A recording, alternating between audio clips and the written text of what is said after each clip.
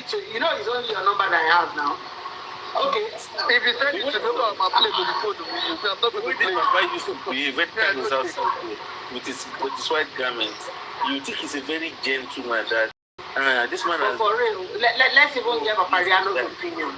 You know, let's hear Paparino. Let's know if Crunchy Queen finished it. If Paparino has it, because Crunchy Queen did a good job today. I'm not so sure Paparino is. Paparino, but you don't be surprised if he's listening to it himself. He's probably listening to it himself.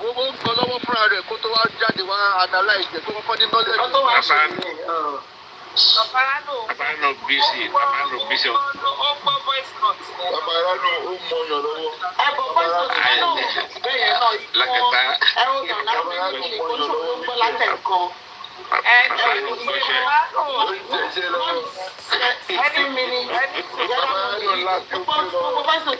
Lagata, wait.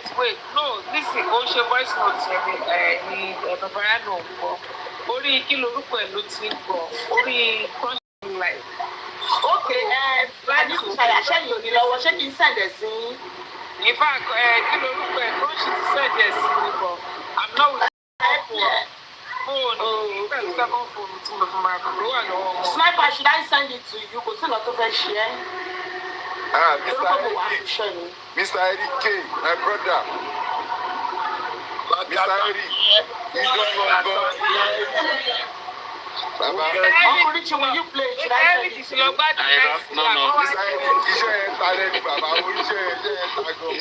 No.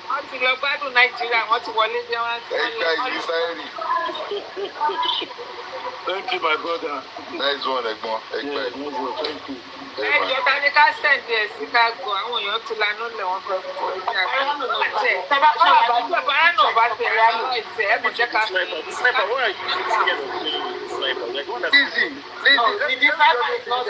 Lizzie, let me be honest with you guys. I don't have issue with this because it's not going to change my, like, I already knew that Papa, I knew he started from South, so I don't really give a shit. The people that have issue with, that I want to laugh at, is the critical thinkers. Papa has not surprised me, so I'm not bothered. It's the critical thinkers that thought that, we can actually was superior. Was superior, but this we control, we run the show. Those are the people I've got issue with. And this thing, but this, I don't care, I don't give a shit. Because it doesn't change anything for me, it doesn't change anything. We all knew from get-go that Papa, this is how we see peace, justice. But there are people, the critical thinkers that thought that they were some demigod. Because I never want to justice here. Those are the people I'm going issue with. They were very fragile one year, I'm game. But you see, Papa, I'm not.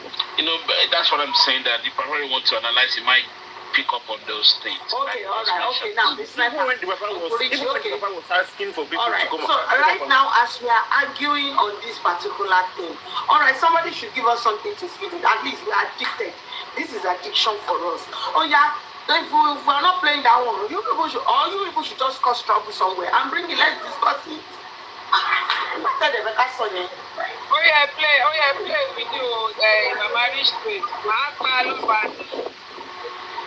Hello, Baba. You yes.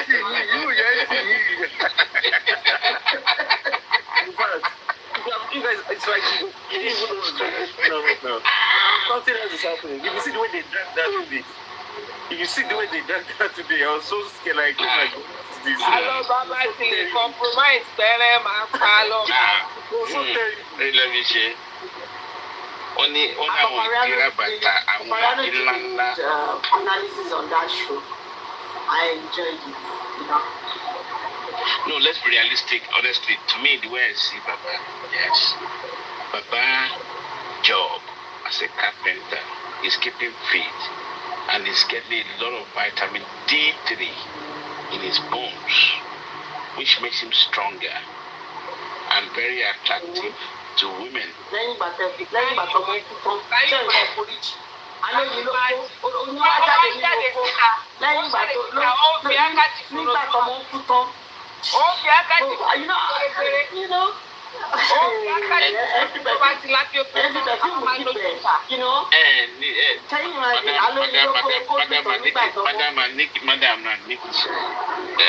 Did you hear that man said, Moya, pé ìyàwó mi lọ?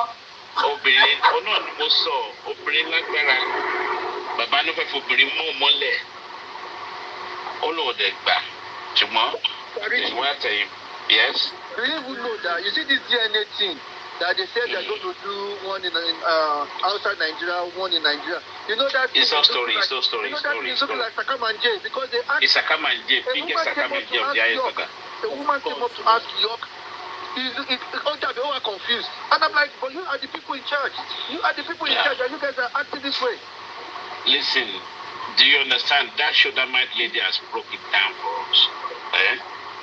He has already, she spoke in riddles. She looks very direct, but she's telling us indirectly there's nothing to wait for. Everything is settled. So don't be surprised about the DNA. Yeah? That's what I can say. I'm not expecting anything. I also said it before, Mr. Rick. I said it before. Sorry? I said what happened to toxicology and autopsy is the same thing that is going to happen to the DNA. Lagata saying that maybe there's another thing. Bàbá máa sọ wípé after just kí ló kù kó òun fẹ́ jẹ. Àgbìmọ̀ kí ló fẹ́ kó òun jẹ after justice. Oh, yeah. I'm feeling serious. Have you forgotten he said? Have you forgotten what he said? When he said, they say he should not eat the food of his enemies. But when friends have refused to give him food, so he rather eat the food of the enemy. So that's a lot of let me explain something to you. Honestly speaking, it's so unfortunate, but fortunate for Mr. Lamba. The money on the ground, Mr. Lamba had never spent it before he passed on. Honestly, he can never spend all that money. I'm telling you the truth. Sorry, you know, I've once asked you before, if you have a business that generates money for you, and people are then telling you, change that business, would you change it? Why would I change? Now, justice for Mohbad is generating money for Baba in the way that is fighting it, this way that is doing it. Money is coming in. People are donating that. Are you people then wanting to change it? Am I fighting? No. You know why? The money coming is more than that. This is money nothing. Is coming in, Sha. Money is coming in. One way or the other. Money shall come. If they imagine Baba sitting on the modernization. Ọgbọ́n tí di sniper ń dá, ó ti ń gbé wa lọ trabayé. Ẹ jẹ́ ká sáré gbọ́. Ó yẹ ká gbọ́.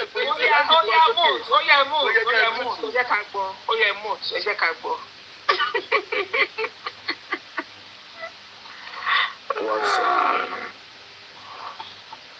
Ọkùnrin gbọ́dọ̀ ṣe yín. Ẹ jọ̀ọ́ dájú mi, ẹ jọ̀ọ́. Gbogbo ọ̀sán yìí ní ìsìn tòsí ni. Mò ń wo prógráàmù Bukky Jesse. Ẹnìkan ló pè mí pé kí n lọ wo nǹkan tí Bukky Jesse ń sọ ń pa bàbá. Gbogbo bí Bukky ṣe ń drag yín, tí Bukky ń sọ wípé òun ò ní bá yín ṣe mọ́. Kíní kan. Gbogbo ẹ̀ ni mò ń gbọ́ lọ́sàn yìí. Mo mọ̀ pé èmi àti yín bá ríra, a máa sọ̀rọ̀ nípa yẹn kì í sọ̀rọ̀ orí fún mi. It's not a big deal. Let me just brief you. You can fake your voice in one day. Never, never. Bukky Jesse is a very nice someone to me. But I want to take that one issue. I want to be to the nice in me. We want to control me. The way I'm going to come and leave me.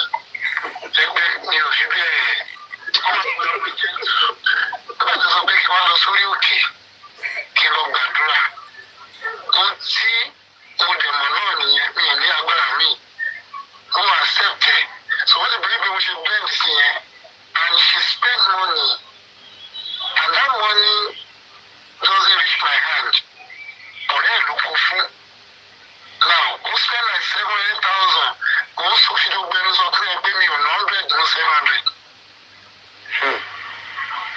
Ètò ń bí bò ń lọ and èmi kẹ̀dẹ̀rẹ̀ ní òun fẹjọ́ ẹ̀yọ́ sùn. Àmọ́ wọ̀n yín fún yẹn. Kí n sọ pé ọ̀rẹ́ ẹ̀rọ tó ní kí n lọ́wọ́ sí mi lọ bẹ́ẹ̀ bẹ́ẹ̀ ṣe. Nǹkan tó jù mí rí kẹ́ tó padà sọ fún mi pé tòótọ́ làwọn kan padà wá gba 200,000 pa lọ́ọ̀yà fún mi. So mi ò mọ bó ṣe máa ń bàyàn jẹ́ ni. So ọ̀rẹ́ ẹ̀yẹn ló ní òun mọ irú ìhà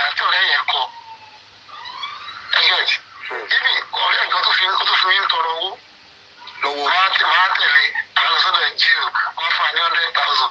The 100,000 given to us, let me use that language. She gave just 10,000 for my transport. Transport will be daily, 20,000 will be daily. I want to believe what you know, but who is the woman? Now, one is I have to go to Berekete. You know, you Berekete now. See, over that judge here, you back, please me. Yes, I wish I could have been me. That's okay, like Bawao, Berekete, we are. 1 minute, please. You know, talking about Berekete, right? You know, people believe that there are some people that actually stop Berekete. But from this audio, it seems Baba actually stopped Berekete himself, right? He refused to go. Or what do you think? 100. But that's what I'm getting from this conversation now. Right? Should I continue? Thank you. Bẹ́ẹ̀ni, a gbọ́dọ̀ dá ogún fún ìlú kárí. Information tí Berekete fẹ́ gbọ́. Tí wọ́n ti gbọ́. Number one, àwọn kan tó wà lọ́n competition on my behalf máa bójú ẹ jẹ́ because tí n bá ti lọ arrest wò mí with anything I'm accepting the police station bẹ́ẹ̀ ni. Justice náà pariwo yìí ò ní ìdánwò mọ́ wọ́n ti máa kọ́kọ́ rí mi pé wọ́n máa invite mi wọ́n á invite òun. Because wọ́n á yẹ practicalize fún nǹkan tó fẹ́ ṣe náà wọ́n sì wọ́n ṣe bẹ̀rù mi wọ̀n mo bí tó fẹ́ gbà. But bá ti lọ competition and if I was going competition on my behalf which is capital no mi ò sign yẹn. I know what I'm doing. Wọ́n fẹ́ gba lọ́yà fún mi, mi ò accept, wọ́n fẹ́ ṣe gbá fún mi. Okay, lọ́yà tẹ fẹ́ gbà, owó tẹ̀yìn gbà dání, ẹ fẹ́ waste fúnra yín nìyẹn. Let me just open up for you. Nígbà tó bá lọ gba lọ́yà fún mi sí, ẹ sọ pé lọ́yà rẹ, they want to give that lawyer 15 million. Hello? mo wà pẹ̀lú yín dájú 15 million owó kíni? Owó lọ́yà. Owó lọ́yà, it's a Sam, it's a Gakuba, it's a Jew, it's a Kílódé. Tí wọ́n sọ jọ̀rọ̀ táwọn sọ yẹn lọ ni. Tí ìgbà yìí gbogbo fámìlì tó ń pariwo mọ́ mi gan, mi ò ní chíǹjì lọ́yà àti tẹ́lẹ̀ yẹn. Mo ti wá chíǹjì ẹ̀ síbí yìí, wọ́n àti ìjẹ́ kí bí ìṣiṣẹ́, wọ́n tó sọ fún mi pé it's not active enough. Wọ́n sì ti ṣọ́ọ̀dọ̀ wọn ló ti wá. Àwọn tó fẹ́ gba lọ́yà fún mi lọ bí mẹ́wàá. Ìyẹn ojúmọ́sùn. That's what they are saying. And ojúmọ́sùn ti bẹ̀rẹ̀ iṣẹ́ sí, wọ́n ti ń condemn. So, ó dẹ̀ mọ́ gbogbo tí wọ́n ní sọ́kàn ní pé wọ́n fẹ́ fowó àbò ṣe àbúlálejò fún mi ní. Owó tó wà lọ́wọ́ yín tẹ̀lé fún èmi tó wà ní àkáǹtì ó wà fix sí mi open tí mo lọ́wọ́ sí with that access bank. Tí mi decide pé I will never touch any money from that. I will not do any such thing tó máa ń pé okay owó àti wọn lọ wo ọ̀rọ̀ olùsèpìlẹ̀ kan ló ti gbowó rẹ̀ lọ́wọ́. So wọn ò fọ́lọ̀ yẹn èyí tó wà lọ́wọ́ wọn fẹ́ wéṣẹ̀ fúnra wọn wọ́n fẹ́ gba lọ́yà fúnra wọn competition fúnra wọn kí wọ́n lọ́wọ́ fúnra wọn. Get ojú mi ò gbà fún gbogbo wọn nìyẹn tó wà láti pé ọ̀rọ̀ ẹ̀ ní ṣíṣe lórí o àlékò lọ sí kò lọ mi ò ní lọ wọ́n ní kí n má kọrin màá kọrin. So nǹkan kò ní ṣe ẹ̀rọ kí n má kú wọn láti sọ pé nígbà tí ọmọ Barrister kú kò pé week Bari kọrin fún wọn táwọn. Gbogbo ilé ìtajà ẹ̀ sọ yẹn olórí ni mí torí ọmọ yẹn ni mi fi kọrin mú torí kọ́ náà ti gbọ́ wẹ̀sùn kí wà ní rájà èmi ló tó ń bá gbọ́. káàkiri. Èmi àti ẹ̀ ti kọrin lórí feed ẹmọ feed tó wà ní ibi Wọ́n sábọ̀ ń bẹ̀ dáadáa. Àlọ́ ṣe ṣòwò èmi àti àṣẹ lọ́ṣẹ̀ àrùn nǹkan fún yọ̀kan èmi àti ọmọ mi àti bless àwọn mẹ́ta yẹn lẹ́wọ̀n stage kàlẹ́ kọrin kàlẹ́ perform. Kò síbi tí mo fẹ́ lọ màá mú dání nígbà tó náà ti wá gbówó ìsókè tí mi ò wé bọ́lá òun lè ṣe tó yẹn kí mo fẹ́ tí bá ní mo tún fẹ́ pa ń jáde mi sọ̀rọ̀ gbogbo tí ẹ fẹ́ ṣe màá fún yín. Ó pe Pasuma ìjọ kan nígbà mo débẹ̀ wọ́n ní Pasuma mi ò rí bẹ́ẹ̀t àjọjọ́ kò rí onídàájí ṣé Pasuma rẹ̀ fẹ́ rí ó pè fún lórí fóònù Pasuma tó ń dọ̀bálẹ̀ fún mi ni. Wọ́n pe Pasuma age mate ní wà ó ṣe wà dúró wọn ní onídàájí ní tí Pasuma máa jókòó sí ẹ̀ máa jókòó tó ní kí n má bọ́dà tó ẹ wo gbogbo àwọn ìrírí yẹn tí ò mú ṣe náà nígbà tó bá lọ ìwé náà máa sọ fún mi pé àsìkò ti tó ọlọ́run wá ṣe mí yẹn òun kọ́ lórí nínú orin yẹn pé àsìkò ti tó kó lu kọrin ṣé after 6 months tí kìnìún bá ti kúrò lẹ̀ àwọn ló máa fún mi lóúnjẹ. ṣé mi ní bíṣọ̀ tí mo fẹ́ rán ni ṣé ìdákọ́ dá mi ṣé kí n máa tọrọ owó ni àbí kí n máa rìn sí ẹgbẹ́ ẹ̀rọ fún mi lówó. mi ò ṣe rẹ̀ mo tẹ pámọ́ṣẹ́ káríkà mi gidi kan kó mi fẹ́ tọrọ jẹ mi ò tẹ̀ láì bí kọ́ máa ẹ̀rọ káàánú ẹ̀ lọ fún mi ò dúró dè yẹn. so mo tẹ̀mí ń tẹ́ ìgbà ṣe ni pé áńtà tí kìnìún bá jẹ lọ ṣé mo wọ́n rí mi. èmi gan kọ́ ní káyọ̀ fẹ́ jẹ náà ló fi wá mi. sọ́gbà pé kó bá kúrò lẹ̀ tó sùn ta fẹ́ pé tí tó sì ti lọ tán kí mo fẹ́ sin ilé ṣé káfíńtà yẹn náà máa tún ṣe. so ìrònú tèmi nìyẹn àwọn ọ̀bá mi rò bẹ́ẹ̀ ẹ sílẹ̀ kẹ̀kẹ́ ẹ ká gba lẹ́yìn fún yín ẹ ká gba sáà fún yín ṣé sáà yẹn wá dàbí ọlọ́run ọlọ́run lè tù wá lẹ́yìn láti ṣe ìgbà ìdájọ́ òdodo. ọlọ́run náà mo dẹ̀ bẹ́kẹ̀ rẹ̀ bí tó ti wọlé sí náà nìyẹn kálù gbàdúrà lórí mọ́ǹtẹ̀ wọ́n á lọ sórí mọ́ǹtẹ̀ ẹ̀ wá ń dàbí rígo èrò mi ò dẹ̀ nígbà bá mú ìyàwó mi dání bí tí mo ti fọ́ bá yá gan fún wẹ̀rẹ̀ nìyẹn. nígbà tí mo ń lọ ọkọ mi pé bá mú ìyàwó mi dání pé máa wú mi wọ́n ti mọ̀ pé ókè tí mo láì padà kó láì kò bí gbogbo iṣẹ́ tèmi àwọn tí mo ti mọ̀ sí pé ní máa fọ́ sí tí wọ́n lè ti rí gbogbo ẹ̀ ní kókókó àyẹ̀rọ fún mi. so gbogbo ilé tí wọ́n ń ṣe kíní kan ń sọ tààrà ẹ̀yìn owó tó ná ọ̀rẹ́ ló ná fún ọ. inú mi ti ẹ̀ dùn dáàdi mi I'm happy I had this mi ì lè ṣe program mọ́ lálẹ́ láti gbà tí mo ti gbọ́ information yẹn mi ò wá òkè láti ká kúrò mi tí mo wà mò ń sáré bọ̀ ń lé mi òbí mo ṣe ń mi ò gbọ́ mi ì kẹsẹ̀ gbọ́ òbí ó ti bá gbọ́ ó máa bí mi nú mi ò lè fẹ́ nú bá tiẹ̀ jẹ́ torí pé mo ti jẹ nínú owó ẹ̀. dáàdi ọ̀rẹ́ ẹ̀ yẹn ọ̀rẹ́ ẹ̀ tó fún information ló fún ní wrong information. ẹ jẹ́ ká fi ṣé gbọ́ mi kì í ṣe gẹ́yẹ̀ náà.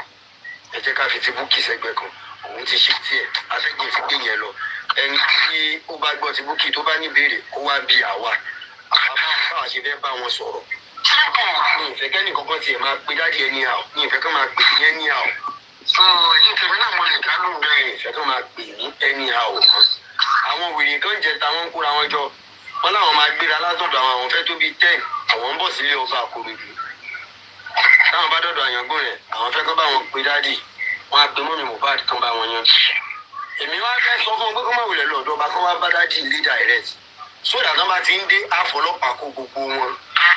àrà sọ́pa wọn yẹn àfọlọ́pàá wọn lè fi kọ́kọ́ nítorí ọmọ ẹ̀ kí n gbà ọjọ́ ẹ má bínú owó tó máa tó sí yìí wá kọ́. dáàdi mi. fún ìjọba fẹ́ kò kí ẹ sọ̀rọ̀ mi pé nígbà kí n gbà sákàǹtì mi ò gbà mi ò lójú kòkòrò ẹ̀. ọlọ́run ní kí n má gbowó yẹn wọ́n kò gbà ní èmi ìgbà lọ́la kó sí. àṣà àwọn wèrè ní wọ́n ní death certificate lọ́wọ́ wọn ò fílẹ̀ ilẹ̀ gbà mú kiri. wọn ò fílẹ̀ ni. now mo tún ṣe wá gẹ̀ẹ́tì àwọn fáìlì kan nígbà tí Mohbad pè mí ní nǹkan bíi 3:34. now mo rí gbígbà tó ti pé ìyá àbúrò ìyá wò mí láti jọ pàdé kọjú sí sáàdì kejì ṣé pé mọ́tò mi àwọn ọ̀dẹ́gbẹ̀rún máa rí lóògùn mọ́tò mi ní ìwọ tí mo wà wọ́n ti gun orí omi tán wọ́n lọ kiri ta tíkẹ́ẹ̀tì fún pàdé sáyẹn lọ bá wọn ló ti gbé mi lọ́wọ́ wọn ò fẹ́ ìfọ́ọ̀mù mi mọ́ gbogbo tó lọ ẹnu ṣe ló ń bí kọ́lẹ́tì kan nìyẹn o ní ìgbà tó ti pè mí tí àwọn méjèèjì yẹn ti rí àwọn wọn gbójú sẹ́gbẹ́ kan at least mo wà ní yakari náà mo wà ní mọ́tò náà tó yẹ ká lè di mọ́tò mi gbà láàjì o ó ti yá o wọn ò fẹ́ ìfọ́ọ̀mù mi wọ́n ìfọ́ọ̀mù mi ní gbogbo àṣírí fi ń tú.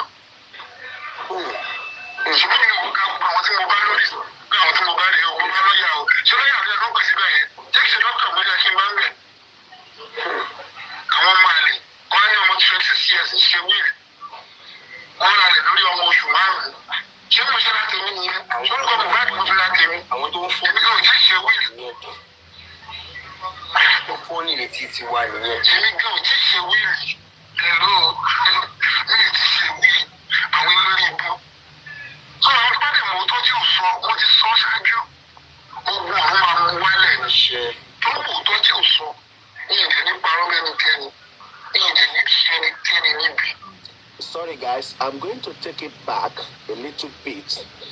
There's a portion that he said, "Ṣé kò ń ṣe doctor ló yẹ kí n bá ń bẹ̀ ni?"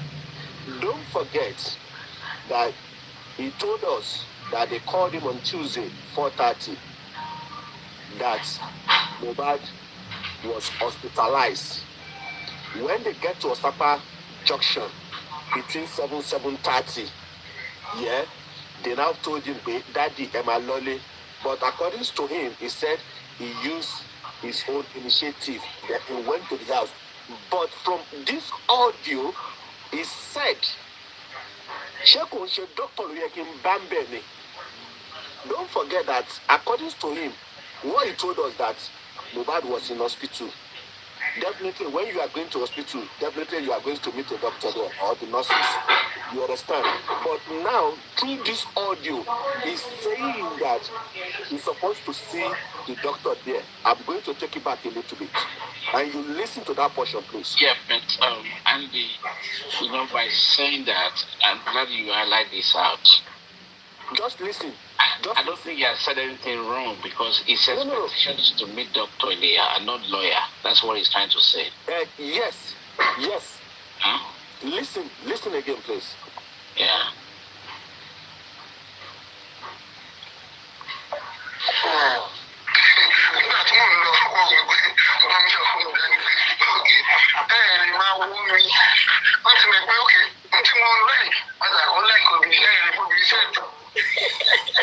Àwọn tí mo ti mọ̀ sí pé ní máa fọ́ sí tí wọ́n lè ti gbọ́ bí ẹni kókó ìyá fún mi.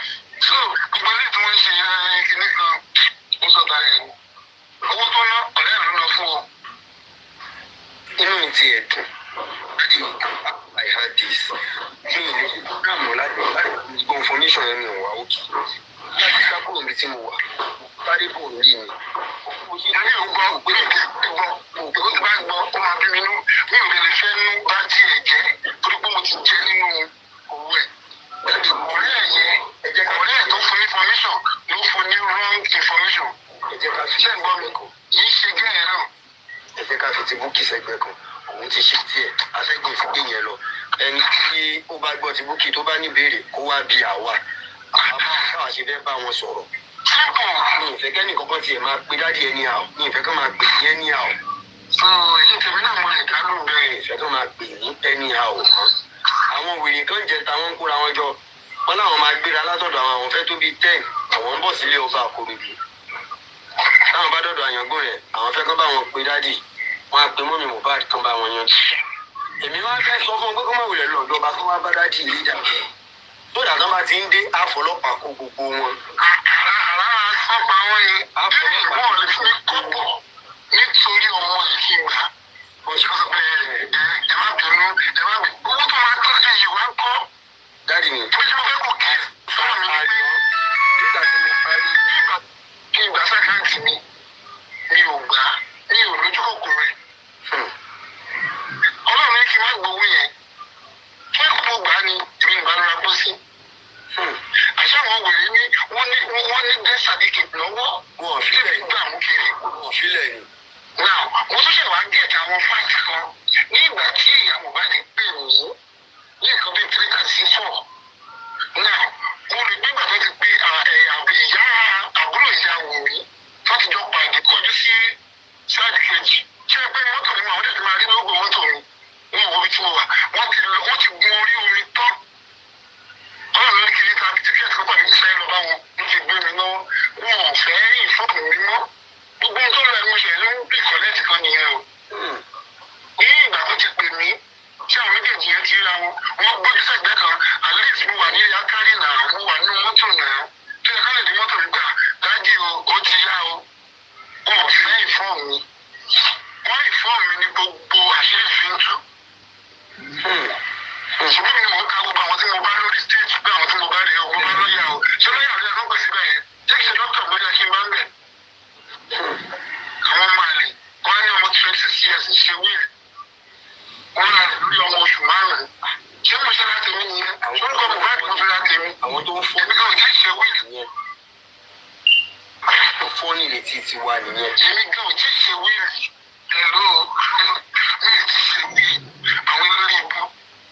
Sọ àwọn tó bá dẹ̀ mọ̀ tó tí ò sọ, wọ́n ti sọ ṣáájú.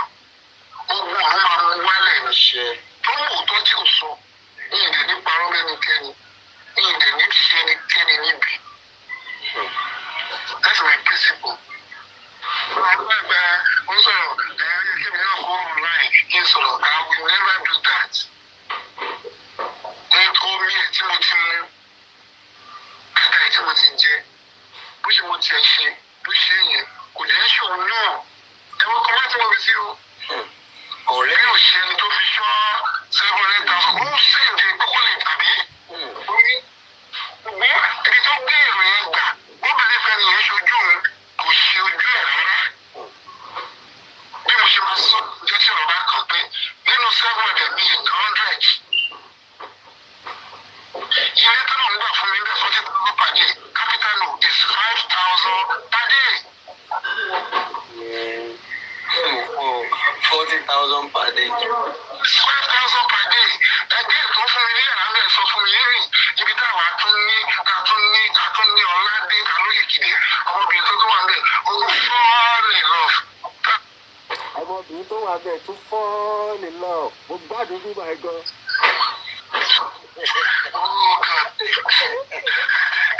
Gbogbo àṣírí ìyàwó sọ fún mi. Wọ́n gbà tí mo wá padà lọ, mo bá mú ìyàwó mi dání, mo da sísẹ̀mù wọn rú. Wọ́n rò pé bí mo fẹ́ gbà gbadé má gbà bẹ̀ ni à. Gàdé má gàdí. Wọ́n kọ́kọ́ fún wọn lórí nìyẹn, mo dẹ̀ ti sọ fún wọn pé ẹ̀mí o, kérúbù ló. Kérúbù yẹn náà mo dẹ̀ bá ṣe. Bẹ́ẹ̀ ni darí mi. Ẹni tó interpret fún mi ò ṣe dáadáa, ọ̀rẹ́ yẹn ní dáadáa, wọ́n yẹn rẹ́dì. Ṣé ti gbé tó ti gbé tó parí rẹ̀? Sọ̀túbárí kí n dá lóhùn, á dà kan rú. Wọ́n ní bẹ́ẹ̀ ni bàbá bá ṣe. Ṣé kí wọ́n ti bójú ìtẹ́jú Africa television náà mọ́lẹ̀? Wọ́n náà mú wèrè kan bí ìmọ̀ rí. Òun ti ẹ̀yà wèrè. Mo sì gbọ́ ẹnìkan sì sọ fún mi lẹ́nu bó ṣe ń sọ̀rọ̀ káàkiri ní tiẹ̀. Wọ́n máa ń sọ ibi tí mo fẹ́ ka mọ́. Wọ́n ló ṣe sọ. Mo lè má dá lójú ẹ̀. Bẹ́ẹ̀ ni dá lójú ẹ̀ náà nígbà tí ìbò ní ìjà. Nígbà tí ibi tó fẹ́ gbà wọlé o ò ní kọ́bọ̀ o lè fẹ́ jogún gbogbo tí a ní. Ìgbóná ti Olórí ibú. ẹ̀. Mo tún di kókò, o tún kọ́kọ́ ẹ̀ ló tún jù sẹ́nu. Àwọn aṣọ tó ti di bí ọdún mẹ́wàá tó ti wọ̀ ló wá gbé sọ́run ló ń wà kiri. Wèrè tó wá parí ló trọ́fì mi. Ọmọ ní mo ní bí security ẹjọ́ kí mo fẹ́ secure. Ẹ bá mi pè lọ́wọ́ ẹ̀.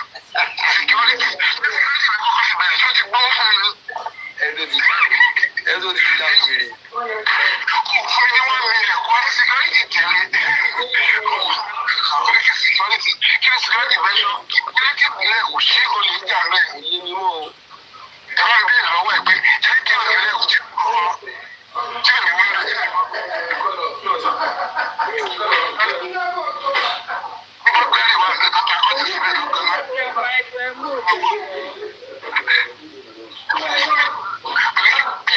Security. Ó dẹ̀ ti gba owó àtàwọn tó wà lábẹ́ Ayaba, can you please mute?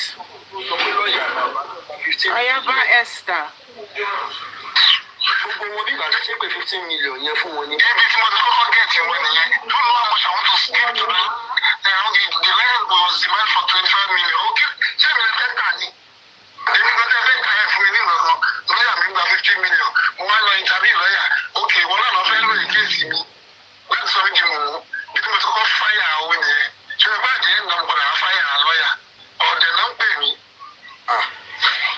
Ó lọ fà o. Sọ ọ̀dẹ̀ náà pè mí gan-an ló pọ̀ tèmi. Dájú So màá lọ invite Wùmí, màá lọ petition Wùmí, àwọn ẹgbẹ́ àlọ́síkì ní àwọn ọgbẹ́ dájì, èyí náà, ẹ̀yìn náà. Báwo ni very justice tó bá ti lẹ́nu wálẹ̀? wọn á ní kẹjọ gbàgbé wò mí ó bá kúnlẹ̀ tó dì yín lẹ́sẹ̀ mọ́. Báwo ni very justice èmi nìkan náà ló ṣẹ́kù, èmi nìkan náà ni mo ń da gbogbo kìíní ìlú. wọ́n wá ní ya ẹjọ́ mẹ́ fún ẹgbẹ́ lè hàn fún wọn. Ẹgbẹ́ni lọ́wọ́ kan ya fọ́tò ẹ̀. Dájú ọmọ Bàbá mi yẹn ọmọ tó parí ìjà o. fàmọ́ Àwọn ọmọ parí wẹ̀ lára. ó bá tán títàn.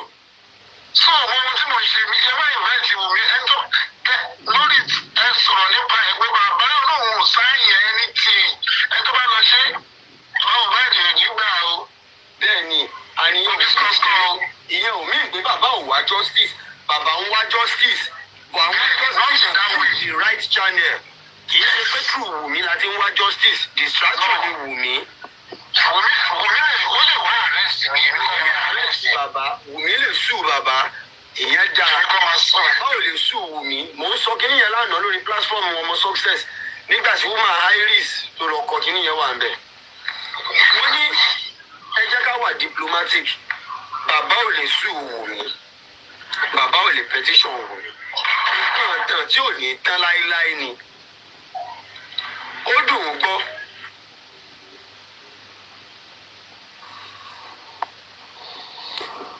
That is the end of this.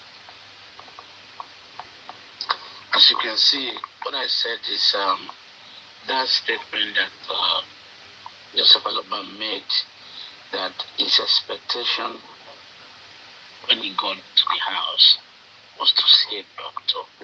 Now, the question we need to ask ourselves, on what day was that?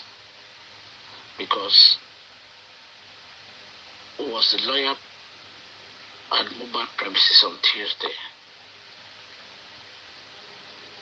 And this audio leak is still talking about the same day. From that perspective, like Tuesday.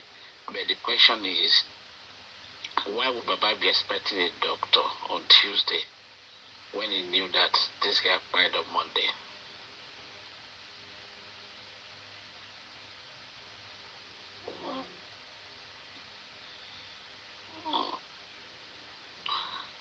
I don't know, but this is my own thinking, to be honest with you. Sorry, Rishi, let me play the last one. Is that okay? Yeah. This person that always bring this story, I need to address this. Paparino is not here. Historic Collada. Yeah. Can you stop spamming this message? Otherwise, I'll block you. Well, I don't know what you're trying to say. Last one here, I will mute you now if you send that message again. Yeah. Should I go ahead? Please go ahead. I think this guy doesn't. Bàbá ti arrest wù mí. Bàbá ti petition wù mí. Bàbá ti arrest ìyàwó ọmọ ẹ̀. Wọ́n wá ní àṣebárí property ló ń wá ní ìsìn tó ti arrest ìyàwó ọmọ ẹ̀ yìí ní ìsìn. Wọ́n á lè kú. Ìwọ́n tó ṣẹlẹ̀ lẹ́gbẹ̀ẹ́ kan sùn lẹ́nu property ni mo wá. Tí wọ́n bá bẹ̀rẹ̀ mi ìwé kọrin ẹ̀mí ìwé ní ṣọ̀tì ó tó ṣiṣẹ́ káríkà gan lẹ́nu. Ẹ̀yin náà imagine daddy imagine. So I will change the position tomorrow. Ẹ̀jọ̀ dájú mi ó important. Ó important. Mi nílò oorun sùn lálẹ́ bí mo ṣe wà. Èmi màá wọ́n kọ́ jí pè yín láàárọ̀ ọ̀la. Èmi àtẹni yẹn dẹ̀ ti sọ. Ó ní tẹ̀ bá mind àwọn fẹ́ release mọ̀pó méjì fún yín. Ó máa wà lọ́rùn ní tẹ̀ bá mind. Ẹ̀jọ̀ dájú mi ẹ̀jọ̀ ń tóbi tó lọ́n. Tó bá jó hòtẹ́ẹ̀lì yẹn fẹ́ wà dandan kọ́ ni kẹ́sì hòtẹ́ẹ̀lì yẹn fẹ́ anybody ẹ kàn jẹ́ ká mọ iye tó hòtẹ́ẹ̀lì yẹn máa cost. Ẹjọ́ dájú ẹjọ́ tó fi dórí westo ẹ má disclose location yín. But very soon wọ́n fẹ́ ṣe press interview tó yẹ pé màá sọ fún ẹ̀yin tèmi náà tó lè tẹ̀lé mi lọ sí radio station. Mo ready so that mo ready from Westo, you especially, and someone else to what they implement as it too. Mo ready asate ni èmi àti honorable kan sọ̀rọ̀ l'Abuja. Ó fẹ́ fún mi ní link àwọn TVC. Yes. Wọ́n ní kó jẹ́ television program náà fẹ́ ṣe ń bẹ̀ pé wọ́n fẹ́ kọ́ invite èmi àkọ́ represent àwa tá a jẹ́ host tá a fight for true justice.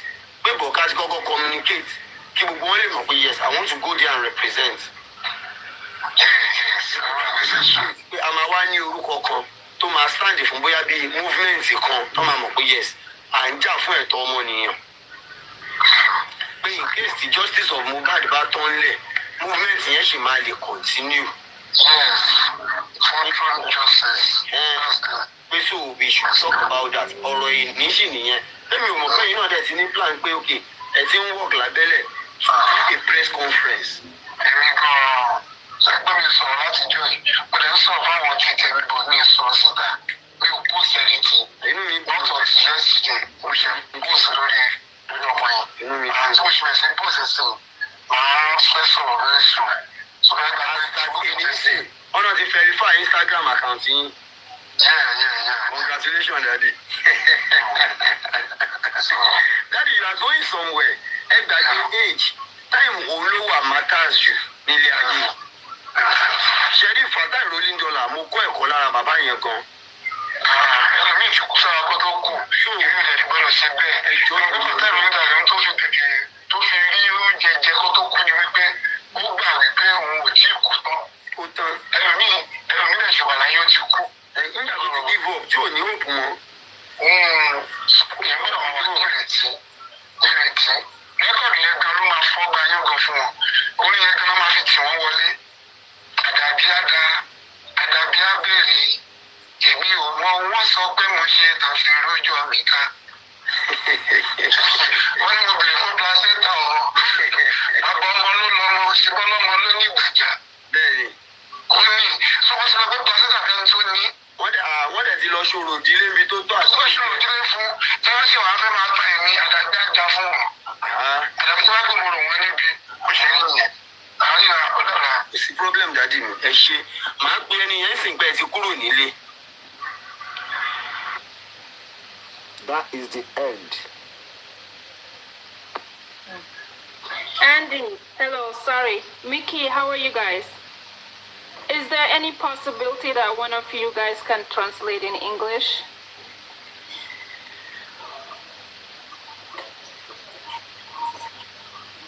Oh yeah, I'll back to you. TSL. Translate. TSL. Okay.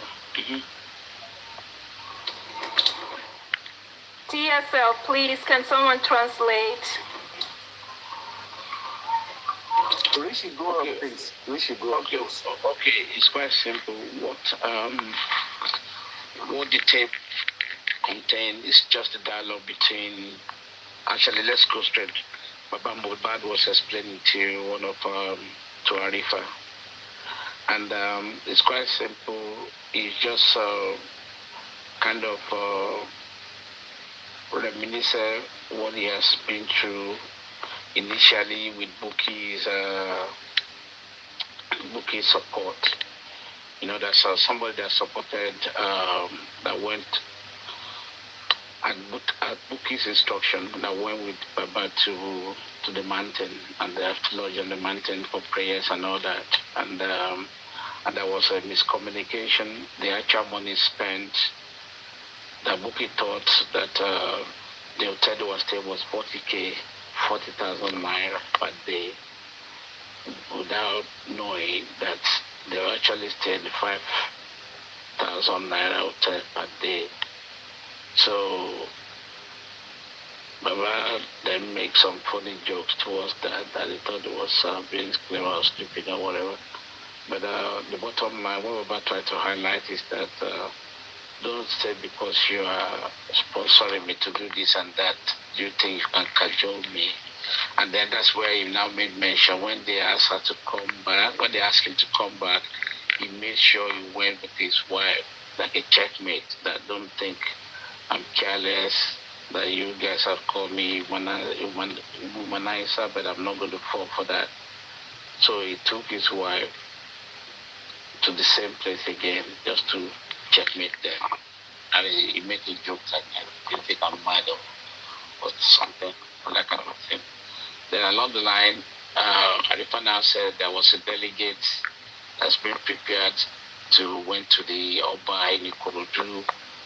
Then they said they were convincing that they should just go straight to Papa Mohbad's house before.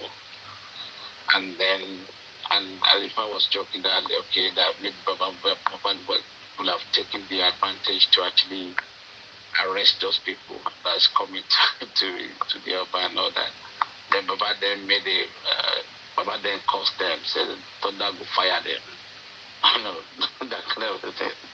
It was so funny the way he said that in the language. He said, "Thunder will fire them." They come near his house and all that. Then the biggest part of the information is when he narrated the fact that when they were going to Mohbad's house from Ikorodu is a different. Ikorodu is not part of Ireland, so you need to cross over You need to cross the sea to get to that place. It's like a shortcut. That's a ferry, yeah.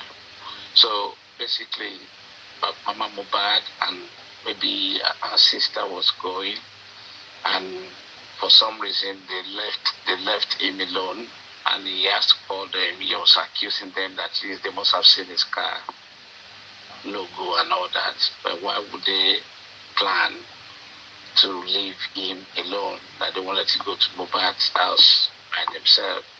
And then he now made reference in the Yoruba that they wanted to kind of left him behind again. So that what again means to us, we're thinking that, okay, he must have been in that house on Monday. So this is not second going on Tuesday.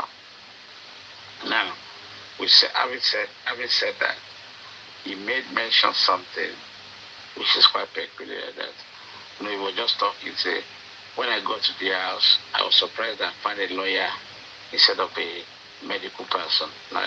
That's what he's saying. So that to his expectation, he was expected to find a doctor on the premises as opposed to legal representative. Yeah, that's my understanding of it. I don't know if I missed anything, Andy. Did I miss anything?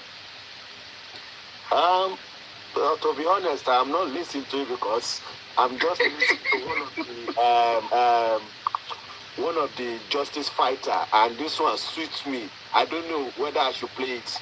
I saw it on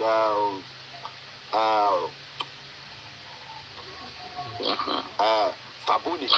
I don't know whether I should play it. It's from let's listen to it. Crossy platform. Okay, let me play it. Okay. Our country queen Adoba, get ready to give us our money.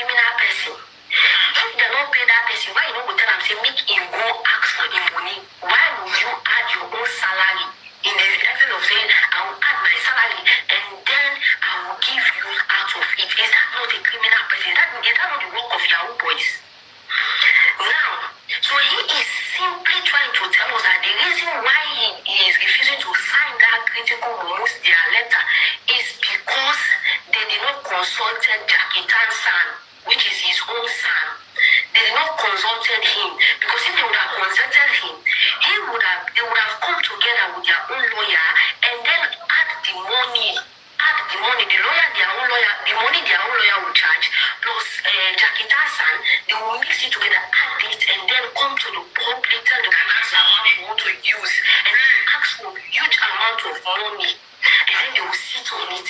You see the Yahoo, you see why I call this man Yahoo Carpenter. He's a Yahoo Carpenter. Yahoo. So he has all these criminal plans. He knows every criminal plan on how to work. And that's why when people keep saying he is under threat, this man has two face. He knows the face he uses when he is in public. He knows the face he uses. He will be sitting like a monkey that needs banana for people to give him banana. That's how he will be sitting, and that is handkerchief be wiping himself, sitting quietly as if he knows absolutely nothing. But this man knows every bit of the thing that is happening.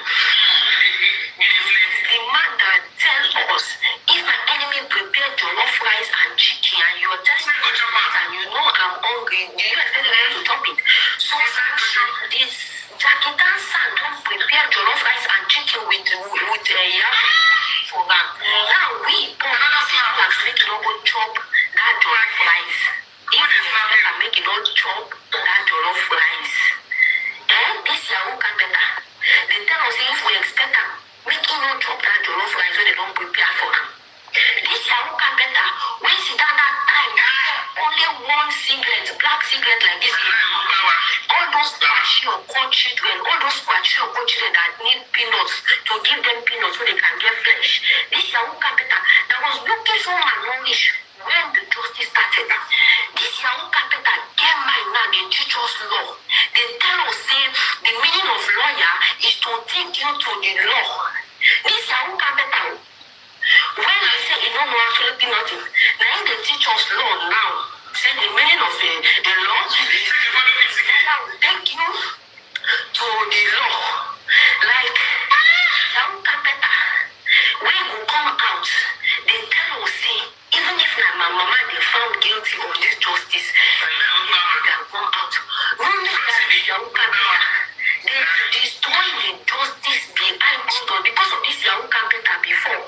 When people want to ask this Yahoo Carpenter questions, we will be the one attacking because of this Yahoo Carpenter. I even call Supreme Lady, I say she be Karashika. Because of this Yahoo Carpenter. I call you Country Queen, I say you be Candy Crush because of this Yahoo Carpenter. I call Ayaminka Foboto because of this Yahoo Carpenter. That was how we attack people because of this Yahoo Carpenter. This Yahoo Carpenter that is now sitting down, they carry food, stack them together, they give us parables inside the Bible. They give us parables. This Yahoo Carpenter, they tell us now, say that it be the bridge between justice and us. This Yahoo Carpenter, this is too much. This Yahoo Carpenter, this Yahoo Carpenter has done us. He should not think that he will just go scot-free. That he think he has played his Yahoo game and then he will go scot-free. Nothing will happen. This Yahoo Carpenter is trying to tell us indirectly that one day he will just wake up and say, I'm tired of this justice. I want to bury my son. I don't need justice again. That is the message he is giving us now. This Yahoo Carpenter, when he was sitting there, even to have one square of a meal, it was an issue for him. He was looking like someone that a child that is staying with his stepmom that they did not give food for 1 week. That was how he was so malnourished and like those kwashiorkor children. This Yahoo Carpenter is now talking to us, insulting us, telling public, say if our son buy this Yahoo Carpenter. This Yahoo Carpenter, you get the mind. They tell us, say if our own son buy, if Jackie Dansan, the government, this Yahoo Carpenter, that time when money never enter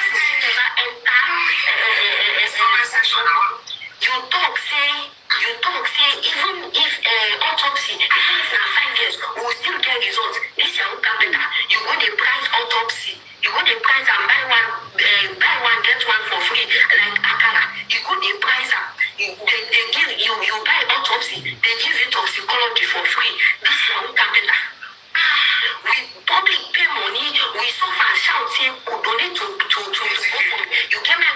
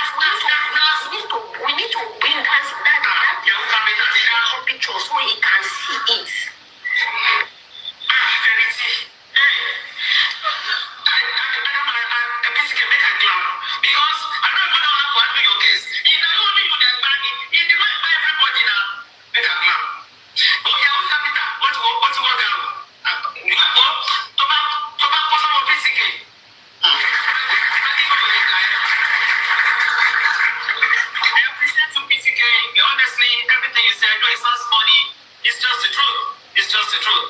This guy, in fact, he scammed, he manipulated, he gaslighted, everything. He did. He did. Honestly. It sounds funny, but it's painful. You won't get away with it. Joseph Aluba, you will not get away with it. Go and write it down. And you are all of you still following him. I hope you are listening. We have shown you the real Joseph Aluba, and I am real. BCK, one more time, make a clap. Rishi, that is the end, though.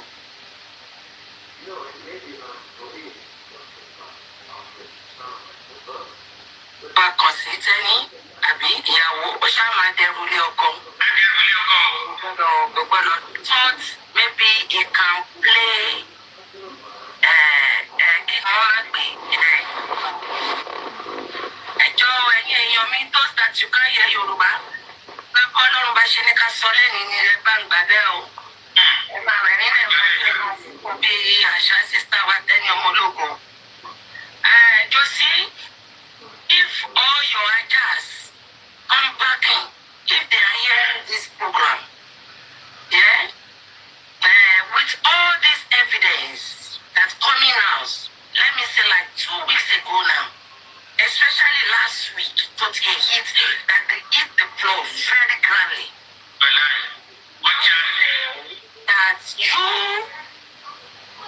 That you are blind. True that you're blind. True that for the fact that people, they have their own opinion. They are not dummies like you. They are not gullible like you. And by saying what they have as their opinion, we subject them to bully. What can we say now about you?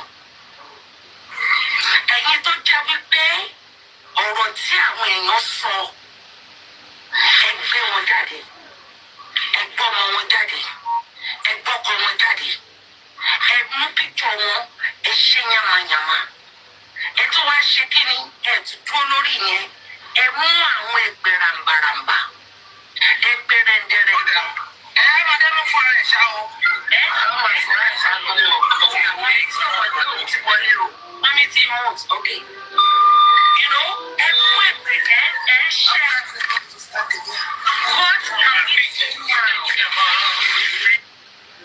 What can we say now?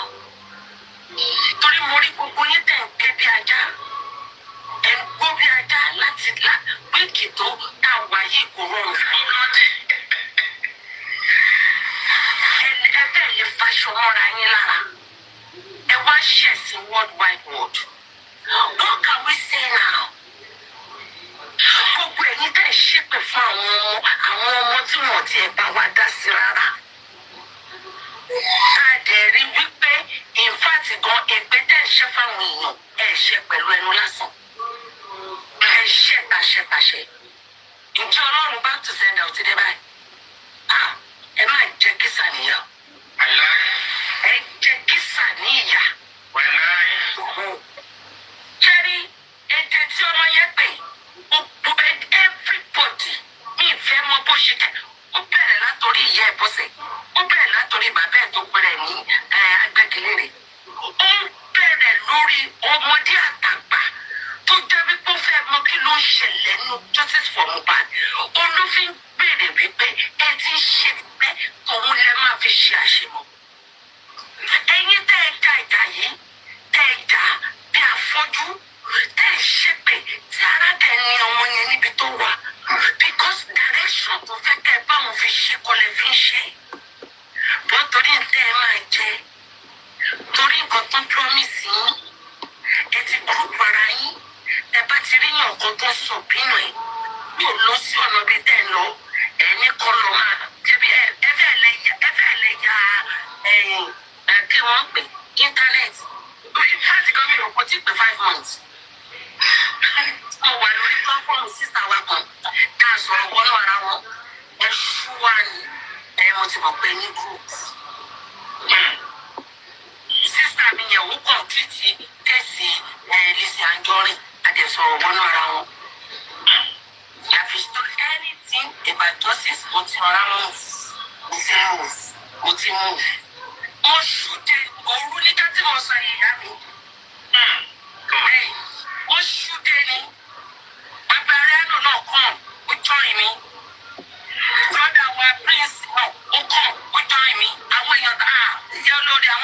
ti pẹ́ gbọ́ngàn mọ́lá ẹ wo àwa ti fi justice sílẹ̀ fún wọ́n ṣe wá pẹ́ tó olùṣọ́lá ni wọ́n yẹn jẹ́ kò sí nǹkan tí wọ́n fi mí wé jọ yẹn Paparino náà bá mi dí pẹ̀lú wọn ní alẹ́ ẹjọ́ tà sí. Paparino mi ó dúró tán. Ó dúró tán.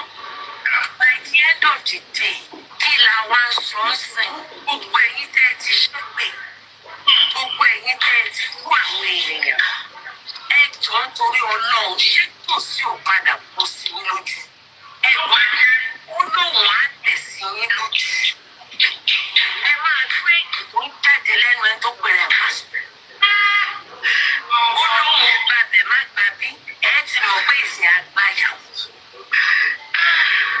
sísá mi ẹ gbẹ̀dẹ̀ kan lẹ́ẹ̀kan ẹ ló ní 2 character Desi have more than 2 character. Only more than 2 character. Ṣùgbọ́n ọjọ́ gbogbo ní tó lè, ọjọ́ gbogbo ní tó lóhùn. Torí tó o bá nífẹ̀ẹ́ ọmọ yẹn ni, sí àwọn tó sọ̀rọ̀ lẹ́ẹ̀kan, wọ́n ní alẹ́ ẹjọ́ because wọ́n ti agree. Ó ti wọ́n kú, ó ti wò wípé ọkàn sọ wípé lọ́ọ̀yà sọ pé nǹkan tó wà lẹ́ẹ̀tọ́ pin ni. Yes, ó sọ bẹ́ẹ̀ fún ẹ, ṣùgbọ́n tó bá jẹ́ òbí tó dáa ní pẹ̀lú condition tó fọ́ wọn yẹn, wọ́n bí ìyá wọn rè. Lẹ́mí ìfẹ́ fẹ́ lọ sí ìjọ kejì ìjọ kẹta. But you have agreed. But instead kó tún wá wò kó tún dúró tán kí àwọn lọ́ọ̀yà kan wò wípé yes, ìgbà tó gbọ́ information yẹn, this is what happened. You are under unsettled mental situation at that time. There's a way your lawyer can infiltrate totally back you up. Oh, she now. Wọ́n náà kú ti wá wọnú ẹ̀rẹ̀ yẹn ẹ ti wọ̀ tó ẹ ti wọ̀ sí. Ọmọ inú ẹ apọ̀kọ̀jáyé ìyẹn náà ti gbé sórí àga wọ́n. Ẹjọ́ ṣe rádaràdaràdarà ń jẹ́ ẹ̀sìn. Ó wá ní agbára ẹ̀ ò ká wọn mọ́. Ó fẹ́ lo àwa, ó fẹ́ lò wá láti fi nà wọ́n pàṣán. Wo bí tébù ṣe tàn. Lórí ẹ̀ náà ni wípé ẹ ọgbẹ́ mi máa ń kọ́ sọ fún ẹjọ́ sí. Ìjọ yẹn ń ṣe ṣó náà ni. Kìnìún yẹn ti ń kú ẹ̀ tó dé tẹ́tì wípé when you come out with microphone. Wọ́n dẹ̀ mú mi rí aṣọ tó wọ̀ ọjọ́ yẹn mo fi sọ ní orí platform ọ̀kan tí mo ṣe ń gbà yẹn. Wípé ìjọ tó bá tún jáde kó sọ bàǹtẹ̀ sí abẹ́ aṣọ tó wà láṣọ abẹ́ aṣọ yẹn. Kí ló fi sínú microphone tó rò pé ó lè máa fi bá wa sọ̀rọ̀?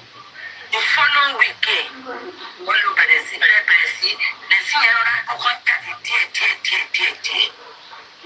Wọ́n tó ti rí pé òkè tó gbé ìwà náà ló lẹ́tọ̀ọ́ jẹ́ kí mọ́ra yín.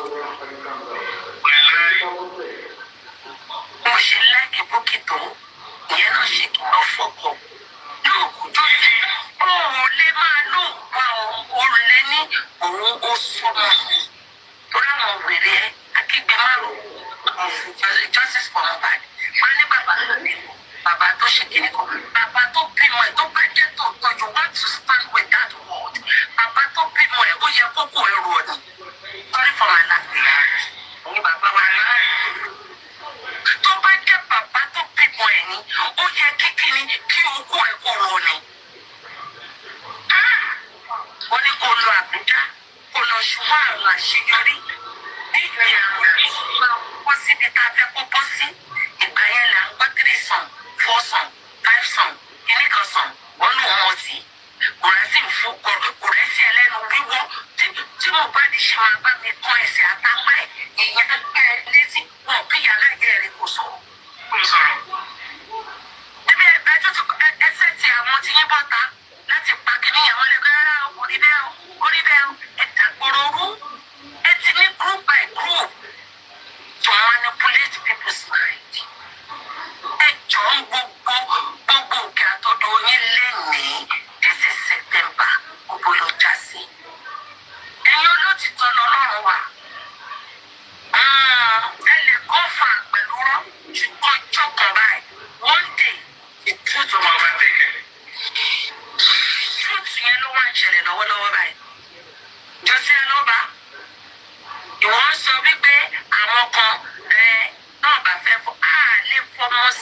Kò possible. Ọlọ́run ní jẹ́. Ó gbáwọn èdè tó ń pè ní. Bẹ́ẹ̀ni. Ọlọ́run bá tún sẹ̀dá ó ti dá padà. So o lè wí kẹ́ẹ̀dì tó yìí. You are very responsible. So irú èèyàn bá ìṣú wà ní ayé.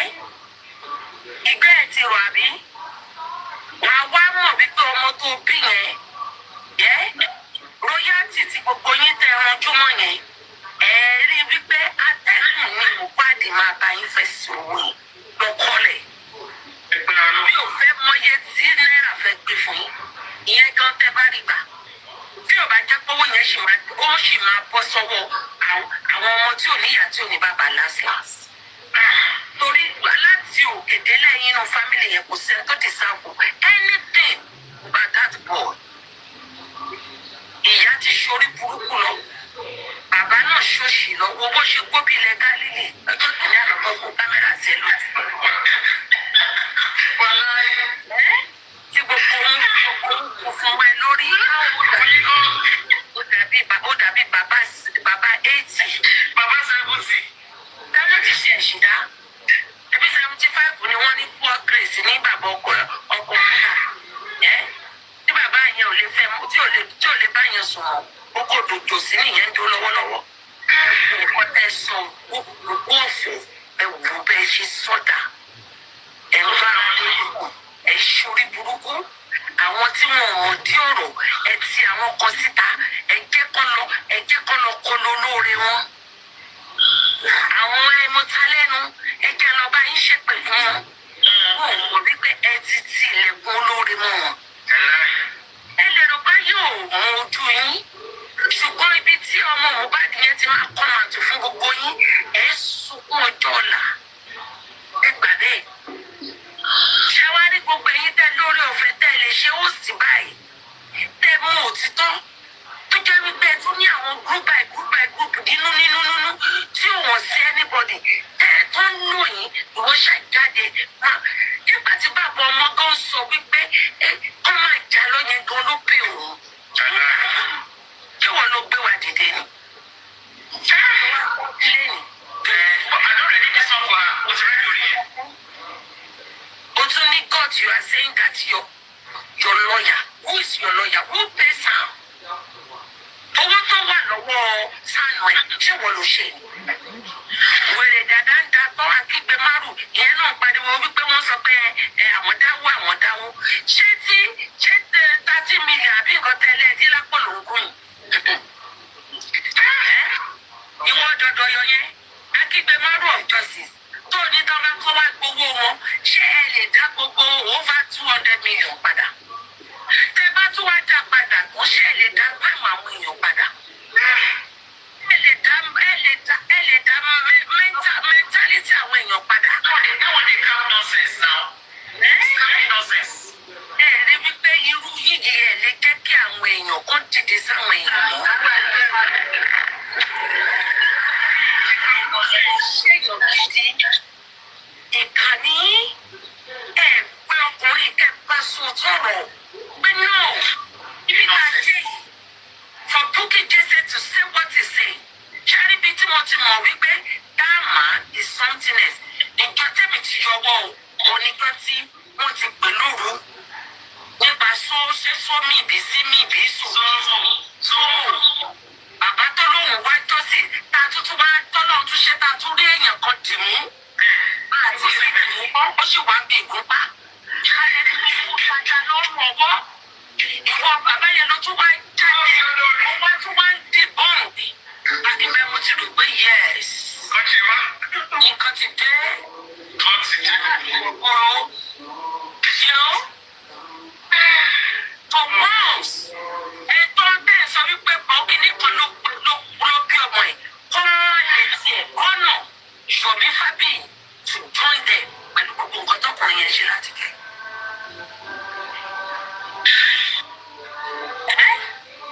Abuja connection tó lọ náà, ìyẹn náà ní no problem. Gbogbo wákàtí ní ìdùnnú abáwá sanwó ẹ̀. Kí ló ṣe owó àti kùrẹ́sì ẹ̀mẹ́rẹ́? Torí pé kí ni owó public yẹn sẹ́ wà lójú yìí. Tó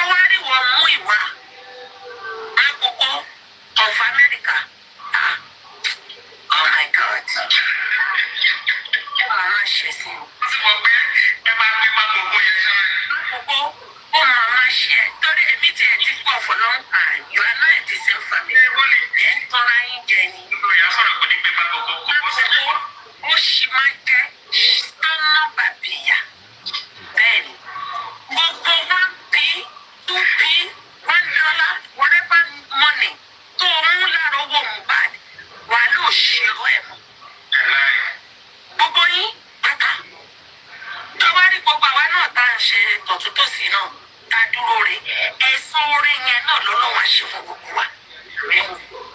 gbogbo ẹ̀yin tẹ́ ẹ jẹ́ sọ́ra yín di ọjà ọlọ́wọ́ méjì nínú jọ́sísì ẹ̀sán yẹn náà lẹ máa gé lẹ máa ẹ̀ lè kó ẹ̀ lè náà gbogbo ọmọ tá à ń sọ yìí kọjá bẹ́ẹ̀ gbèsè gan ó kọjá bẹ́ẹ̀ ẹ máa yẹ ṣẹ́kù torí ìkànnì gbogbo yín kò yẹ ká débi tá a dé ó ti yẹ ká ti gbà for long time ẹ dá gbogbo ẹ̀rọ ẹ bá gbogbo ẹ̀ jẹ́ gbogbo àwọn tó máa ń sọ tọrọ ẹ subject them to bully right ṣọwárí kù ọkàn wà bí nǹkan fi torí bàbá yá wá ẹ̀ṣẹ̀ ṣe platform lẹ́ni ìwọ gbogbo lórí fáàkà ìwọ gbogbo lórí fáàkà tó wá nìkan tó fi ń ṣe irinṣẹ́ wọ́n pè yẹn ní títí kù.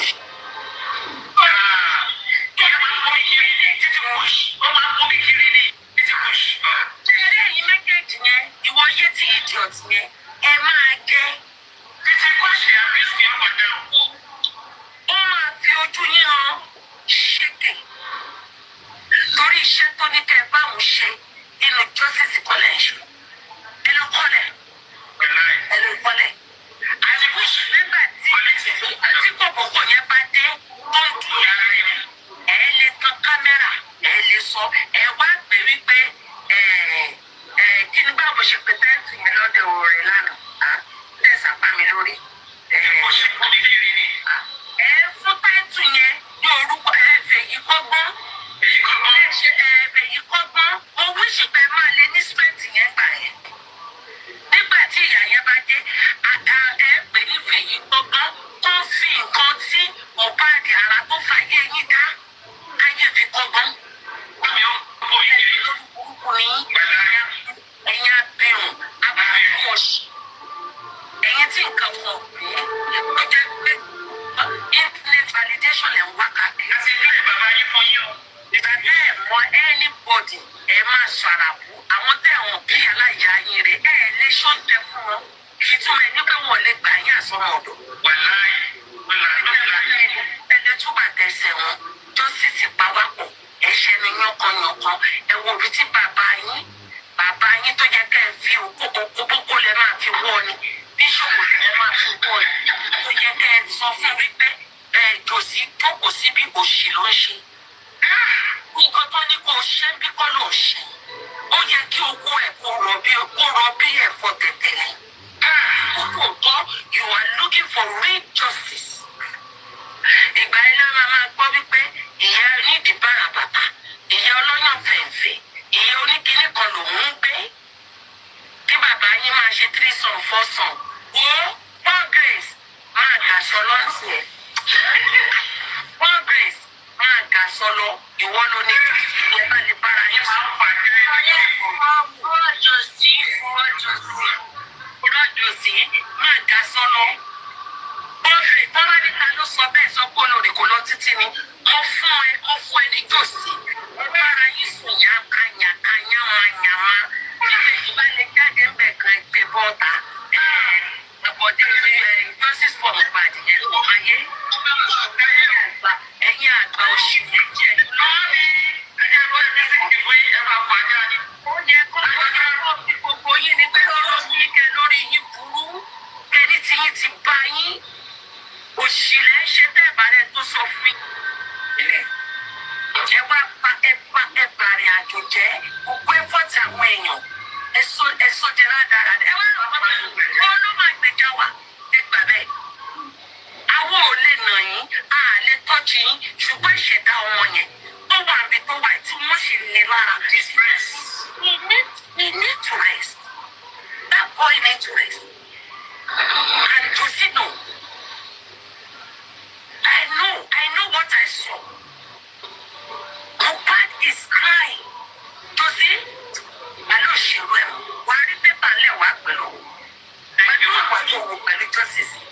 Because, what is what the father?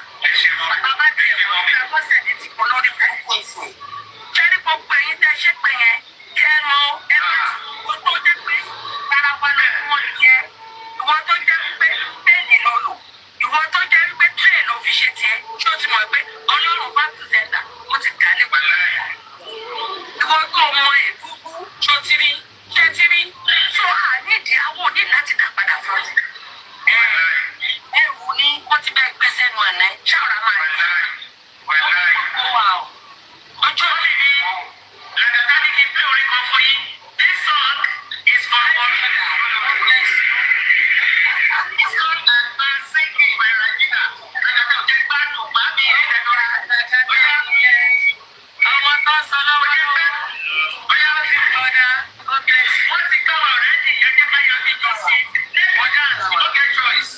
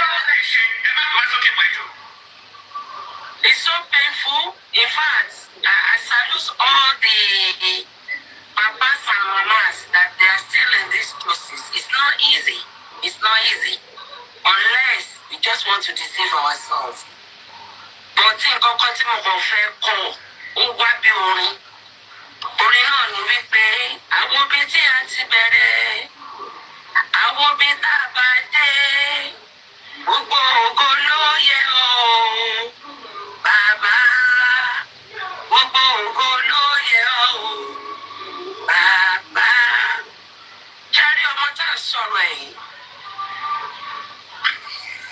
Ó máa ṣe o. Ó ṣe láàánú màmí pẹ̀lú ayé. Ó ṣe gan ni. But all the mommies and daddies, they are saying a lot. Because I just meet you in the midst of this program. But I was in Sister Denny platform yesterday. But every woman is calling us. My eyes just pop out, my hair just stand up. I just say, what? What am I hearing? So, Oda, Ọlọ́run ló ṣiṣẹ́. Sister mi sọ̀rọ̀ lẹ́ẹ̀kan, Sister Pauline, she mentioned something. She said that if we have this justice since last year, we won't know who is justice. Ọlọ́run ló ń jẹ́ bẹ́ẹ̀. You can't eat the cake and have the cake at the same time. So he thought maybe he can play game bojú-bojú. Ẹjọ́ ẹ̀yin èèyàn mi those that you can't hear Yorùbá.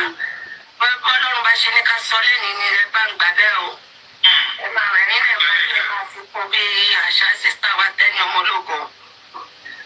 Josie, if all your ajas come backing, if they are hearing this program, yeah, with all this evidence that's coming out, let me say like 2 weeks ago now, especially last week, that they hit the floor very grandly.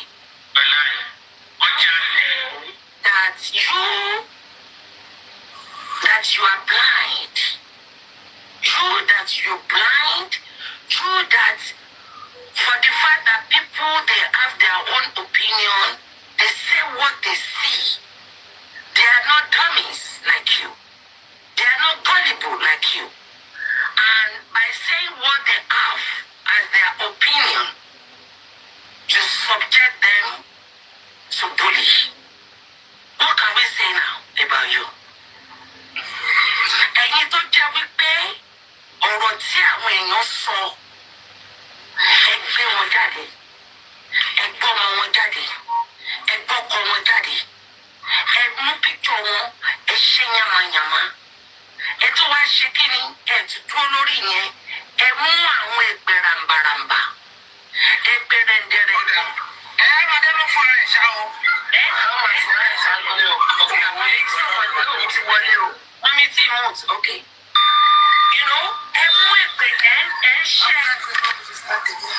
What can we say now? What can we say now? Torí mo rí gbogbo yín tẹ̀ ń ké bí ajá. Ẹ ń gbó bí ajá láti wíìkì tó tá a wà yìí kò rọrùn fún lọ́dẹ.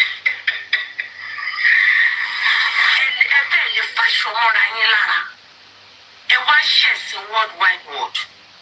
What can we say now? Gbogbo ẹ̀yin tẹ̀ ṣépè fún àwọn ọmọ tí wọ́n ti ẹ̀ bá wa dá sí rárá. Káàdì wípé in fact gan ẹgbẹ́ tẹ̀ ṣẹ́ fáwọn èèyàn ẹ̀ ṣe pẹ̀lú ẹnu lásán. Ẹ ṣe tàṣẹ. Ìjọ Ọlọ́run bá tún send out ti dé báyìí. Ẹ má jẹ́ kísà níyà. Ẹ jẹ́ kísà níyà. Cherry, ẹ̀jẹ̀ tí ọmọ yẹn pè, gbogbo everybody, mi ìfẹ́ mọ bó ṣe kẹ́, ó bẹ̀rẹ̀ látòrí ìyá ẹ̀ bọ́sẹ̀, ó bẹ̀rẹ̀ látòrí bàbá ẹ̀ tó pẹ̀rẹ̀ ní agbẹ́gilére, ó bẹ̀rẹ̀ lórí ọmọdé àtàgbà tó jẹ́ wípé ó fẹ́ mọ kí ló ń ṣẹlẹ̀ nínú justice for Mohbad, olófin béèrè wípé ẹ ti ń ṣe tipẹ́ tòun lẹ máa fi ṣe àṣemọ́. Ẹ̀yin tẹ́ ẹ já ìjà yìí, tẹ́ ẹ já bí afọ́jú, tẹ́ ẹ ṣépè tí ara dẹ̀ ní ọmọ yẹn níbi tó wà, because direction tó fẹ́ kẹ́ báwọn fi ṣe kọlẹ̀ fi ń ṣe.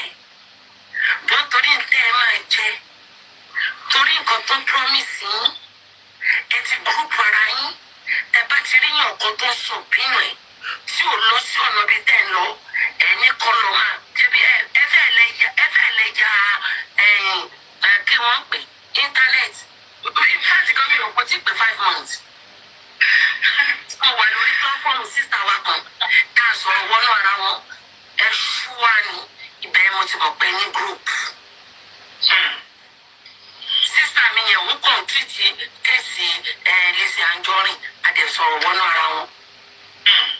If you told anything about justice, mo ti move. Mo ṣúdẹ ni òru ní dátí mo sọ ìyá mi. Wọ́n ṣúdẹ ni Paparino náà kàn ó join mi. Brother wa Prince náà ó kàn ó join mi. Àwọn èèyàn ìyá olórí àwọn tí ní yín ti pẹ́ gangan mọ́ ni ẹ wo àwa ti fi justice sílẹ̀ fún yín. Àwọn ẹ̀ tó ní platform yẹn ṣàṣọ̀rọ̀. Madam Olúṣọlá ni wọ́n yẹn jẹ́. Kò sí nǹkan tí wọ́n fi mí wé jọ yẹn. Paparino náà bá mi dí pẹ̀lú wọn ní alẹ́ ẹjọ́ tà sọ yìí. Paparino kẹ̀ ó dúró tán. Ó dúró tán. By the end of the day, kí la wá ń sọ sìn? Gbogbo ẹ̀yin tẹ́ ẹ ti ṣépè. Gbogbo ẹ̀yin tẹ́ ẹ ti kú àwọn ènìyàn. Ẹ jọ ń torí Ọlọ́run ṣé jòsí ò padà kú sí yín lójú. Ó lóun á tẹ̀sí yín lójú. Ẹ máa tó èdè tó ń jáde lẹ́nu ẹ tó pèrè pásítọ̀. Ó lóun gbàbẹ̀ má gbàbí ẹ ti mọ̀ pé ìsìn àgbà yahoo. Sísá mi ẹ gbèdé kan lẹ́ẹ̀kan ẹ ló ní 2 character. Gẹ̀ẹ́sì have more than 2 character. Ó ní more than 2 character. Ṣùgbọ́n ọjọ́ gbogbo ní tó lè ọjọ́ gbogbo ní tó lóhùn. Torí tó o bá nífẹ̀ẹ́ ọmọ yẹn ni tí àwọn tó sọ̀rọ̀ lẹ́ẹ̀kan wọ́n ní alẹ́ ẹjọ́ because wọ́n ti agree. Ó tún wọ́n kó ti wò wípé ọkàn sọ wípé lọ́ọ̀yà sọ pé nǹkan tó wà lẹ́ẹ̀tọ́ pin ni. Yes, ó sọ bẹ́ẹ̀ fún ẹ ṣùgbọ́n tó bá jẹ́ òbí tó dáa ní pẹ̀lú condition tó bọ́ ọmọ yẹn wọ́n bí ìyá wọn rè. Ilé mi ìfẹ́ fẹ́ lọ sí ìjọ kejì ìjọ kẹta. But you have agreed. But instead kó tó wá wò kó tó dúró tán kí àwọn lọ́yẹ̀ kan wò wípé yes ìgbà tó gbọ́ information yẹn this is what happened. Ó ti kí ẹ̀ ó yóò yọ under unsettled mental situation at that time. There's a way your lawyer can totally back you up. Oh, ṣé náà? Òwò náà kú ti wá wọnú ẹ̀rẹ̀ yẹn, ó wọnú ẹ̀rẹ̀ yẹn, ẹ ti wọ̀ tó ẹ ti wọ̀ sí. Ọmọ inú ẹ, apọ̀kọjáyé, ìyẹn náà ti gbé sórí àga wò wọ́n. Ẹjọ́ ṣe rádaràdaràdarà ń dé ẹ̀sìn. Ó wá ní kí agbára ẹ̀ ò ká wọn mọ́. Ó fẹ́ lo àwa, ó fẹ́ lò wá láti fi nà wọ́n pàṣán. Wo bí tébù ṣe tán. Lórí ẹ̀ náà ni wípé ẹ ọgbẹ́ mi máa ń kọ́ sọ fún ẹ tòsí. Ìjọ yẹn ń ṣe ṣó náà ni. Kìnìún yẹn ti ń gbọ́ ẹ̀ tó dẹ̀ sẹ́ndì wípé when you come out with microphone. Wọ́n dẹ̀ mú mi rí aṣọ tó wọ̀ ǹjọ́ yẹn. Mo fi sọ ní orí platform ọ̀kan tí mo ṣe ń gbà yẹn. Wípé ìjọ tó bá tún jáde. Tó sọ bàǹtẹ̀ sí abẹ́ aṣọ tó wà láṣọ abẹ́ aṣọ yẹn. Kí ló fi sínú microphone tó rò pé ó lè máa fi bá wa sọ̀rọ̀? The following week olùbẹ̀rẹ̀ sí lẹ́sìn yẹn rárá kọ́kọ́ ń jáde díẹ̀. Ó lọ di wípé búkì dé sí búkì tó gbé yín wá ta náà òun náà lẹ́jọ́ yẹ kí mọ́ra yín dì. Mo ṣe láìkí búkì tó ìyẹn náà ṣe kí ló fọkọ náà kú tó ti òun lè máa lóun wá òun lè ní òun ó sọmọ nù tó láwọn wèrè ẹ akígbe márùn of justice for Mohbad máa ní bàbá tó bímọ bàbá tó ṣe kíní kan bàbá tó bímọ ẹ tó bá jẹ́ tòótọ́ you want to stand with that word bàbá tó bímọ ẹ ó yẹ kókó ẹrù ọ̀nì sorry for my language ẹ̀yin bàbá wa náà. Tó bá jẹ́ bàbá tó bímọ ẹ̀ ni, ó yẹ kíkíni kí ogún ẹ̀ kó rọ ni. Wọ́n ní kó lọ Àbújá, kó lọ ṣùgbọ́n àrùn àṣeyọrí. Bíbí àwọn ẹ̀mí ṣe máa bọ́ síbi tá a fẹ́ kó bọ́ sí. Ìgbà yẹn là ń gbọ́ 3 sọ̀n, 4 sọ̀n, 5 sọ̀n, kíní kan sọ̀n, wọ́n lò wọ́n sí. Kò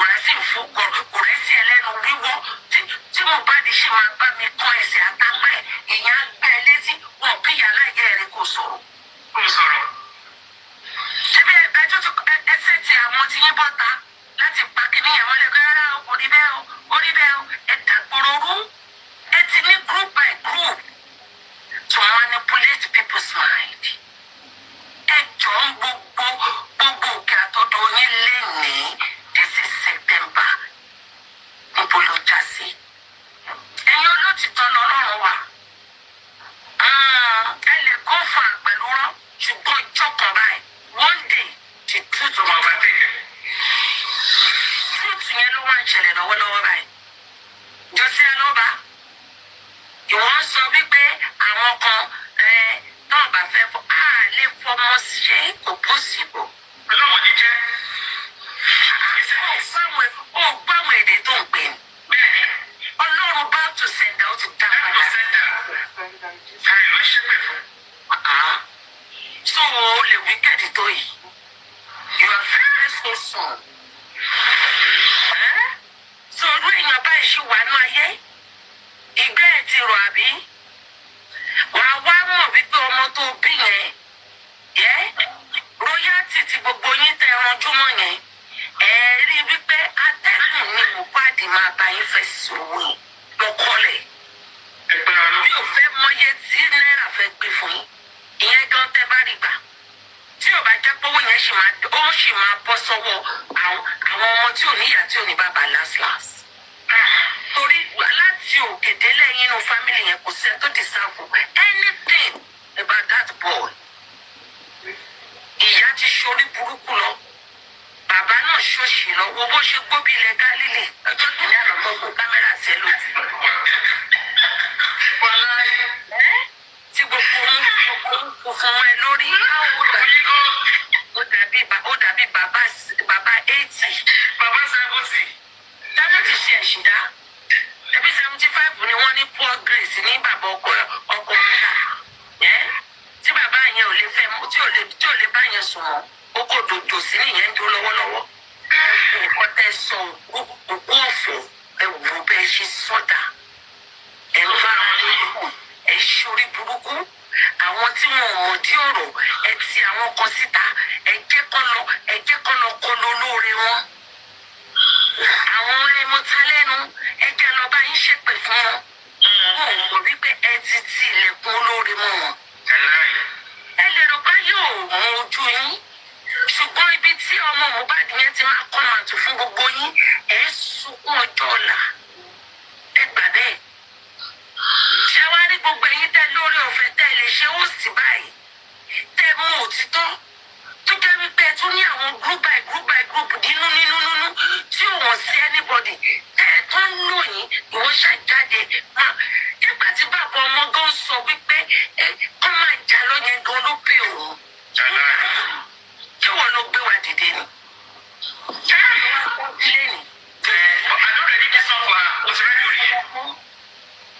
O tún ní God you are saying that your lawyer who is your lawyer who pays am? Owó tó wà lọ́wọ́ sànù ẹ̀ ṣé wọ́n ló ṣe ni? Wèrè dàda ń da tọ́ akígbe márùn ìyẹn náà pariwo wípé wọ́n sọ pé àwọn dáwó. Ṣé 30 million àbí nǹkan tẹ́lẹ̀ ẹ̀dí lápò ló ń gùn yìí?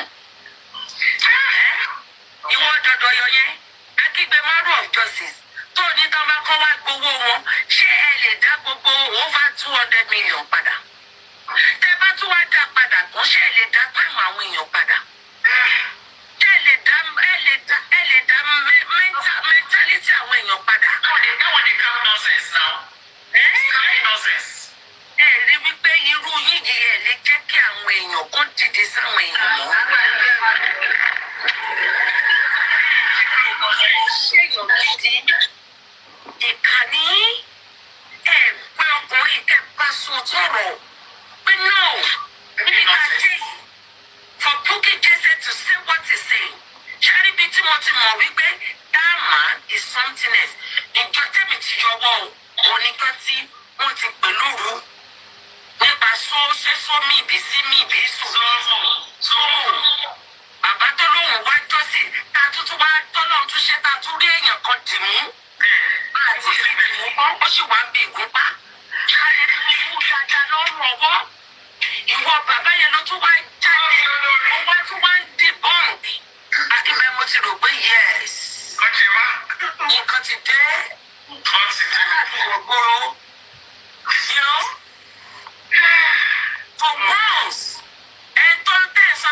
òkìní kan ló bí ọmọ ẹ̀ kó má lè tiẹ̀ ọ̀nà Yomi Fabiyi to join them pẹ̀lú gbogbo nǹkan tó kùnrin yẹn ṣe láti bẹ̀.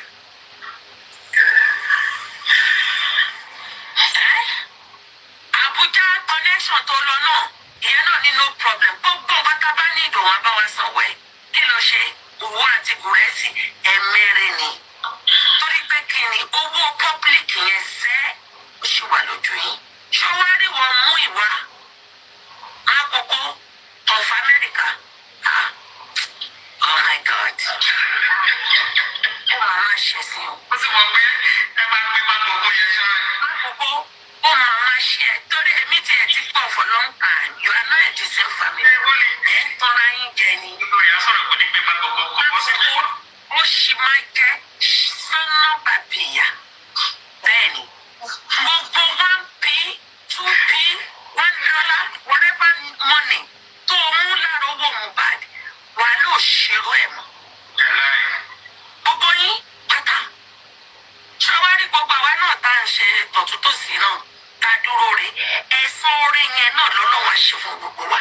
gbogbo ẹ̀yin tẹ́ ẹ jẹ́ sọ́ra yín di ọ̀dà ọlọ́wọ́ méjì nínú jọ́sìsì ẹ̀san yẹn náà lẹ máa ké lẹ máa gbára lọ. ẹ lè gò ẹ lè náà kó bọ́ ọmọ tá à ń sọ yìí kọjá bẹ́ẹ̀ jọ́sí gan-an ó kọjá bẹ́ẹ̀. ẹ máa ṣètò torí ìkànnì gbogbo yín kò yẹ ká débi tá a dé ó ti yẹ ká ti gbà for long time. ẹ da gbogbo ẹ̀rọ ẹ bà gbogbo ẹ̀ jẹ́ gbogbo àwọn tó bá sọ tọrọ ẹ subject them to bully. Why? ṣọwárí kù ọkọ wà bí nǹkan fi torí bàbá ìyá wa ṣẹ̀ ṣe platform lẹ́nu ìwọ gbọ́ngàn lórí fàkà ìwọ gbọ́ngàn lórí fàkà tó wá nìkan tó fi ń ṣe irinṣẹ́ wọ́n pè yẹn ní títí kùsì. ṣọ́ra tó máa ń kọ́ kiri ní títí kùsì ó máa ń kọ́ kiri ní títí kùsì. tẹ́lẹ̀ yìí méjèèjì yẹn ìwọ yé tí idiot yẹn ẹ máa gẹ́ títí kùsì àbísí ọmọdé wò ó máa fi ojú yín hàn ṣéke torí iṣẹ́ tó ní kẹ́ ẹ bá òun ṣe inú justice kọ́lẹ̀ ń ṣe ẹ lọ kọ́lẹ̀ ẹ lọ kọ́lẹ̀ àti wíṣọ nígbà tí kòkòkò yẹn bá dé tó ń dùn lára yẹn ẹ lè tan kámẹ́rà ẹ lè sọ ẹ wá pè wípé kí ni báwo ṣe pé tẹ́ǹtù yẹn lọ́dẹ òòrè lánàá lè sàpá mi lórí. ẹ fún tẹ́ǹtù yẹn ní orúkọ ẹ fèyí kọ́gbọ́n fèyí kọ́gbọ́n mo wíṣì pé máa lè ní strength yẹn gbà yẹn nígbà tí ìyá yẹn bá dé ẹ pè ní fèyí kọ́gbọ́n kó fi nǹkan tí Mohbad ara tó fàyè yín dá ayé fi kọ́gbọ́n. kámi ó bọ́ yìí lórí burúkú ní ẹ̀yìn abirùn abirùn ọ̀sìn ẹ̀yìn tí nǹkan kan bí tó jẹ́ pé internet validation lẹ̀ ń wá káàkiri. àti ilé bàbá yín fún yín o. ìsàlẹ̀ ẹ̀ mọ anybody ẹ máa sọ àràbù àwọn tẹ̀ wọ́n bí aláìyá yín rẹ̀ ẹ lè ṣoúnjẹ fún wọn ìtumọ̀ ẹni pé wọ́n lè gbà yín àsọmọ ọ̀dọ̀. wàláyé ẹni túbà tẹsẹ̀ wọn justice pawápọ̀ ẹ̀ṣẹ̀ ni yánkanyànkan ẹ wo ibi tí bàbá yín tó yẹ ká ẹ fi òkú lẹ máa fi wọ́ ni bíṣọ̀pù lẹ máa fi wọ́ ni tó yẹ ká ẹ sọ fún wípé jòsí jókòó síbi òṣì ló ń ṣe. nǹkan tó ní kó o ṣe ń bí kọ́ ló ń ṣe ó yẹ kí okú ẹ̀ kó rọ bí ẹ̀fọ́ tẹ̀tẹ̀ ni. kókó tọ́ you are looking for real justice. ìgbà ilé máa gbọ́ wípé ìyá onídìí bàràbàtà ìyá ọlọ́yàn fẹ̀ǹfẹ̀ ìyá oníkíní kan lòún ń gbé kí bàbá yín máa ṣe 3 sàn 4 sàn wo Paul Grace máa gàṣọ lọ́sì ẹ̀ Paul Grace máa gàṣọ lọ ìwọ ló ní jùsí ìyẹn bá lè bára yín máa ń fà jẹ́ fúrọ́jọ́sí máa gàṣọ lọ Paul Grace tó bá níta ló sọ bẹ́ẹ̀ sọ pé olórí kò lọ títí ni mo fún ẹ ní jòsí ẹ bára yín sùn yànkanyànká yàmàyàmá nígbà tí bá lè jáde ń bẹ̀ gan gbé bọ́ọ̀tà àbọ̀dé justice for Mohbad yẹn tó ayé ẹ̀yin àgbà òṣì méjì ẹ̀ tó lọ́wọ́. Ó yẹ kó ní gbogbo yín ni pé ọlọ́run yín kẹ lórí yín burú kẹ́ni tí yín ti bá yín òṣì lẹ́ ń ṣe bẹ́ẹ̀ bàrẹ̀ tó sọ fún yín. Ẹ wá pa rìn àjò jẹ́ gbogbo ẹ̀fọ́tì àwọn èèyàn ẹ̀sọ́ di rádaràdà. Ẹ wá olómàgbèjà wa ẹ gbà bẹ́ẹ̀. Àwọn ò lè nà yín, a lè tọ́jú yín, ṣùgbọ́n ìṣẹ̀dá ọmọ yẹn tó wà níbi tó wà tí wọ́n sì ní lára. He need to rest. That boy need to rest. And Josino, I know what I saw. Mohbad is crying. Josie, pẹ̀lú òṣèré ẹ̀mọ́, wà á rí pépà lẹ̀ wá pẹ̀lú owó. Pẹ̀lú ìpàdé owó pẹ̀lú justice. Because what you call a father. Bàbá tí ẹ̀rọ ọ̀gá bọ́sẹ̀dẹ̀ ti yọ lórí burúkú ìsìn. Ṣé rí gbogbo ẹ̀yin tẹ́ ṣé pé yẹn? Ṣé mọ ẹ̀wọ̀n tó jẹ́ pé rárá wa ló fún wọn tiẹ̀? Ìwọ tó jẹ́ pé téèlì ló lò. Ìwọ tó jẹ́ pé tírè ló fi ṣe tiẹ̀. Ṣé o ti mọ̀ pé Ọlọ́run bá tù sẹ́ńdà ó ti dà lé pẹ̀lú ẹ̀yà? Ìwọ tó mọ èbúbú ṣé o ti rí? Ṣé ti rí? Ṣé àníìdí àwọn òní láti dà padà fún yín? Ẹrù ni wọ́n ti bẹ́ẹ̀ gbé sẹ́nu ẹ̀nà ṣáàrà máa yẹ. Gbogbo wa o. Ojú omi ni Lagata ní kí n pé orí kan fún yín. This song is for Paparino. God bless you. It's not about singing by Regina. Lagata ò jẹ́ gbádùn pàbí ẹ̀rọ Lagata yẹn. Ọmọ tó sọ lọ́wọ́ yẹn. Bóyá ó ti gbọ́dá. God bless you. Wọ́n ti kọ́ ọ̀rẹ́ ní ìyẹ́jẹ́ káyà fi jọ sí. Ọjà àti lókè choice. Ọmọ mi ò gbá wa.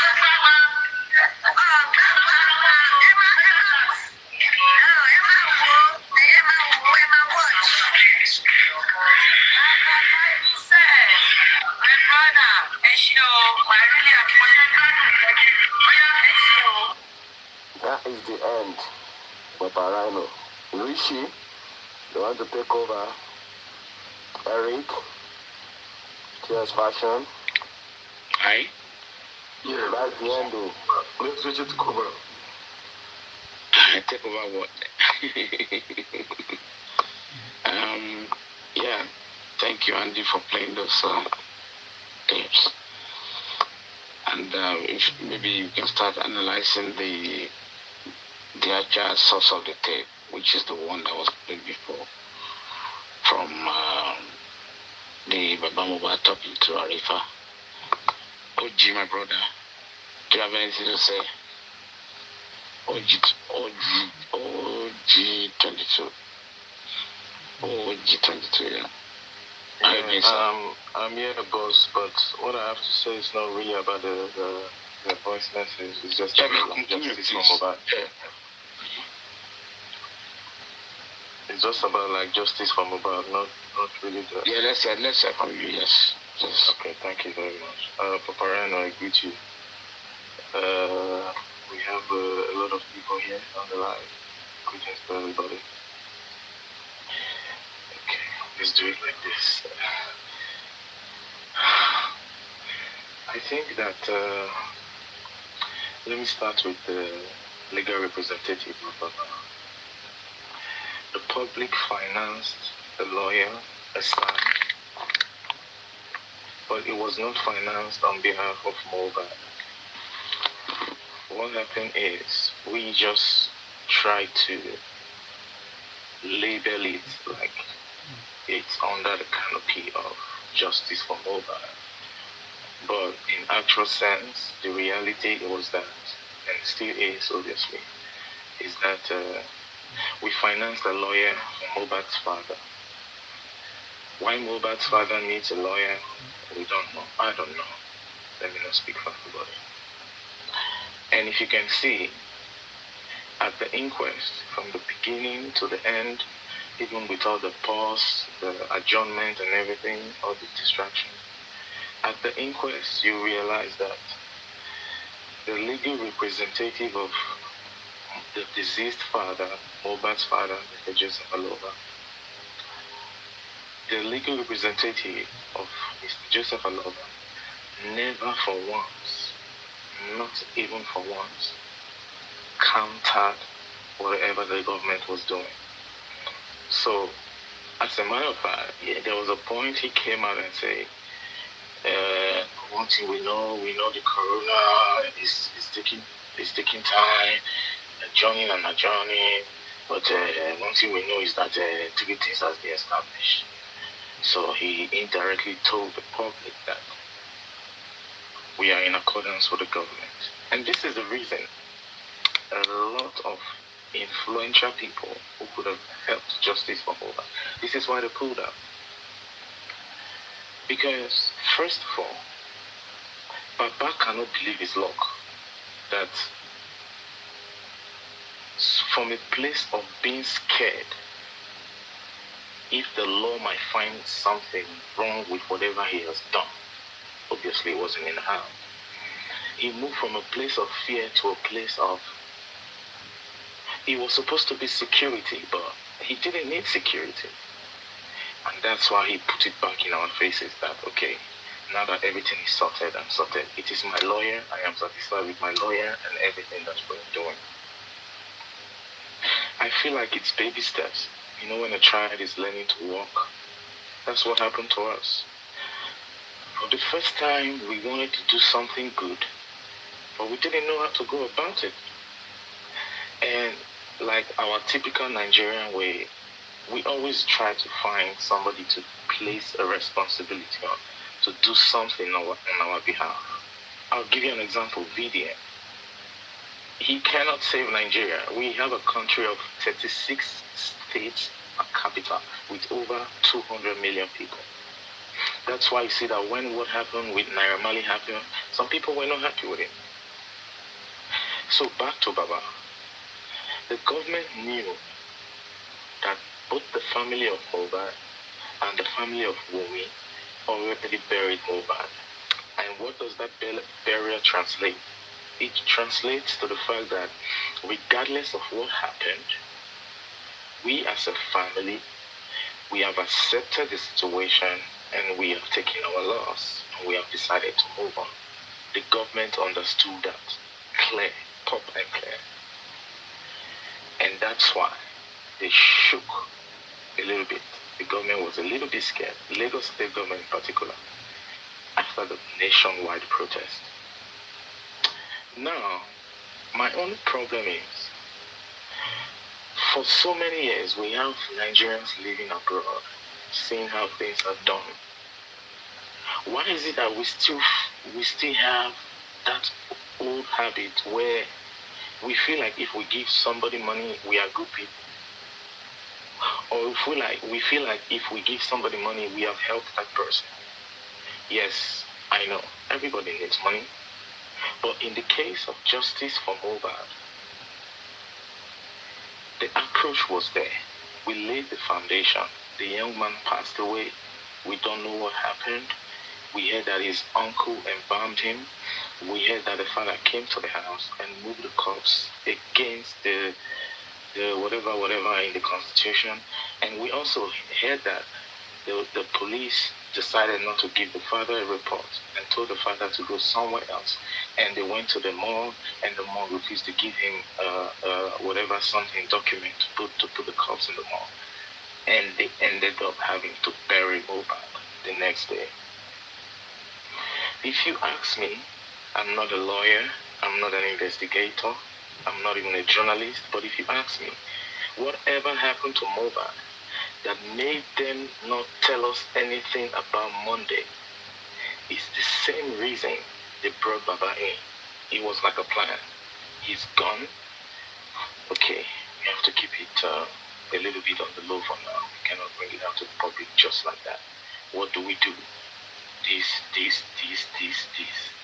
And the final puzzle was, he must be buried immediately. So, knowingly or unknowingly, Baba roped himself in whatever happened to Mohbad with that burial. Yes, everything was against him. There was nothing he could do. But they knew that. And that's why they brought him in.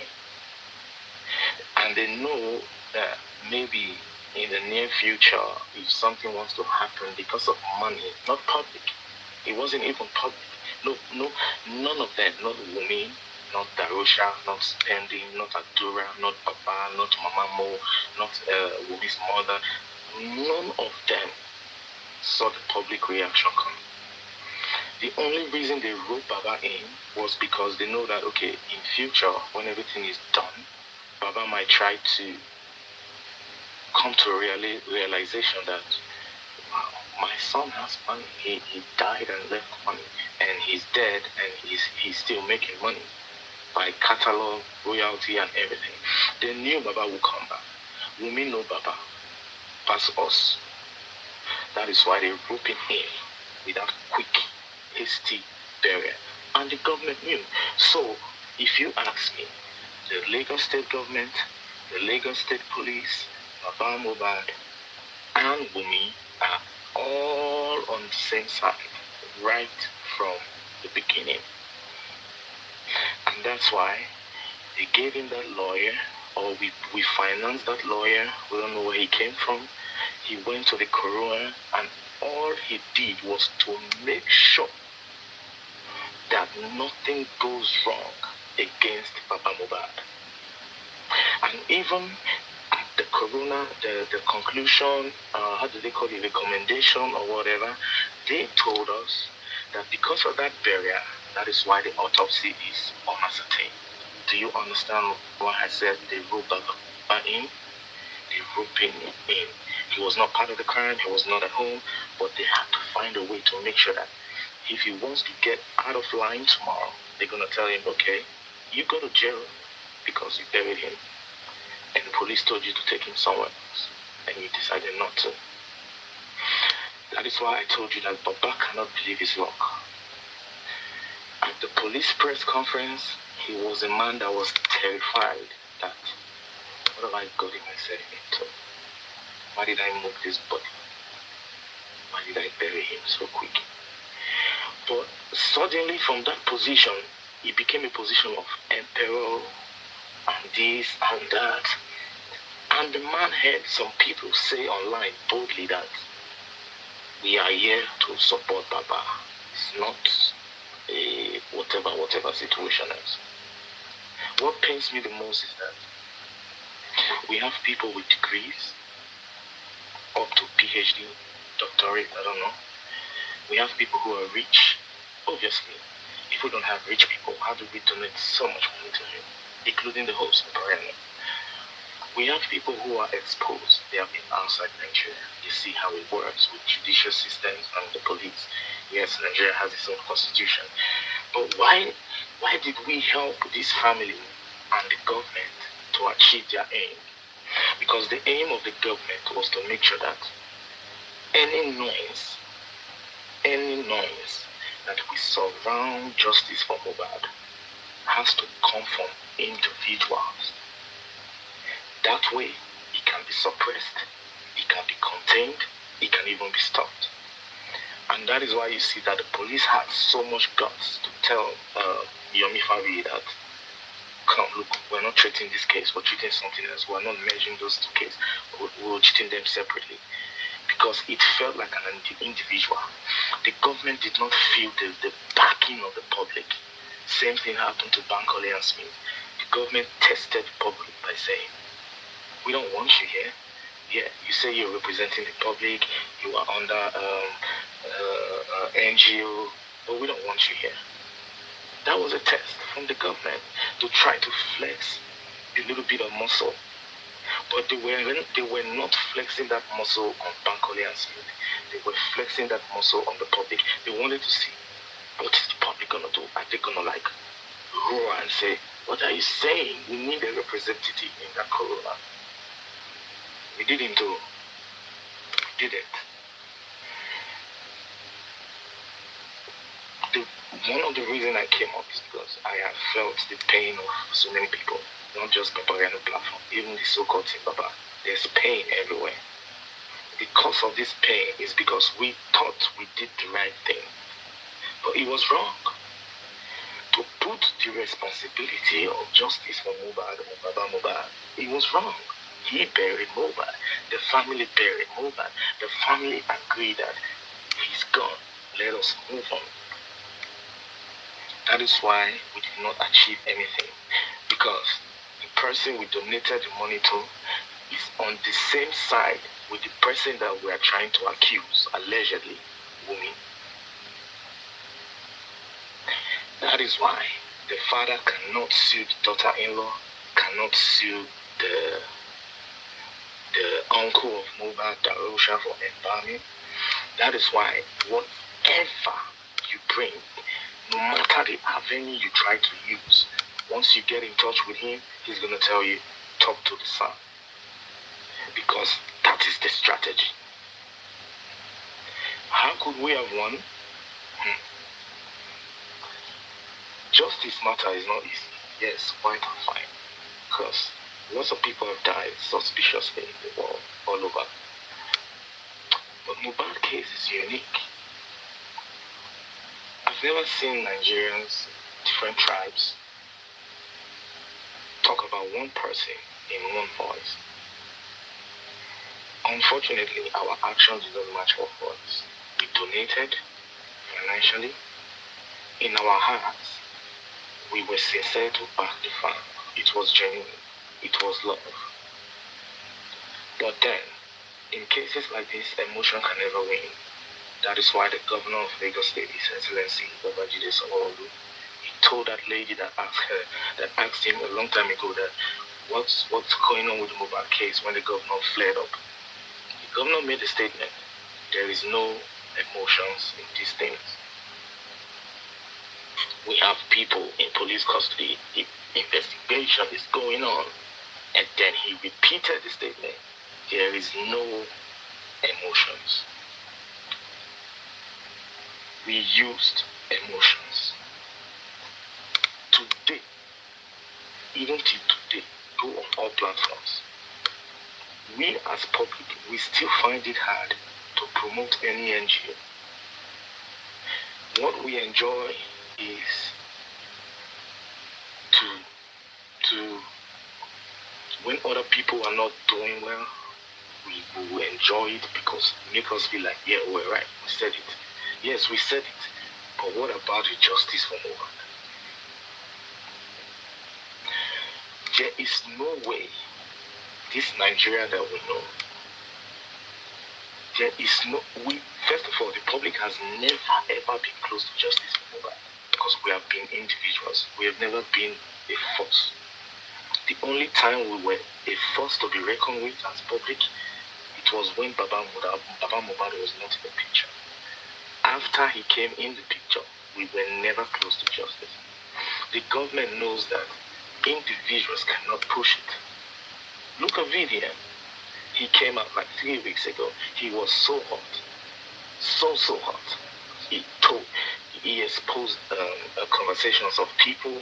He exposed good stuff and stuff. But what happened? He's still an individual. And yes, he has an NGO, but it's a baby NGO. He must apply caution, and that is what he did. Now, when Mohbad first cried, Mohbad's spirit was everywhere, all over the place. People could not rest. We found people that paid a lawyer under a foundation, and because Baba said he doesn't want it, we supported Baba. And today he has turned back to tell us that I did not ask you to support me. I only told you that I lost my son. I want justice. I want government to help me. That's what he said. And it's the truth. And we said, okay, since Baba don't want, we don't want. Let the corona begin. The corona has ended. What is the result? Uncertain, inconclusive, hasty burial. Now, we got somebody else in the middle of the whole thing. Adura never spoke for once. In fact, Mohbad by Adura will sing. Straight. He buy, they don't drive the Lexus. He buy, they pack everything for a house, leave the picture. Say, yeah, that's what you deserve. And they even taunt the public by leaving something that looks like an evidence, a piece of cloth, I don't know, a rag with blood. That's taunting the public, like telling the public, like, yeah, what can you do, even if you see blood like the father now? And we didn't do anything because we are working as individuals. Now, Yomi came into the picture from nowhere. I don't know where he came from, but he came with a foundation, Bring the Silence. And out of nowhere, somebody contacted him, claiming to be Mohbad's immediate younger brother, giving us a different story. This guy, he tried to make us understand that, okay, look, see, this is not about anything. This is not about Mohbad. This is about Nigeria. I think we don't know how to, we have never known a good society as Nigerians. We have never known what it means to live in a good society, a functioning society. So sometimes when something good is happening, it's strange for us. It even feels weird. As a matter of fact, it feels abnormal. That is why you see that people don't own the celebrity. Why is it just online on TikTok, just talking, going to police, going to border, going to boundary? Because we have never experienced a good society. I don't know for the elder people, I'm 35 years old. The Nigeria I was born into, it has never been a good society. So now we found somebody who put ego aside and said, okay, can we try to help? Can we try to see what's going on? And there is no backing. Now, at first, the blame was on Baba. Whatever you want to do, if you go to Baba, Baba will tell you take it to his lawyer. The man told us that a long time ago, that he's not the candidate to lead us to justice for Mohbad. He told us. But I don't know, I feel like it's because we don't know how to be good people. We don't know how to better our country. We don't know how to live in love and walk in freedom. It's strange to us. It's foreign. All we know is struggle, survival, hardship, being a wicked person, seeing betrayal as getting one over someone or being smart. I don't even know what to say because for the past 3 months in this justice for Mohbad, I see us feeling so powerless, and it's painful because you know those stories where they tell you that somebody has big destiny and then he died like a pauper. You know those kind of things. Or all those kind of stories where they will tell you that somebody has power, can see vision, can prophesy, and the person is broke as fuck. This is the situation that we are. We have power, but we feel powerless. Why? Because we have no foundation. There is no way the government will listen to any individual in justice for Mohbad. As a matter of fact, if you push it too much, you're going to have the government to contend with. That is why they made sure that for 2 years, not one NGO has been able to stand and say, it's justice for Mohbad or nothing. It has always been individuals. I don't know how we're going to do it, but if we say we really want this justice for Mohbad, we must find a foundation. It must be an NGO or NGOs. Individuals, it will never work. As a matter of fact, the governor has told us more than a year ago, there is no emotion in these things. That's what he said to the public.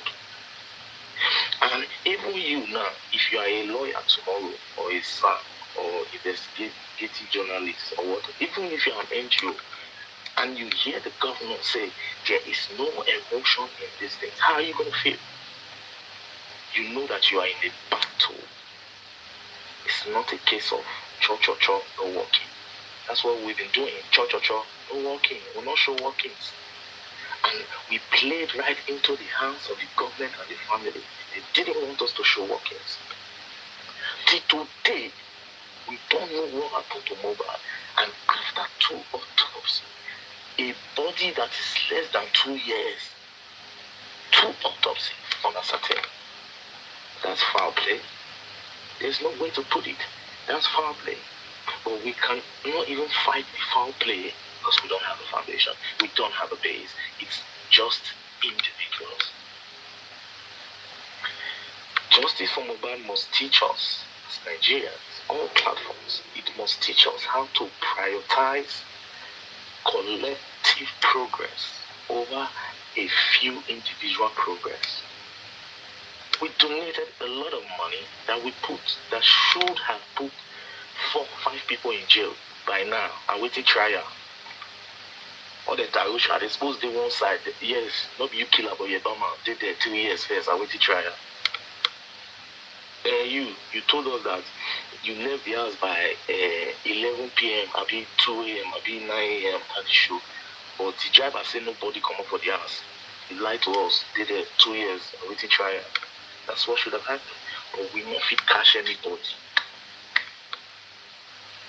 Even the wife, he opened business for her face. That's not to say she cannot do what she wants. But they all feel like we don't have a foundation. We are just individuals who get emotional. Sometimes we're upset, sometimes we're happy. And we brought that into justice for Mohbad. It can never work. Could it work? Could it work? We forgot that the person that set up the corona has a side already.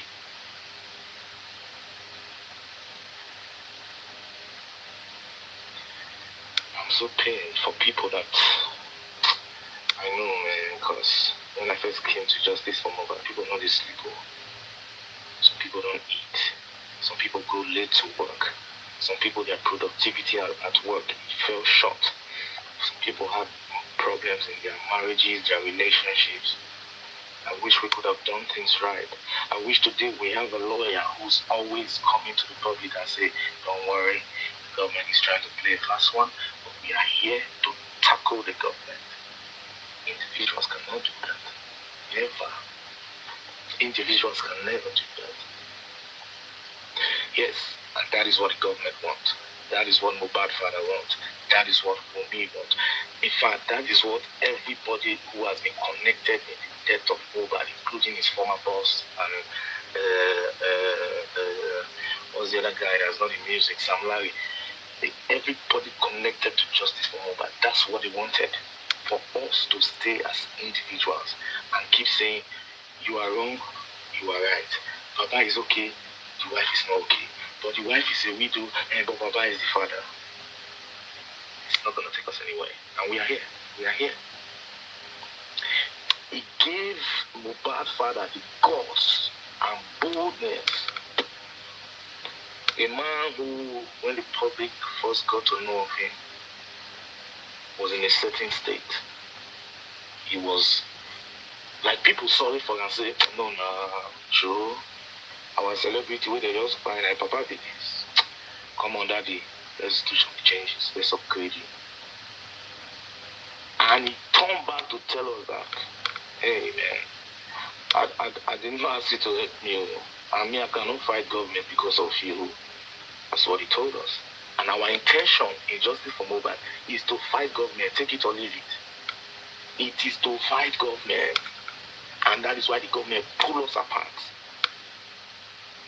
2 years, people looking for justice. 2 years, there is not one credible foundation. Not one. Not one. We had people coming online to say, at that universe, they donated 600,000 pounds for the lady. Where is the money? That won't pass. Yomi, where the Silence Foundation come, they say it's not active. That won't pass. See, today, nobody in the house of Mohbad when it buy has been tagged a suspect or culprit. They tell us their weaknesses, like we are idiots. They come and tell people that have sense, common sense. Some went to school, some are rich. They came to tell us that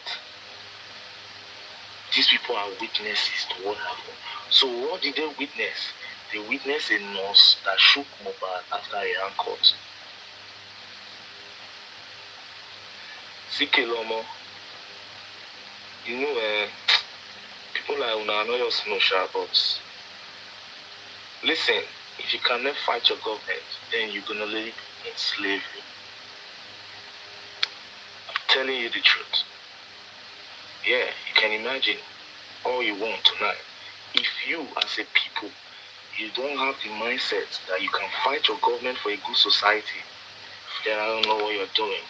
That country where you did so, if to say they don't fight their government, you just say you go did there, they see like 24 hours, drive on good road, and live good. We must wake up. Our mistakes in justice for Mohbad will haunt us. That is life. We cannot, it's a natural law. We cannot fight it. Those mistakes we made, it will haunt us. But are we even ready to make amends?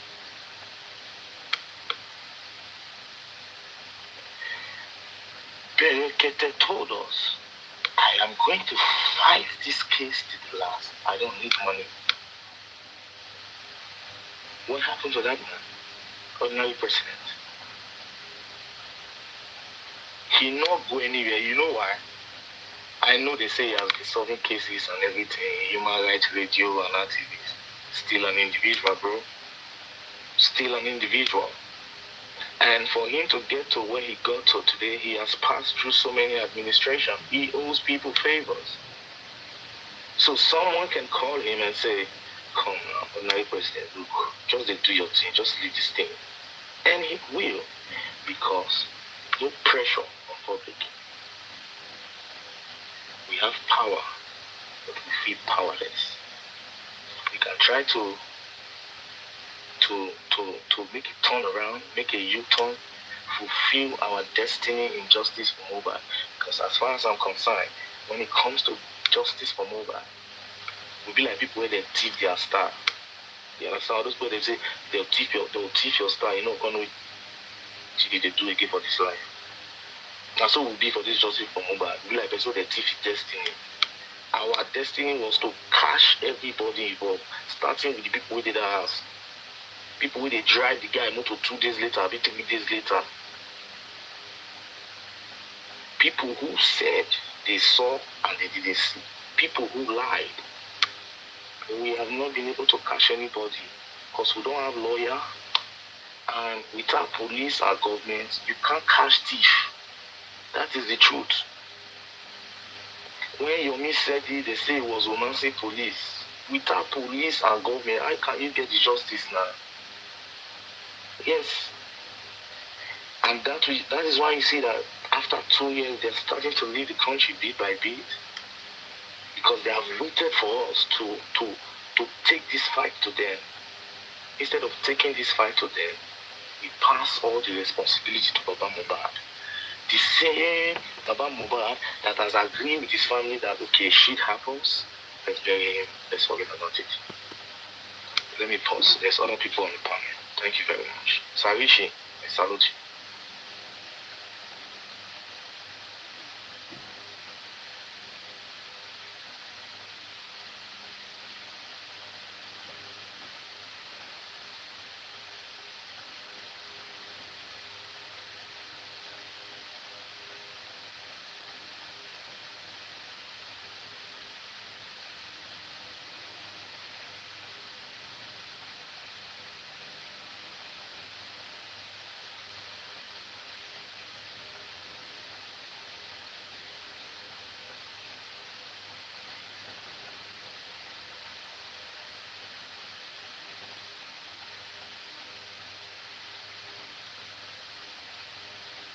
As nobody they talk, man, they talk.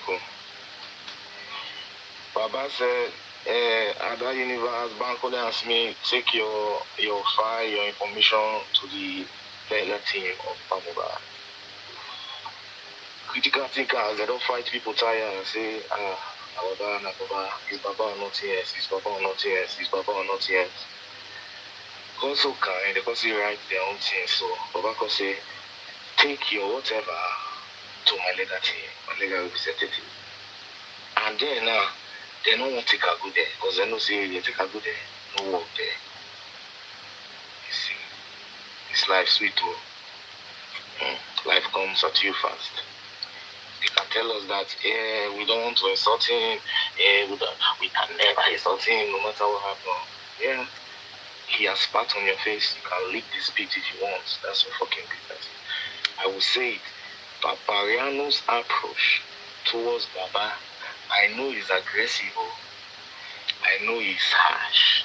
I know he used words that pinch people in the body. But this situation that we are in, the only host that approached Baba Mohbad the right way is Paparino. Governor Jide Sanwo-Olu said there is no emotions in this thing. So if someone sees something and say, this guy is a thief, man. This is a useless situation, man. This guy is wicked. If you see it that the person is saying the truth, but because you don't just get balls to call the person wicked or useless, you are part of the problem. Anyway, if you have something, if you have information, if you have evidence, take it to Baba Lagata or take it to Banti, because we refuse to support any foundation. I'm going to know.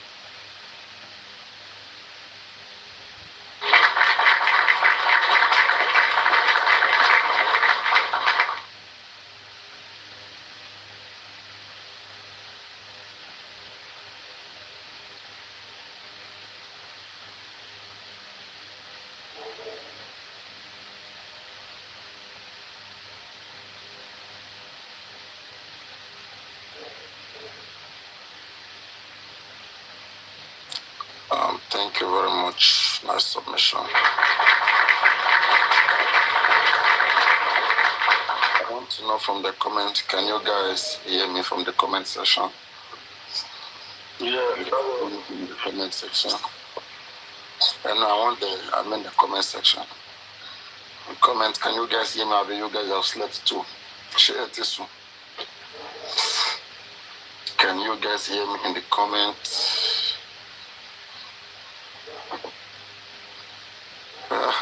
Look at these people I live for up now. When I was 18, I left Cholaki, I left, people have changed. You guys have left too.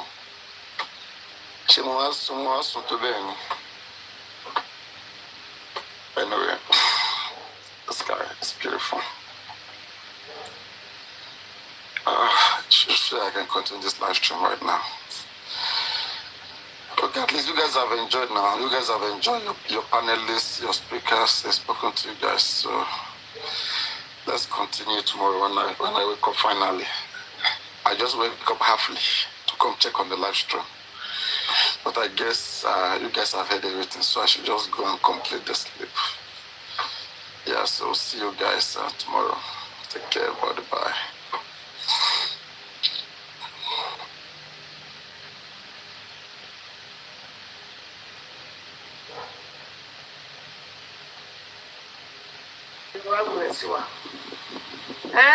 Mi ò mọ bóyá ń gba yẹn mo wà lórí fóònù. A sọ̀rọ̀ lọ́wọ́ Kúrẹ́sì máa sọ̀rọ̀.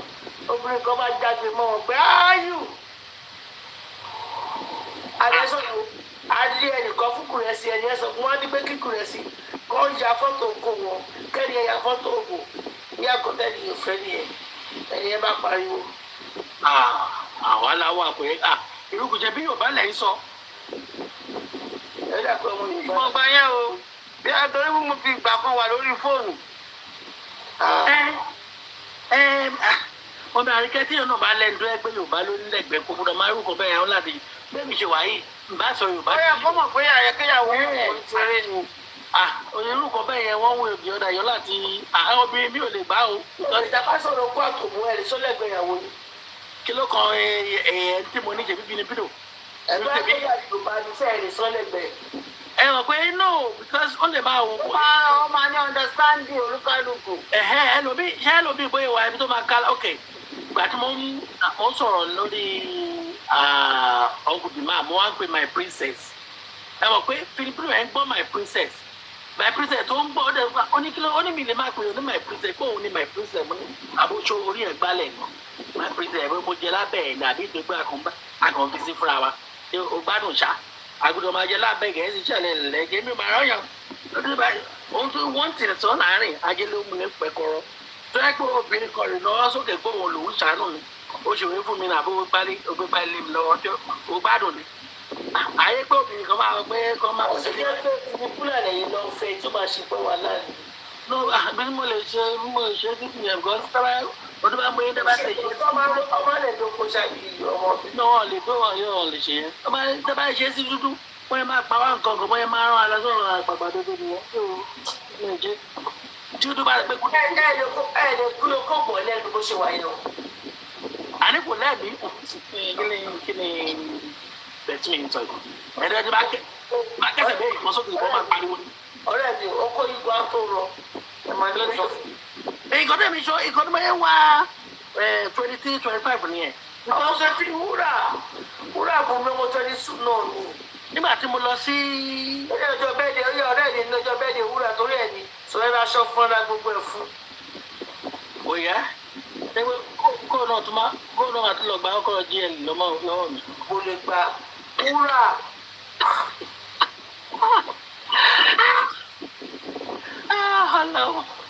obìnrin ikú obìnrin ló máa pọkùnrin ìyẹn ti wà ṣúọ. tí àwọn ọkùnrin máa kú lọ báyìí ajú ìmáa máa wóbìnrin kì í ẹjọ́ tó ṣáàfin ṣe ni. ẹ̀wọ̀n ni ọ̀nkù mi Samsoni wọ́n ní mo lágbára ẹ̀ wà bọ́lá ẹ̀kọ́ ìgbà tí wọ́n tún gbọ́yàn sílẹ̀ ní ọkọ̀ tuntun agbára ẹ̀ ni. ìgbà tó ń ṣùbọ̀ bí fún un ó ní ibi báyìí ló wà.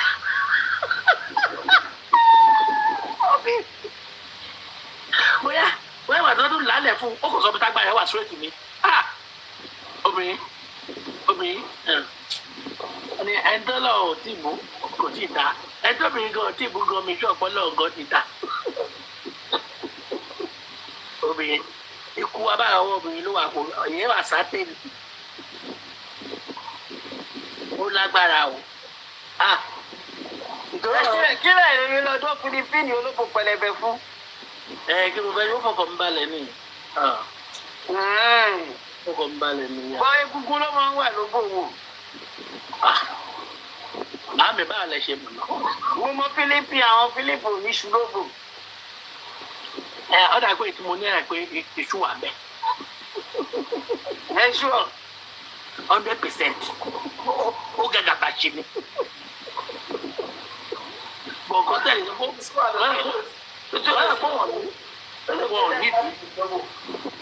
kó wọ́n nídìí rárá àtọ̀ ìdíwọ̀n ẹ̀ flat screen ni. ọyọ kọ. ọyọ ẹ dúró ẹ̀mí ọ̀rọ̀ lóòrùn òbó ni ẹ̀kọ́ tó kọ̀ wá bẹ̀ ni pé ìdí yẹn máa flat mọ́lẹ̀ nísẹ̀ ìyẹn lágbára. Todo asiático. báwo ṣe wá ń gbádùn. kí mo fẹ́ ṣe mo láti mo ṣe láti níyàwó sí ni èèyàn máa mẹ́mí mi kù tó wọ́n máa mọ́kàn mi balẹ̀ ìyá mẹ́mí mi kù kan tó wà ń bẹ̀ nìyẹn tó mẹ́mí mi torí ìyẹn ló kó iṣu irú Nàìjíríà méjì ọ́ dúdú méjì sí àmọ́tò àwọn dúdú wọn kò pè mí ní sẹ́ẹ̀. lókè. àmọ́tò ẹ̀ dúdú àní ìkànnì mo ṣe jáde níyẹ̀ yìí sẹ́ẹ̀ àmọ́tò wọn pàdé mi àmọ̀rí náà. tógun náà ẹ lò fún mi ní ìtẹ̀ lọ. kò tẹ̀ sọ́pìn Nàìjíríà tẹ̀ bá pẹ́ fẹ́ fẹ́ǹsì ẹgbà bẹ́ẹ̀ ògùn náà máa lò fún yín má jẹ́ ntọ́ yín. àìrò ogun lẹ́nu kan tí lè lògùn fún yàn. ó kú ọkọ̀ ṣá ọmọ 30 years ni wà láì kú lògùn fún. òbí mi tẹ nígbà tí mo wà tó mi bá tẹ ní ìtẹ̀tẹ̀ tó mi bá yẹ ti bímọ lásán. ìlú ti ẹ̀ lọ́rùn ó lè dúró ní ọmọ bá wọ́n kò lè kú. ṣé wọ́n máa sọ ni honestly ó yẹ pẹ́ nìkan ló kọ́ máa wọ́n pé wò ó yá wẹ́sẹ̀ pẹ́sẹ̀ lè tí ọkùnrin kan wà lọ́wọ́ yẹn tó lọ́wọ́ ẹgbẹ́ òun bọ̀ yẹn tó ṣe kí ni torí nǹkan tó ti ṣe mí ọlọ́run tó bá ṣe lẹ́lẹ́kìnní mistake ẹlẹ́kejì na your choice o honestly so ó dẹ̀ ti ṣe mí lẹ́lẹ́kìnní ó ṣe mí lẹ́lẹ́kejì ń sìn ẹlẹ́kẹta ń dẹ́gbẹ́dún òmìnira ọ̀rọ̀ ọ̀ṣọ́ mọ́.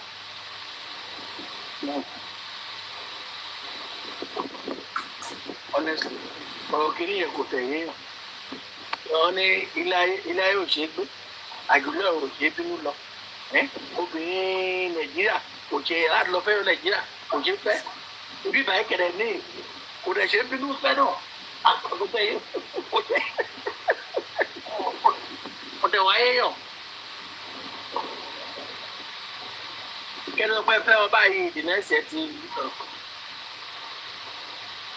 but oní kíndìnrín yẹn ẹjọ́ kí la fẹ́ ṣe sí mọ́mí àríkẹ́ bá finalize ọ̀rọ̀ yìí tó mọ́ ọ̀rọ̀ ìgbà ọ̀lẹ́ máa jí lọ́la káwá ṣe ṣe. àárín ẹ̀sọ́ pọ́ọ̀tù lọ. ìgbà ọ̀lẹ́ máa jí lọ́la ká kó gbọ́ ṣe tó yẹ. lílì ráyè lọ́la di táìmù yìí ló kílè ráyè mọ́ ẹni fẹ́ pé ìdí náìsì. bí alẹ́ gbọ́ bí aago méjì alẹ́. mo lè try ìgbà ẹ̀yà. alẹ́ la máa wà ní wàhálà tó ní mo lọ bí iṣẹ́ lọ́la wọ́n á sì lè máa sùn ní ìmọ̀sùn púpọ̀ máa tó pa gíláìfù sí pé bẹ́ẹ̀ sùn máa lọ bí iṣẹ́ sódà tí wọ́n ti dé màlẹ́ sùn wọ́n á bẹ̀rẹ̀ jáde. wọ́n bá yí kẹ́jẹ́kẹ́ nìyẹn kó fún kíndìn yẹn padà. àlọ́ ti lọ ẹ̀sọ́ kó ti lọ. nínú ilé ayé wò ló lè tó lọ́wọ́ náà. ọkùnrin máa ọ̀rẹ́ ẹ̀ ló ti lọ tó bá lọ la ọ̀rẹ́ ẹ̀ ló pọ̀ o. ọ̀rẹ́ kò sí problem good night everyone see you guys later. lọ sí mi. àtúrọ́lẹ́ dàgbà lọ sùn. àwọn yín pè yín ni. èmi ìyàwó ṣe mo sọ fún yín pé travel nurse ni ó ti lọ ẹ tó ti lọ látàná. ó bá ti lọ bẹ́ẹ̀ ó ti tọ́ nìyẹn. ọ̀rẹ́ mi ò bó ṣe lọ ẹ̀ ọ́ máa tó bẹ́ẹ̀ jù àbí. mo máa di pílò mú ni. mo máa di pílò mú máa tó gbá pílò mú balẹ̀ bá balẹ̀ sùn. àgbàdo ní sáré sọ bí ẹ ti bá mi lé wọn lọ. wọ́n máa ń lọ bóyá ṣe àwọn travel nurse náà ṣe fẹ́ náà travel nurse tẹ̀ ṣe fẹ́. ọ̀tẹ̀ ṣe fẹ́ ọ̀wọ́ dọ́tọ̀ tó lọ́wọ́ lọ́wọ́ báyìí. wọ́n máa lọ straight ní lọ bóyá tó ń sọ́ọ̀gbù tó it is well. dọ́tọ̀ tó wọ lọ́wọ́ báyìí àwọn dọ́tọ̀ ló kó tì. ṣé dọ́tọ̀ lè máa rún mọ́. ìgbà ó jọ. ẹ̀jẹ̀ ni tí ẹ tó lè gbogbo tọ̀dọ̀ tèmi ló fẹ́ lọ́pọ̀ fẹ́lẹ́ tó kó ta. ẹ̀jọ́ tọ̀ yẹn wà ṣe bí dọ́tọ̀ òyìnbó ni. ọ̀rẹ́ mi àlọ́ dọ́tọ̀ ń jọ lọ́wọ́ báyìí. pápá wọn jọ ni.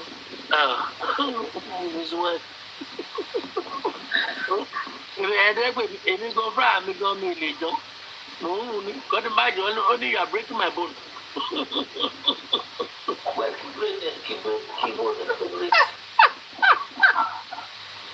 honestly kò yé mi o kò tẹ̀ yé mi rárá ọ̀hún lẹ́mìí náà ọ̀hún lẹ́mìí rárá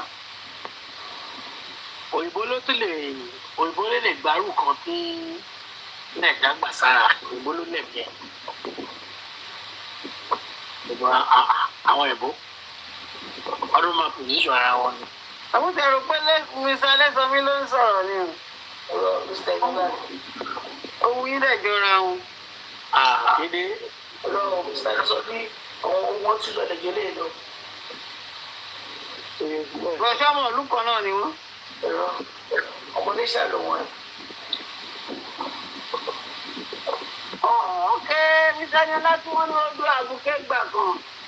èmi kẹ̀ àmì ìdúgbò yẹn rí o. ọ̀rọ̀ náà dún àbúkẹ́ dákú mọ́ ọ létí. ọlọ́run tí a rí náà kọ̀ọ̀gá ọdún èṣí àbúkẹ́ nígbà wo. ọlọ́dún àbúkẹ́ wọn kọ́ ọ̀rọ̀ kan ọ̀dọ́ ẹ̀dá máa yẹn lọ́dún àbúkẹ́ kí lórúkọ ẹ̀ àdìgún ṣẹ́gun ọlọ́dún àbúkẹ́. ọlọ́run yìí ìdókòdó wò wá nìyẹn.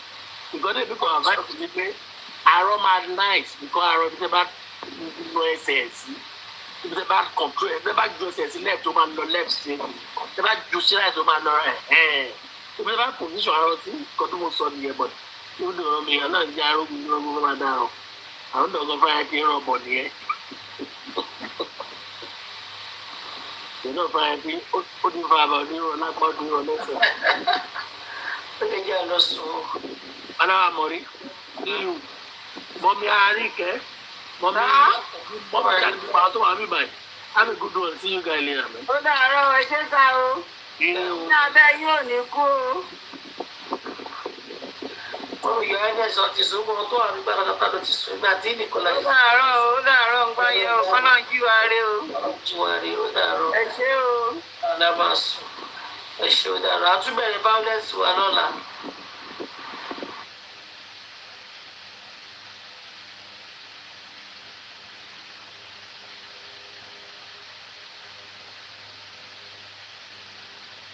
Ìgbà yóò ṣẹ̀ṣẹ̀ dé ni. Mo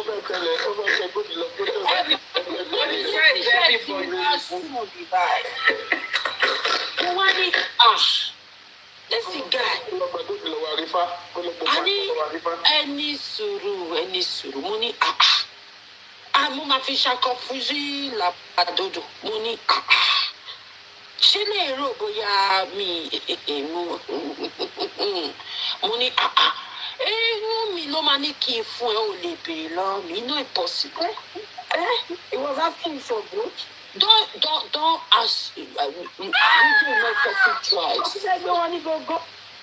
Mo wá ní ìgbà tó yá ní Noble, can you please send me a picture? I said send you a picture. Mommy, where is the mommy yet? Why is she sleeping in the matter? Mo wá ní ṣé lè rò bóyá me and all those women in abroad that somebody will come in. I be this business I do over 23 years. Mo wá wò pé ṣé lè ya wèrè ni. Àti kí dáàdì táwọn looking at only ní bọ́bọ́ yìí o. Only ní bọ́bọ́ yìí. When he be doing good mo tún wò mo ní don't judge a book by cover. Don't judge a book by cover. My children used to tell me, Mommy, don't you see a person like this? You don't think that. No, Mommy, no good. Don't judge a person by appearance. I say, okay, I know you judge you. If you why God bring a fee out. You understand? If you go bring it, how will take in my head? He coming, he talking. You know the street, the guy brought the 419 doing us. You say, it's not that asking for money because we need the money. My NGO, money NGO. How? Ikaluwa, you say the matter. I will take in my head. You say that the rights of the representative. He letting you check it. He not allowing you to do this thing. You see the house of irrespectative, he allowing you because of that, the matter go be the way it is. When you say that, you now say that, and when you that you carry to the place, only people for it like you now running the first time you running. When you did this film, kí lorúkọ fíìmù tó ṣe yẹn náà ẹ̀rọ mi létí fíìmù tó ṣe. Mẹ́tọ́ mi. Ṣé mẹ́tọ́ mi ni? That film, if you go and check in the place, ibi tó sá pamọ́ sí, ibi tó sá pamọ́ jọra wọn. Mo ní ibi ọmọ omuwa ní mukú mo ní bọ̀ yìí omuwa ní wo wá sá lọ o tún wá padà wá you are now coming back again. Abi, this is not you. 3 of you to lead the charge tomorrow. Are you saying? So you, Onile, as a kid was shown. Those are the 3 of you that would speak. If eventually there is need to speak to the husband so that it can be taken seriously. Me talking or doing anything will not be which be anything or as in we talk about spirit by leading And luckily, I'll send you the draft of the petition now to read. So that you can have an overview.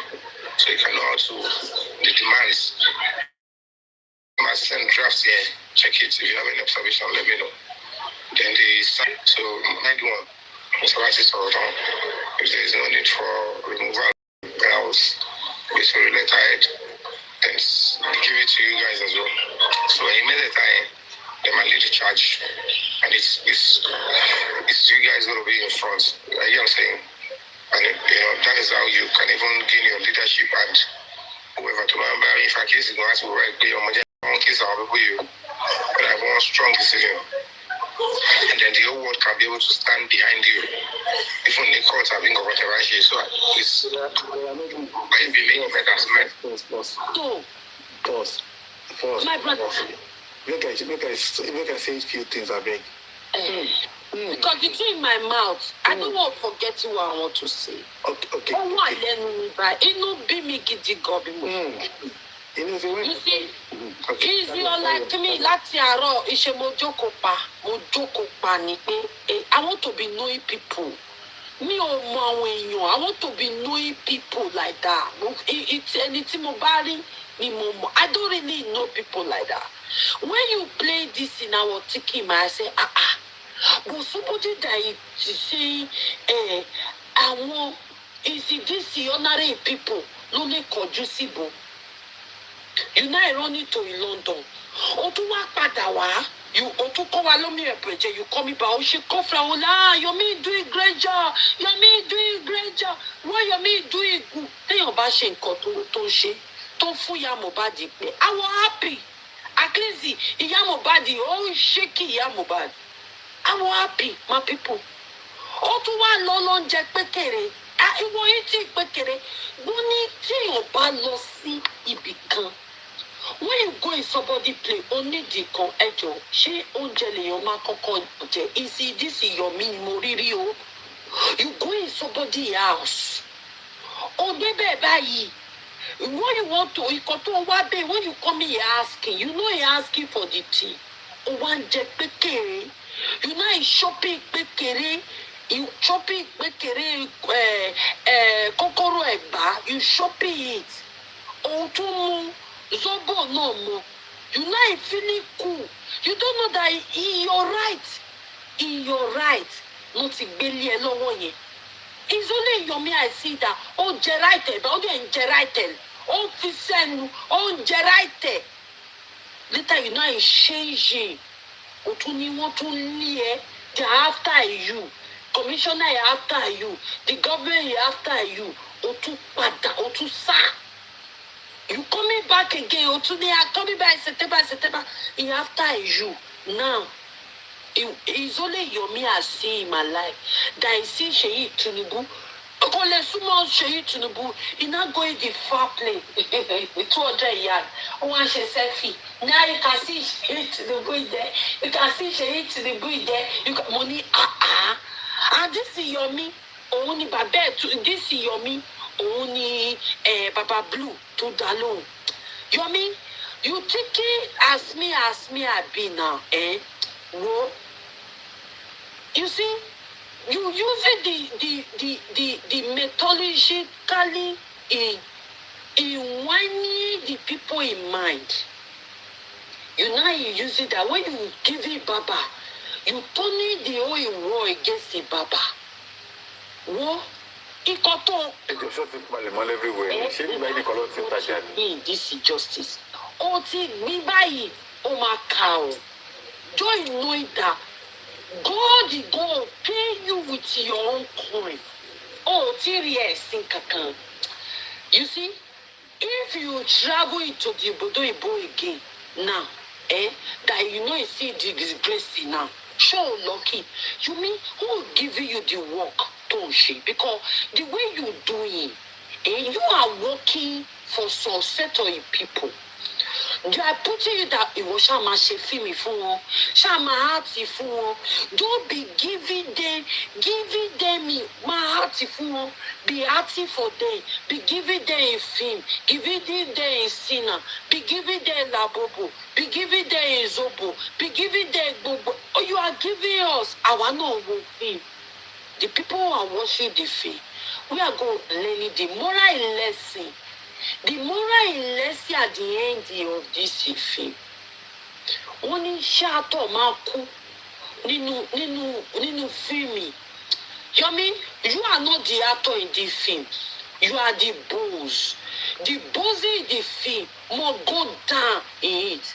Yomi, what you are using everybody here, now you say presidential, Papa Blue, he writing you a letter, he's signing it like that, and you did not bring it out. Oh. You did not bring it out. Wow. I trust in you. If he Papa Blue, he put it in paper, he bring it out baza like that. He go posting it, he will force it tagging our daddy. He will tag him. He will not tag all the radicalization people for justice for me. You say, shame or suffering? I'm doing it. I told you, Mosobe or Oribe. You be bragging your head. Then I tell you, asking you a question. You now saying you. Sorry, all the way you using NGO milky the nation, he go ask you. You want me, you for 1 night. You want to come and you do know before I drink water, tiki how shall go use it buy something. You now telling me, came me for any you shako. You see that ori ballet. Whoa. That's why you run. The day I say coming to the platform, one fell just soon as joy wasibi by you running away. Mommy, you see how we do. I say I want to press it laugh. You running away. In your misalo. You running away. Yomi, Omakao. I bet you. All what you doing for Baba Imoba. Waka. You are going to, you will definitely repeat what you saw in this injustice for Mohbad. You repeat because you people are doing a lot of things in this injustice for Mohbad. Arresting my case because now I understand what other people hold on. General, go ahead, sir.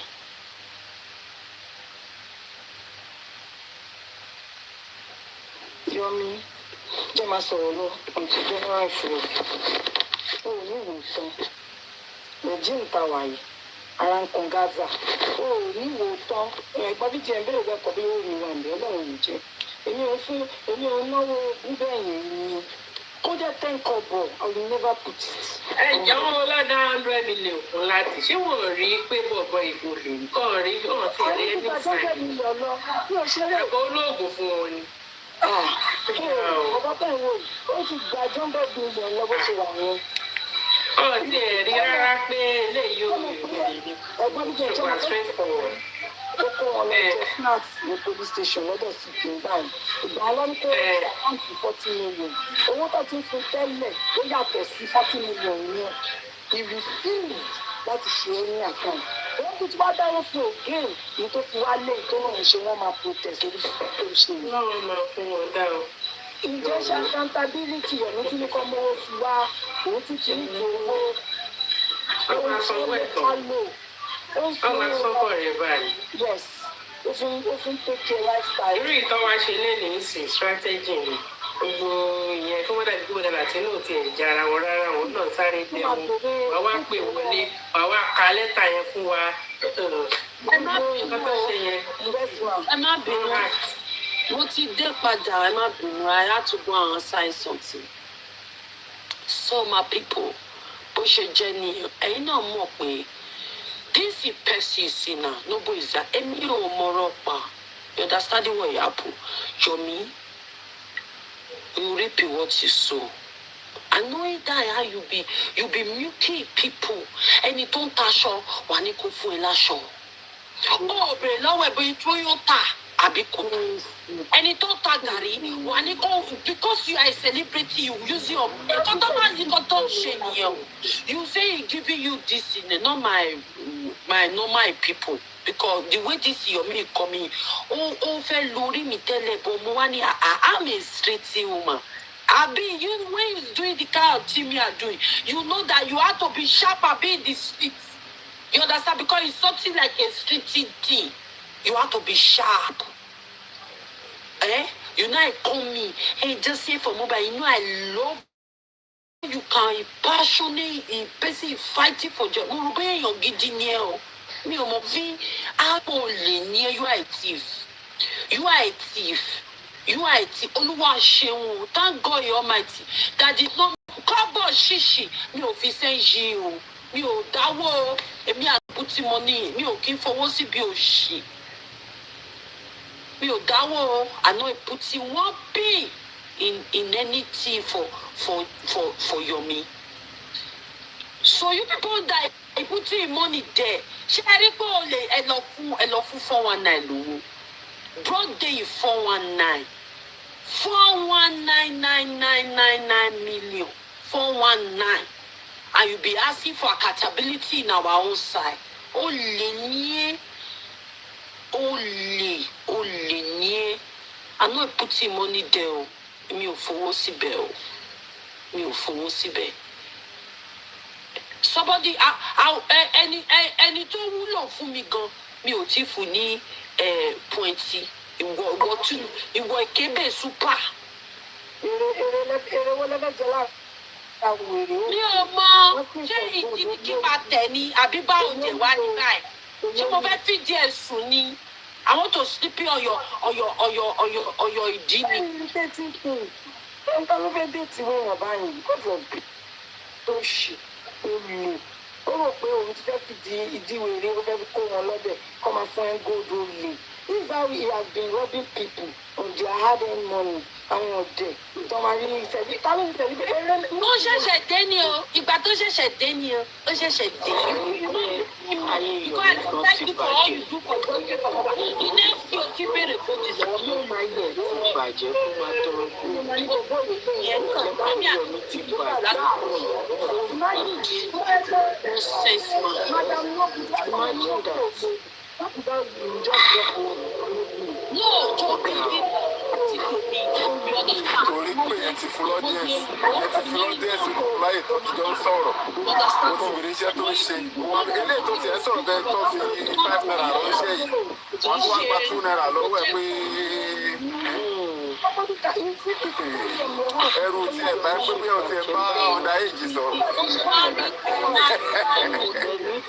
ẹrù tí ẹ̀ bá ń pé bẹ́ẹ̀ náà ló bá sọ̀rọ̀ ẹ bẹ́ẹ̀ ṣe sọ ìtí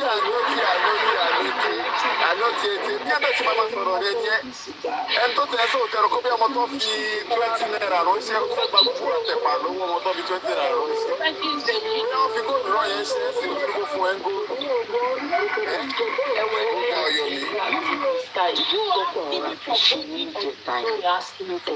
Yes or no? In the Instagram, show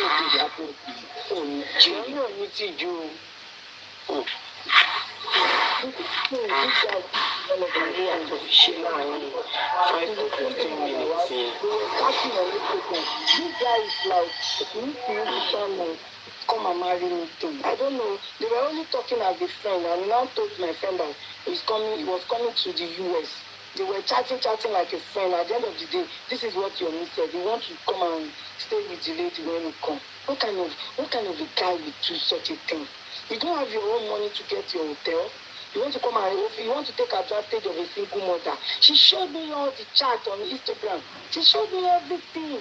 Yomi, you can't even deny it. She showed me everything. And the lady now said, The lady showed me the reply that she said, to come to stay in my house for what? And then she just changed her mind that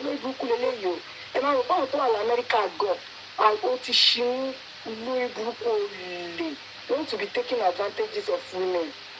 Maybe it's schedule, man. Maybe it's schedule 419. General, I'll play the patron again. I don't know if you're here with us. But I'll start playing it again, the part one. Ọ̀rọ̀ tó ti ń sú èmi. Ẹ jọ̀ọ́, ọwọ́ Ìlọrin ní nǹkan. Ó ti sún yín ó sún yàn gbogbo wa náà lọ. Ó ti ń sú èmi, ìdí tó fi ń sú èmi ni pé àwọn ọlọ́pàá ò bá wa dá sí. Tó wá bá àwọn ọlọ́pàá bá wa dá sí láti bẹ̀rẹ̀ kò ní sú yàn. Àwọn ọlọ́pàá ò bá yàn dá sí. And again, mo fẹ́ clarify kan inú mi dùn tí Yọ̀mí wà mí báyìí. Yọ̀mí ń sọ nǹkan náà láì tó ń jẹ́ pé I need the clarification for it. Yọ̀mí sọ pé bàbá Tinubu wọ́n ti right, bàbá Tinubu wọ́n ti respond. Èmi ò rí ibi tí bàbá Tinubu ti respond. Èmi ò rí inú news, mi ò dẹ̀ rí inú written note tí bàbá Tinubu ti respond. Èmi ò mọ ibi tí Yọ̀mí ti rí tó ti sọ pé bàbá Tinubu ti respond, mi ò rí. Ṣé kí n ṣàlàyé fún yín? Báwo ló ṣe respond? Okay now. I'm very sure pé rí lẹ́tà tí mo kọ sí Vanguard newspaper. Though when we wanted to move for the writing, nobody supported it. But you saw when I was standing in front of the embassy in London, and I read a letter that was written to the president. I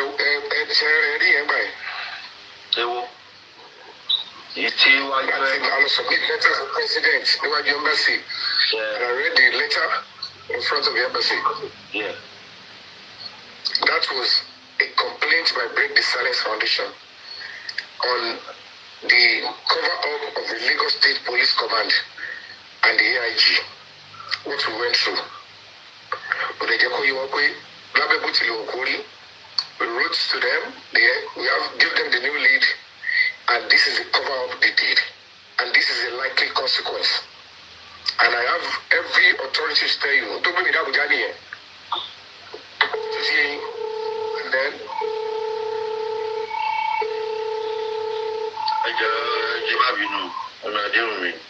Hello, ma. Hello.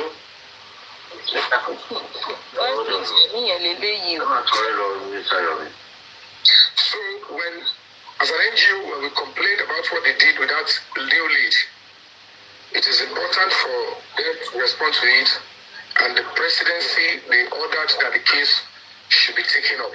And it's because at the end of the day, that is a pathway to justice from our own end. Because if we didn't want to establish video to one for open in Lagos State here, see about to what it can be Abuja,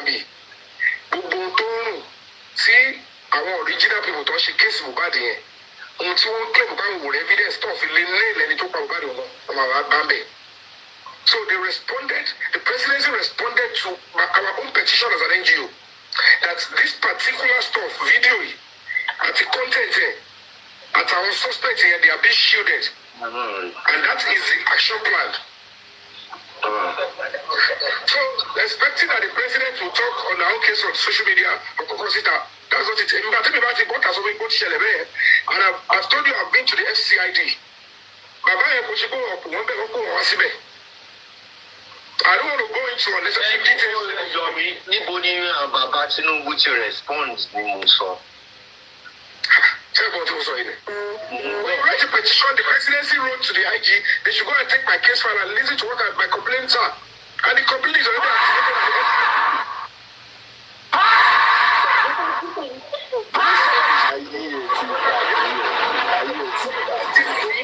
so you can see whether the presidency wrote to them to go and listen to us. Petition like color. Hey, you don't watch any coding. Sorry, lórí ọ̀rọ̀ justice for Mohbad, èmi mo sọ fún yín, ó ti sú èmi personally. I'm not going to be asking anybody to rubbish down the efforts of whatever I said the president did. But this is what is on ground. This is our own president's worry. I'm saying this to some people that are pursuing justice for Mohbad. It's a different ball game. This is the status now. What is now? We're looking for why the people and what that's why I don't want to speak.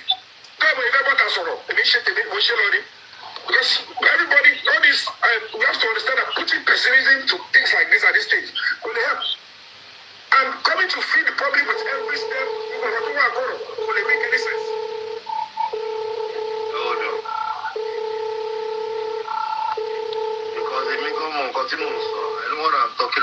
mi lè máa gbó lọ́wọ́ àwọn èèyàn kọ́ máa dá ọkọ̀. Èmi ò anybody kan gbowó mi ò fẹ́ kọ́ gbowó. Yóò yẹ kọ́ ni mò ń sọ̀rọ̀ tí kò ní àbá máa rọ̀. Àbí òbí anybody kan gbowó. Everybody want to support the foundation of the show.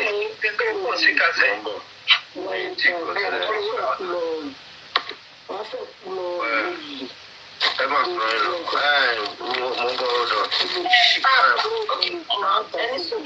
Olè. Ó tọrọ góòdù àbò tọrọ góòdù kò ní yẹ. Ó fẹ́ rọ́ọ̀bù máma wa ní real justice. Ó fẹ́ rọ́ọ̀bù máma wa. Tí ìyá oníyàwó bá lọ já ń kọ́ olórí burúkú. Ó fẹ́ wá jalè justice. Ó fẹ́ rọ́ọ̀bù góòdù. Abó yáwèrè ni Yẹmi. Wọ́n fẹ́ kú lọ́wọ́ mi. Wọ́n fẹ́ jalè góòdù. Olórí burúkú ló dé ṣépè fún ọ. Ọwọ́ ta ni Yẹmi tó fẹ́ jí fún bàbá yìí lọ. Ó ní ọmọ fẹ́ wá gba nǹkan lọ́wọ́ obìnrin lójú òtí ẹ̀ ní. Wọ́n fi láti dídì gò ló ṣí eré nínú. Àṣírí ẹ̀ ti tú. Mo ń gbé ní for the first time wọ́n fẹ́ kú lọ́wọ́ mi olè ají gold. Tí ayé bá lọ gọ́ra ẹ̀ ọmọ tó kọ̀dà kí ọmọ jalè gold ni. Olórí bó fẹ́ kára gbé ẹ síta ní olóṣì. Olè 419 420 wọ́n fẹ́ kú you are begging for good lọ́wọ́ rí justice cat kò ní dáa fún ẹ àwọn tó ń ṣiṣẹ́ tọ̀sán tóru tó ń gbowó lọ́wọ́ anybody ìwọ́n tó ń gbowó lọ́wọ́ public orí gbígbé orí tútù o tún wọ́n fẹ́ máa gbèjà àwọn lólè ọmọ tí wọ́n one chance o ó lè máa ní bọ̀bọ̀ ìkẹ́ Yọ̀mí máa fẹ́ já wa lólè máa ní kẹ́ máa gbà mí kẹ́ ó fẹ́ jí gòdì ọlọ́yọ̀ níyà tó ń tajà ó fẹ́ jalè wọn yọ etí fo tó bá rẹ́ni sọ fún ọmọ ó jẹ́ lọ mú ọmọ yẹn ó jẹ́ kọ́ ìmẹ́ tó ń jẹ́nu bùzàrà yín tó o bá ṣọ́ra ìwà tó ń wù yìí ọmọ yẹn lẹ́yìn ìsàn ló sì dé nù. Sọ̀rọ̀ bí kìdàgátì sí ló máa ń sọ ìwọ́lọ́dọ̀ tí alọ́bàbà ti bẹ̀rẹ̀ sí pé àwọn dáàdì my daddy is my daddy wọ́n ní àtọ́kùn my daddy and my daddy. Ẹ̀ṣọ́ wọn ta òkè òun ta gbọ́dọ̀ tí wọ́n fẹ́ jà lórí. Òun ta gbọ́dọ̀ tí wọ́n fẹ́ jà lórí. Ó fẹ́ lo àpáké tí pé ọjọ́ sọ̀rọ̀. Wọ́n ní ajáde àpẹẹrẹ fún ẹ yìí rí lẹ́yìn fún anything. Ìdí ìwérí ẹlẹ́kàn tóbi sí gbogbo ohun èdè ló ń gbà sí. Olórí burúkú olè àjíkò ló tún ti mú olè mọ́lẹ̀. Ó yọ ń tọrọ nǹkan ṣépè fún òun. Ìgbà tó dé náà ní kó máa ra bọ́ksà fẹ́ kó máa ra ṣẹ́ẹ̀tì fẹ́ ṣé wàhálà wà ní ayé yìí. Tí mo bá jò bá kún kó ṣé wà lára àwọn tó pa ní òní ṣe oríire. Definitely wà lára àwọn tó pa. Ó wà lára àwọn tó pa. Ẹrú Ìyábọ̀ ní ẹ̀nà ṣé bó ti bẹ̀rẹ̀ sí pé Ìyábọ̀ mọ́ra tẹ́lẹ̀ olóṣè olè fún àná the same thing tó ṣe fún bàbá Ìjẹ̀ṣà náà nìyí kò ní dá fún ẹ ìwọ fẹ́ jalè ó fẹ́ jà wá lólè torí èèyàn kan sọ fún ẹ pé kú iṣẹ́ ta ribiribi wá ní kó máa fún ẹ góòdù tó ń tà ó ní ṣe oríire ó wọ góòdù rí títí wọn ló fẹ́ fi jẹ́ kó tún jábàálẹ̀ ẹ̀ kò ní dá fún ẹ pẹ̀lú torí sọ kókó fún ẹ góòdù ni iye oníyà ọmọ bọ́yé mánéjì ara wọn bísínẹ́sì wọn ó máa gba igbá lórí wọn Yọ̀mí abúlé ni Yọ̀mí yóò ní ìjà wèrè gan-an o màá sọ fẹ́ pé ò ya wèrè tó bọ̀ ìbọn ó máa pa ẹ́ lẹ́ẹ̀kan náà ṣebí ìbọn ó máa pa ẹ́ lẹ́ẹ̀kan náà ò ya wèrè tó bọ̀ ó lórí burúkú ẹ̀dá olè fún àná alọ́kó lóhun kígbe Jésù kí màmá yẹn ti wá lọ gọ́ra ẹ̀ kó sọ pé àbẹ̀bẹ̀ ìfẹ́ ṣiṣẹ́ ojú àjẹ́ fún igbó tó yẹ máa gbà á nìyẹn a máa bú bàbá létà then the woman will be regretting giving him that gold olórí burúkú you know him for the first time and then you were begging for the gold aren't you ashamed? Yaba. Ṣé ẹ fẹ́ sọ̀rọ̀ àbí kọ́ ṣe tán? Prince Labi. Nígbà tó fẹ́ lọ àrẹ́sì àwọn àdúrà gbà yẹn, ọ̀pọ̀ àrẹ́sì àdúrà ti dàbọ̀ náà. Ẹ pa bọ́tà wá bẹ̀rù náà fún mi. That's why we don't go say possible. IGO kan, IGO support kankan. Àwọn ti gbà tó gbé wọn lọ́sẹ̀ rí. And at the end of the day, ìyá ní kọ́kọ́ àrẹ́sì àwọn tó wà nílé, àdúrà wà nílé gbà yẹn. Gbogbo yóò mọ̀ pé káwọn lọ́wọ́ àbẹ̀. Nǹkan tí mò ń sọ ni pé níbo ni Tinubu ti respond mi ò tí ì rí evidence yẹn sí. Ẹ ti rí evidence? No. Wàá ní àwọn kalẹ̀ wàá rí evidence jùlọ. Anyway, ó sọ̀rọ̀. Evidence ń tọ̀ ní. Òun náà ni mò ń sọ yàn. Ó ti rẹ̀ mí gan, ó ti sú èmi gan, ó ti rẹ̀ mí.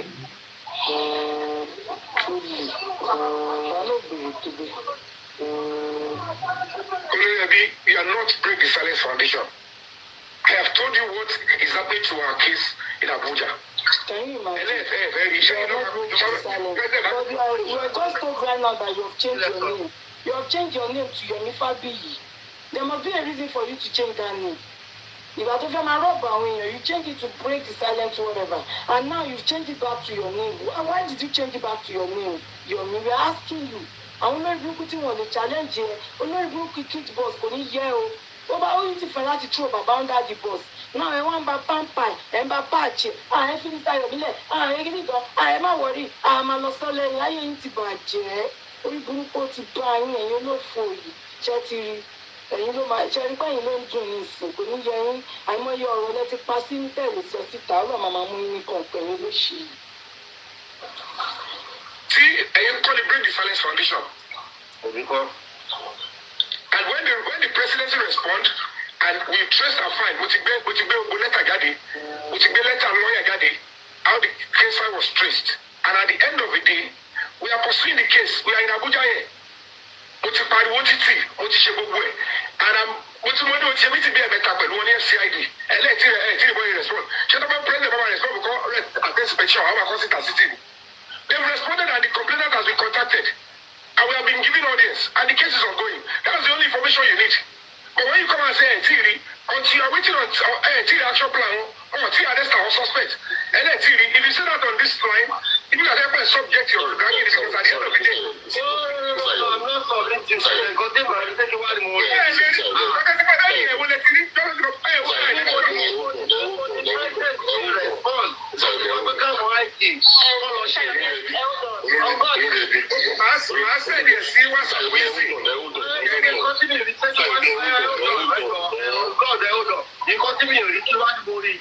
Níbo ni president ti sọ pé kí àwọn IG lọ ṣe gbáko lọ ṣàwòrán?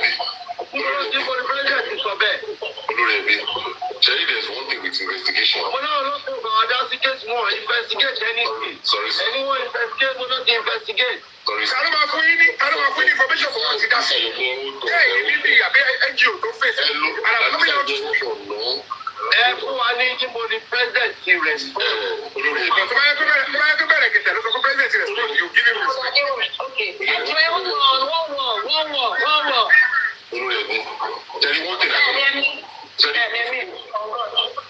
Jerry got to understand how police operates is once the presidency has given directive, see the presidency will have one directive to go ahead and invite Mohbad at the first instance. Shall we to position of Mr. Yomi says we can invite Mohbad. Now, do that. It is a lie. It is a pure lie.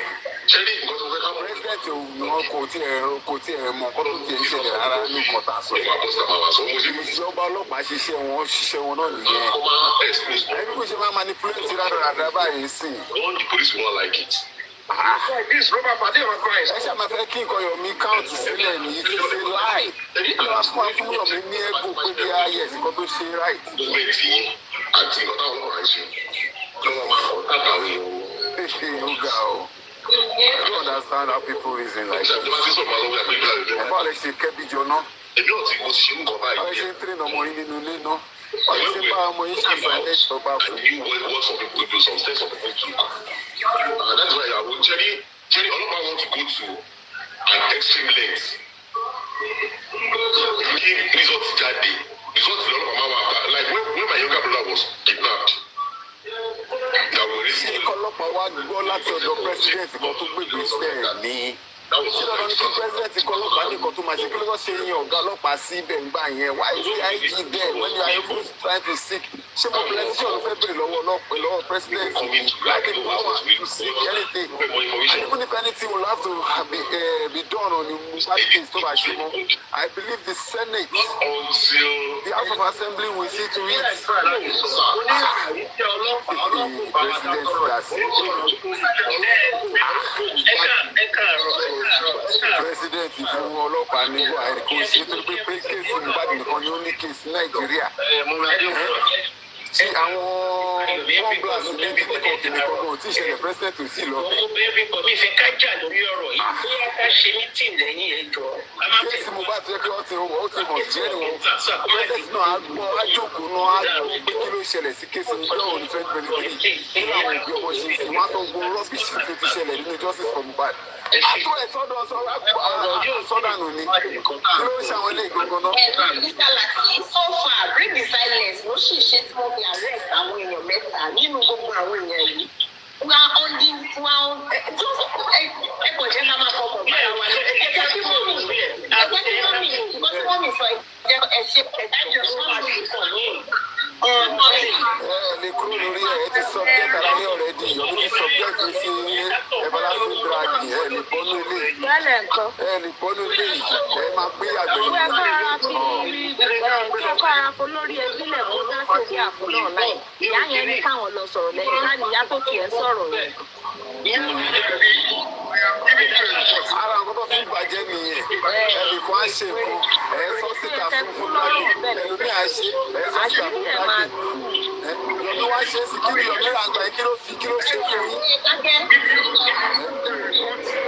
And I, when you report to somebody, if what necessary, where it's a valid extra one, you resort back to the privacy. Because when you know how sensitive this case is, you know that she case in Oseko, don't arrest the Apollo and don't go to Anule, Gavanara there, Abadabo, who come in, and I pursue, later on, read national newspaper, Molosi Embassy Lepo, and I told you the response has come, who are Abu Jabai. Anybody will not say, who have given updates. If you do it this way, everyone because somebody information will give you what to do. Because the code I was given is need to know. Need to know. If you even contact me in a mission, I ask you if I give this kind of update alone, it's enough for you to okay, good, you want to know on ground. But it's for okay, they are working. You can't expect the presidency to come and have any evidence until you get results. This is social media. Will you keep quiet? Will you keep that mouth shut? Onírọ̀ ń pa pẹ́pẹ́ rọ̀.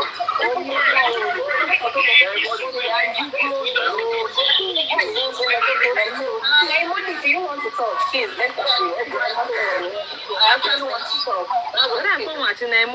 First of all, I don't know the moderator that muted me and you muting me. I don't think I've abused anybody. It shows there's something bad every day. I only commented and comments Timo Sonipe, Baba's team Baba.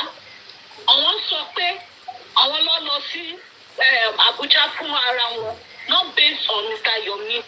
And I still commented here that Mr. Yomi, why not send it to Mr. Lati? One thing, let's face reality. Now I got muted for saying Baba's team came out and said it wasn't based on Mr. Yomi.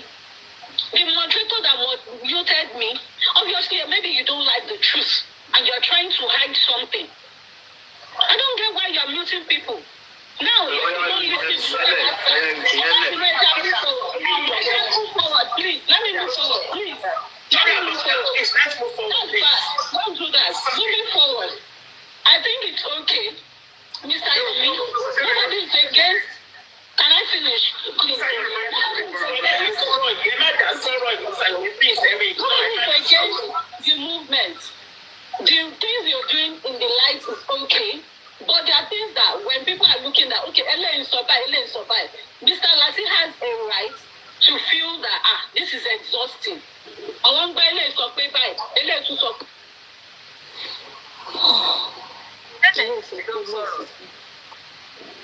Forward. I think it's okay. Mr. Yomi, nobody is against.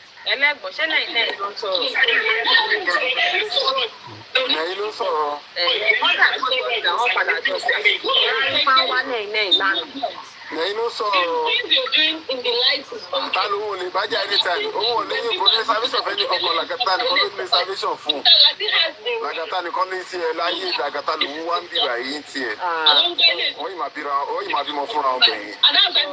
It should make sense. You can share a copy of what the president sent to you. Mr. Lati can also now say, okay, these are the people that his own platform board of trustees that exactly.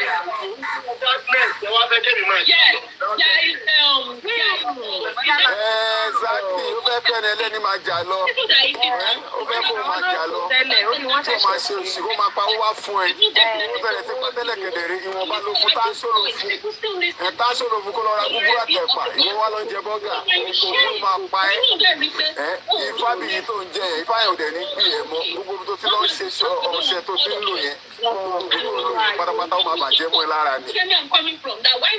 Yomi ayé ẹ ti bàjẹ́ o, ayé ẹ ti bàjẹ́, ayé ẹ ti bàjẹ́, ó dẹ̀ ti gbogbo ọmọ ọjọ́ ọ̀la ọmọ ẹ ó ti bàjẹ́ bó ṣe wà yẹn. Lórí burúkú ẹ̀dá. Ẹ pé sí dànù ẹ kó wèrè kúrò lọ ẹgbẹ́ ẹ lé dànù kúrò ní ẹlẹ́ lóko pa. Bẹ́ẹ̀ bá ṣe ń lẹ́jọ́ sí lóko náà nìkan máa lẹ́jọ́.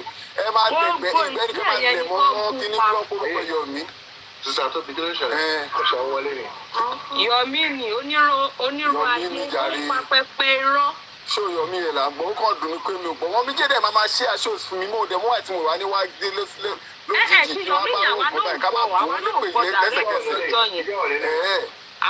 Kíní lè ṣẹlẹ̀ ọjọ́ Friday.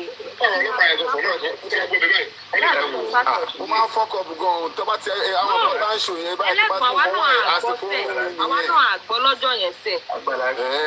Alẹ́ àná tí Lagata ń pè. Àgbàlagbà péjọ ẹjọ ọjọ́ ọlọ́ọ̀kẹ́rí ṣó táwọn àbá ti rí láì tó bá ń replay ẹjọ ayé mò ń kọ́ lọ́ọ̀gbẹ́ òfin Jésù bẹ̀rù ẹjọ ẹ jẹ́ ká yẹ kí mọ́mí jẹ́ kan take decision fúnra wọn ẹjọ ayé ẹjọ ṣé rí gbogbo nǹkan báyìí èmi ò ní parọ́ fún yín ẹ mẹ́rin ká máa stress ara lórí àwọn pípọ̀ yìí bro ẹjọ dúró lọ́hùn I know the passion you have down there because a mọ̀ pé òótọ́ ọ̀rọ̀ ni mọ̀mí jẹ́ ìgbé dání ṣé àwọn pípé wọn wọ́ọ̀ tí wọ́n máa dín ẹlẹ́jọ́ wa ẹjọ́ ó máa ń dùn mí gan sẹ́ ọ̀dọ́ ẹni pé mo ṣe ń wọlé ni èmi tí mo ti lọ ń tó ń pè ní dọ́dàrún mo kàn ń gbọ́ pé ẹjọ́ ayé please ẹjọ́ mo bẹ̀ yí bọ́dà ẹjọ́ ọjọ́ ọlọ́run ẹ̀rọ àwọn pípé yìí mọ̀ tó yẹ ṣe wípé kẹ́ rí wọn kẹ́ làwọn lò lẹ́nu nímú ni ẹjọ́ ọkọ̀ máa dì èsì wọn fẹ́ sí wọn lórí bẹ́ẹ̀ sí àṣà. Yóò ní láti zolo. ẹ náà fẹ́ da ẹ fẹ́ di dadi fàájà ni. nù àwa tiẹ̀ mọ akọ̀ ń. mo mọ̀ èmi náà kàn ń káàmù bọ̀ brọ́dà mi ni mo mọ̀ pé káàmù tó gbọ́. ẹgbẹ́ kan ti fẹ́ máa wọnú fàájà lọ wọ́n fẹ́ lẹ́yìn lóko pa. ayé ẹni tó. ìbá ẹ sọ̀rọ̀ rí èmi ní kámá ìdí náà dẹ̀ mọ́. ẹlẹ́gàn.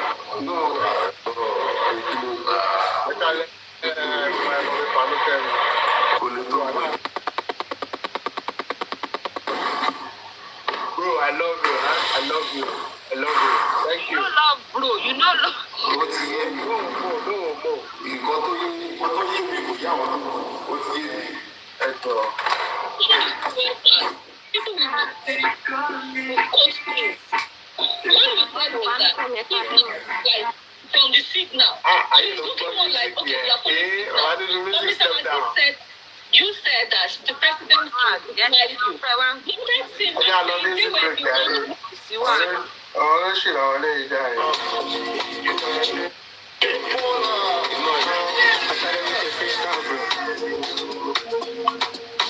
My name is for big side, but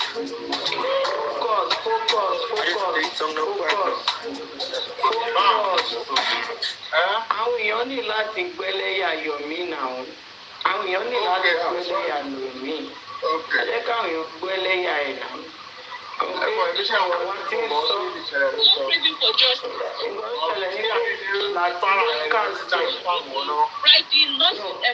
láti ló ń kà sí ẹ̀ step by step. Wọ́n á parọ́ ṣòyìn láti wá ń béèrè pé evidence wà evidence. President,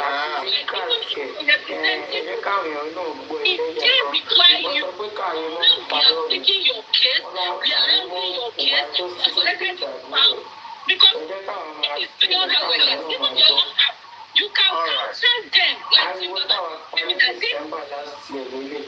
kọ́lé blọọgì kọ́sà ayé ni ẹ̀ka ti parọ́ gbogbo ilé ìsẹ́yìn lórí ìlú Arsenal bandeta ló ń bá yín ṣe mọ̀mí jẹ́ everybody mọ̀ ọ́ àbẹ tó wá mọ̀ pé òun fẹ́ jèrè ọmọ ló máa mọ̀ pé òun pípé ọ̀hún parọ́ ni. wẹ́rẹ́ ní gbogbo wọn jàre ẹ̀rí máa bóyá mute ni bóyá. Let him answer, please. Let him answer. Let your me answer. a máa ga ní sí àpọ̀ tó máa fọkàn lọ sí i. Big boss ló ń sọ pé let your me answer yìí. Àwọn mú sọ́wọ́ gan àṣírí ẹ̀ tí wọ́n bí jẹ́ ìfowópamọ́ wọlé ìfẹ́ ẹ̀rọ náà. Àṣírí ẹ̀ ká túbọ̀ wọ́n fi ọmọ ìpàdé. Àṣírí ẹ̀ ṣì máa tún torí ọ̀ ní òní stop ó ṣì máa máa bẹ̀rẹ̀ owó sí ọ̀rẹ́ kò ní stop. Ẹ jẹ́ kí yóò ní dáhùn. Ẹlẹ́gbọ̀n ti ń bínú sí mi pé mo ká àmọ́ dáhùn. Ẹlẹ́gbọ̀n ò lè bínú ẹlẹ́gbọ̀n o. Ẹlẹ́gbọ̀n ti máa ń la Ọjọ́ wa ìjà ẹlẹ́gbọ̀n ti bínú. Ẹlẹ́gbọ̀n ẹ̀jẹ̀ dá mi lóhùn ṣé wọ́n fẹ́ jẹ́ kí n máa pariwo. Please. Money, please don't. Nobody should interject him. Please. Oh yeah. First and foremost, it's quite anybody that has ongoing case to involve any new lead, to involve Olokpa, or to involve arrest, or to involve person it is bring this in explanation. And if there is anything that anybody will know in this case, if there is anybody to ambush from that case, and the light is soon too, don't get para sí party, is bring the Silence Foundation. Àfẹni tí ó bá fẹ́ bọ́ lọ́wọ́ nípò ẹ̀ ni ò ní mọ̀ pé ìkà it is serious malicious act. Nígbà tí kéèsì bá ń ta report alọ́fẹjọ́sùn ní zone. Ẹ ló ń gbé ìṣìkẹ́ nítorí gbogbo àwọn èèyàn tó ń bọ̀ ẹ̀mí ìpàdé. So it is obvious. Everybody knows that if there is any. Hello English that is dance stuff. Hello English. It's to break the Silence Foundation based on the new lead from Zone 2. In Zone 2, maliciously return the case back to Ali. Wá ayélujára kò sẹ́ni tó máa dàrí màá ti ẹ̀rọ ti yẹ ọ̀gbọ́n. Ẹlẹ́gbọ̀n jẹ́ o. Ẹlẹ́gbọ̀n kí lẹ sáré lọ ṣe sáré lọ jẹ nǹkan ni. Nígbà tẹ́ ẹ̀ pọ̀ ẹlẹ́gbọ̀n èrò ẹ̀ ń pọ̀ ẹlẹ́gbọ̀n ni àgbàlagbì ló wà ń bí ẹlẹ́gbọ̀n sí ni. Àgbàlagbì ló wà bí o. Àgbàlagbì ló wà lé. Nítorí nǹkan tó sọ mọ́ á nínú o. Ayé màá bínú síta ni. Ṣé wàá tí wàá tó bínú ṣá? Ìbínú lọ́nà. Ayé rẹ̀ bínú sí mi. Náà bó ṣe káyọ̀ lára sí náà ní tí ẹ bá ń wo bí ọ̀ṣẹ́ ìyọ̀ mi ò kì í ṣe nǹkan tí èèyàn máa cool down fún olóògbé bí mo ṣe ń dára ọdún tó fẹ́ sọ̀rọ̀ dájà rẹ̀. Ṣáàpá. Ẹ bá rántí nǹkan tí mò ń sọ yìí, nǹkan tí ó ṣẹlẹ̀ lénìí, tẹ bá rántí ọjọ́ tí bọ̀bọ̀ tó pè ní Man African TV yẹn tó engage Mọ́mì J fún over 2 hours lọ́dọ̀ Paparino, everybody panelist pé lọ́jọ́ yẹn. Nígbà tó dẹ̀ tí wọ́n sọ táwọn èèyàn rótì ní ẹtú yẹn sọ kátikàti, mo lọ sókè lọ́jọ́ yẹn mo ní ẹni sùúrù. Ọjọ́ kìíní ọ̀hún tó ní social league wèrè, gbogbo yín ti ń bú social league yìí. Mo ní mo fún yín ní how many months ń sìn, gbogbo yín náà lè máa padà wá sọ́kù fún Yomi. Wọ́n drop mi lórí bẹ́ẹ̀ ni Mọ́mì J ní pé since you have dropped my person then I have to leave. Since you have dropped one of my that's my person and you cannot drop him and I remain here. Bye bye. Everybody ìpéjú ń bá àwọn 360 yìí wà ń bí. Nígbà yẹn. Mo sọ fún ọlọ́dọ̀ Paparino lọ́jọ́ náà. I went up pàtó ẹ̀kọ́ dẹ̀ pé gbàgbọ́ what they give and take. Olúkàdùn bó ṣe ṣàlàyé tó African television now I understand. I went up mo dẹ̀ ṣe analysis fún wọn pé mo gbé wọn látọ̀dọ̀ tòsí tó ti tẹ́ social league wèrè. Mọ́mì J náà ló pè yín sí social league wèrè ẹ sọ pé kíníkan kìnìkan tá lẹ́ ń bú lẹ́nìí ẹ̀ ń bú gbogbo wọn ni. Náà Yomi tẹ̀ ń gbèsè lẹ́yìn ìsìn mo ní mo fún iná many months náà sìn ẹ̀ máa lè lókun pa ni. I was dropped on that day. A máa sọ̀rọ̀ gbogbo kíní fún ọ láti tipẹ́. We have foresight here. Get mo understand yín o kò wá kí ló dé àwa sọ̀rọ̀ nígbà àwa bínú fún ọ̀sẹ̀ àwa láyé kí ẹ̀ fi wá tó bínú ni. Kí ẹ̀ tó bínú láéláé. Ọyù àgbàlagbì. 100 for you senior man focus. Ẹ kúrò bẹ́ẹ̀ àpè sọ̀rọ̀ fẹ́ lẹ́gbọ̀n àbí àgbàlagbì wa bínú pé kí ló ṣẹlẹ̀ á lẹ̀ pọ̀. Ayé.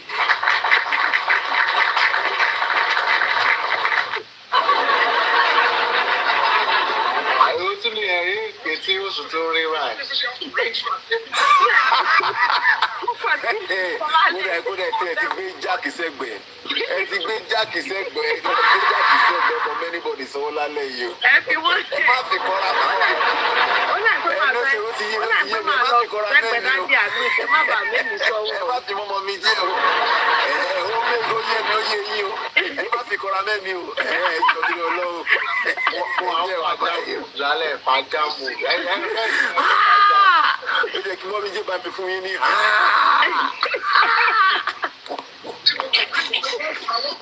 Ọlọ́pàá ń bo fóònù yẹn nítorí pé àṣírí tó máa padà jáde ọ̀nà ọbẹ̀ nìyẹn because tó bá. Àdàdé mo ríre tún wọlé padà ẹ káàbọ̀ Dàdé mo ríre. Oríire ọlọ́ba ẹ̀ka lẹ́sà o. Ẹjọ́ ẹgbẹ́ yìí ó fọ́ ọdún ta òyìnbó sí i. You are not buying for the Lagata containers is not even buying your story this time around. Ẹ máa wá bùkẹ́ yìí náà. Ìrọ́pọ̀ ti sú ẹni tó fi ṣe pé fún ẹ̀yìn. Ó fi ṣe ní. Wọ́n náà ṣì rí ẹ̀ ti tú. Wọ́n lọ fún àwọn ìyàwó fẹ́ máa ṣàgbémọ́ òde tákú síbẹ̀ sí dandan ní.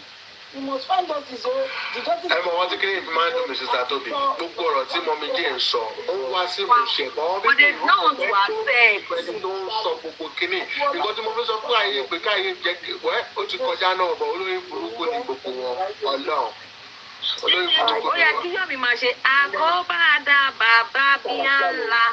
Àlùmájìrì. Bàbíyà ńlá. Exactly. Dájú mo rí ẹ káàbọ̀ jàre. Àtàrí ifá tó bá fẹ́ bẹ̀rẹ̀ ṣò. Lálálálá bàbíyà ńlá. Irọ́ ló máa pa irọ́. Àwọn àlùmáńjìrì òòlì. Olùgbé kéèkì lọ fàbídá. Olùkọ́ fáìlì kìíní kò tó lọ sí London.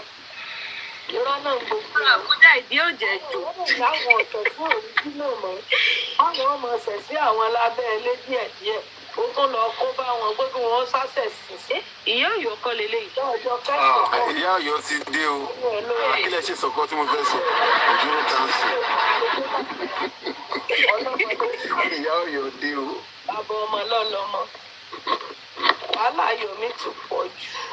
Ìyá Ọ̀yọ́ ṣẹ̀ṣẹ̀ jí. Ẹ̀rí kan pípọ̀ ti fi underscore lọ́ fi ń sọ̀rọ̀ sí wọn fi hashtag sọ̀rọ̀ mọ́ báyìí. Underscore lọ́ fi ń sọ̀rọ̀ báyìí. Òun ò jágere mọ́. Ìyá Ọ̀yọ́ ṣẹ̀ṣẹ̀ jí. Kí fẹ́ gbogbo last week yẹn wọ̀n lójú oorun àbí 2 weeks. Tí nǹkan bá ṣe yín ń dọ̀tí ìlú náà tẹ́lẹ̀, Ọlọ́run fẹ́ palẹ̀ yànyàn mọ́nù àti àmọ́rú àwọn ẹranko ọ̀hún. Ni wúmà kan tẹ́yìn rẹ̀ parí ara ọmọ wa justice. Èmi ò wá pariwo ebi tí ń pa mí. Bọ́ọ̀tà kan ti sọ pé wọ́n ti bá owó ibi wọn náà ṣé wù ló bẹ̀rẹ̀ láti bẹ́. Ọlọ́sàánú wa, ọlọ́ni ò fún Yomi sí. O má para rẹ, o má para rẹ Ìyá Ọ̀yọ́. O tún yán níbi ọ̀rọ̀ tó ń sọ. Láì ṣe pé bí wọ́n sanwó oṣù fún ẹ ń bẹ̀. Ọ̀padà wo pásítọ̀.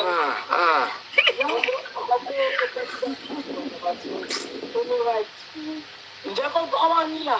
Ó sọ pé ìgbà right president ní lẹ́tà jọ sí ìjọ ní kóòtù ìdílé. Ohun gẹ́ yóò tẹ̀ Parimorous rárá abuké. Abuké ọ̀ṣùgbọ́n erí lòun ẹ̀ ṣe rí. Ó ń sọ̀rọ̀ bẹ́yìn tó ń sunkún sínú. Ó ti ṣẹlẹ̀ nínú kéèsì Mohbad gbogbo tó pa ó máa padà jáde. Òun dẹ̀ ní a ti ṣe ọlọ́pàá rẹ̀ ti gbé bó ti wà l'Ábùjá ní ìwà ṣe exercise l'Ábùjá. Ó jẹ́ jù. For want of it, I mean, Ìwọ kọ́ ló lọ gbé wéètì UK tó lọ fẹ́ṣẹ̀. What is a solo protest? Within the anniversary of his guest of, I wrote a letter. Lánàá, look at my speech. You can't do that when DSS ọlọ́pàá wà bẹ́ẹ̀ tó ń gáàdì wà tó ń gbọ́ ogun ẹ̀. Kọ́tù lè fún wa níbi tá a lò yẹn, the commissioner of police FCT gave the approval and our letter is still based on the Ibi tó ti ṣe 2 years remember ló tó fi fọ́ọ̀mù báyìí. Ayé ó tó kẹ para. And that is how it Ẹ má bínú o. Ìbẹ̀rẹ̀ pé wèrè ni Yomi. Ọ̀sẹ̀ dákẹ́ ayé tí sáré sí ègún. Ọjọ́ sì ṣe ń jẹta níjẹta àbọ̀jọ́ ò. Ọjọ́ Friday. Ṣé wọ́n ránṣẹ́ kó lọ sí Àbújá ni? Ó sún mi, ó lò sí ọ̀rọ̀ yọ̀ọ̀yọ̀. want me to come and accept it. You are going to send it. There's always an acknowledgement paper. Letter. When you send a letter, they will acknowledge immediately. Oh, God. It's an acknowledgement. It's not I think I'll follow. I think we only saw your business drag, you know. Over your ear. Oh, God, we just talk about Yomi fẹ́ fi platform ẹ̀ tutọ̀rọ̀ owó ni. Olórí ẹbí dẹ̀ ti ìjà dáwó fún ti sóhùn. Sórí lẹ́tà tí president. Ayé ọ̀tá yìí máa rí bọ́ ẹni. Ayé come back o, come and finish your meal for. Ó náà kọ́ wọn ò kọ́ lọ sọ. Ọ̀dọ́ ìwà ẹ̀ sìn 2 minutes ló kù. Ayé. 2 minutes ní kí ni kù. Dámì ẹ̀ máa ń lò ní. Àjẹ́bẹ̀ kí ni ẹ máa rí ọ̀rẹ́? Mo sáré ṣe update ni, mo ṣe update ni. Ẹ̀yin náà ti di blogger. Mo update ni.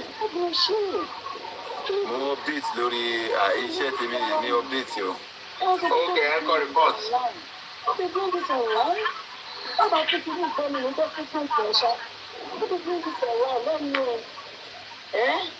Yomi lẹ́nu ẹ̀. Don't be doing this online, but you want to throw Baba. Come on, pull it through on that because you want to Baba. Wọ́n lè kí yàn wú ẹ̀. Fúnra rẹ̀ ṣaka. Ṣùgbọ́n tó ti lọ́wọ́ ti tòbi títì. Sọ̀rọ̀ bẹ́ẹ̀ tó sọ fún. Oh, báyìí ẹ̀. Want to know? I'm not even buying all of that. Báyìí ara wa gbọ́ báyìí. Inú ìgbà wọn wọ̀ látọ̀gbọ̀. Bàbá láti gbọ́ báyìí. For Bàbá láti not even to buy all those your gimmicks likes. You're just lying. You're lying up and down. All in the name, you're looking for a source of income. That's all you care about. The money. You're talking about they should go and have NGO. They didn't give you any money. They didn't give you any money. And you even change your name. It took them almost a year to do the meeting last year. That's it. Exactly. I was for 3 weeks. They almost a year.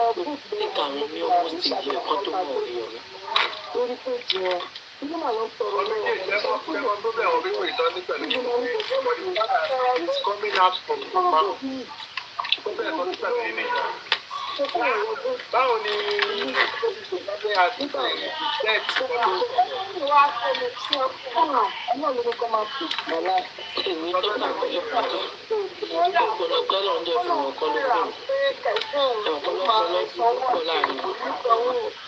èèyàn pariwo irọ́ ló máa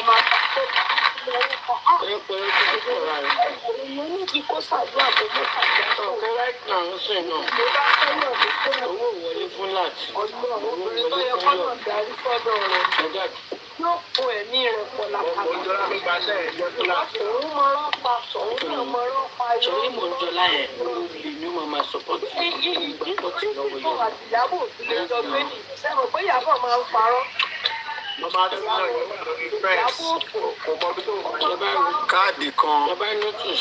Káàdì kan ni Mojola fẹ́ play sí òkú ìyá ẹ̀. Lẹ́yìn ẹ̀dá àwọn àṣọpẹ́ ẹ̀wò justice ẹ jẹ́ ká lọ justice sí jò tí ò bá wá justice mọ́ ẹ jẹ́ ká máa lọ ilé wa irọ́ kò tí lè lọ lé báyìí o. Káàdì kan tó kù tó fẹ́ tà ń sìn òkú ìyá ẹ̀ ni o. Kódà á ti máa ṣe felenge international woman nínú ẹbí báyìí. Ẹ̀yin kó lọ́dọ̀ kan ṣe pin láàárọ̀ ẹ̀ fún yẹn sọ pé àwọn ní láti fún kọ̀ọ̀kan kínní kan tí mo mọ̀ pé wèrè aláàjì àwọn aláàjì. Bàbá Rotus Angela obìnrin fẹ́ tó Yọ̀mí kó tún jẹ òun máyé. Tí Yọ̀mí bá ti lọ síbi kan báyìí Angela máa mú sọ pé ẹsẹ̀kẹsẹ̀ within 24 hours ó lọ bá ń bẹ̀. Rotus. Bẹ́ẹ̀ni o, bẹ́ẹ̀ni. Wọ́n jọ ń ṣe àpapọ̀ ó tó kí láti máa bínú torí pé island ni láti wà kò sí on ground. Onílé dẹ̀ blọ́ọ̀kì Arífá torí pé Arífá náà máa ń wà onílé náà máa ń wà on ground tó máa ń bọ́ sí lọ́wọ́. Ṣé gbogbo wọn yẹn tí mo ṣe ń lọ? Mọ́mí jẹ́ ọ̀rẹ́ yín tẹ́ni ọmọ ológun lọ́dọ̀ nǹkan ló fẹ́ ṣe wedding àbí nǹkan kan. Ń gbọ́ pé fẹ́ ṣe ìyàwó. Ó ti ṣe Wọ́n ní next week. No, wọ́n ní next week. Tọ́lá àwọn máa fún mi lọ́dọ̀ fọ́ọ̀sì. Bóyá ọjọ́ bẹ́ẹ̀dì ẹ̀ ló fi ṣe. Ọmọ September. Tó o tiẹ̀ tí màá rí. Ó ti máa yọ. Ó ti máa yọ ọkọ ẹ̀ pa gan ni. Ó nà pa.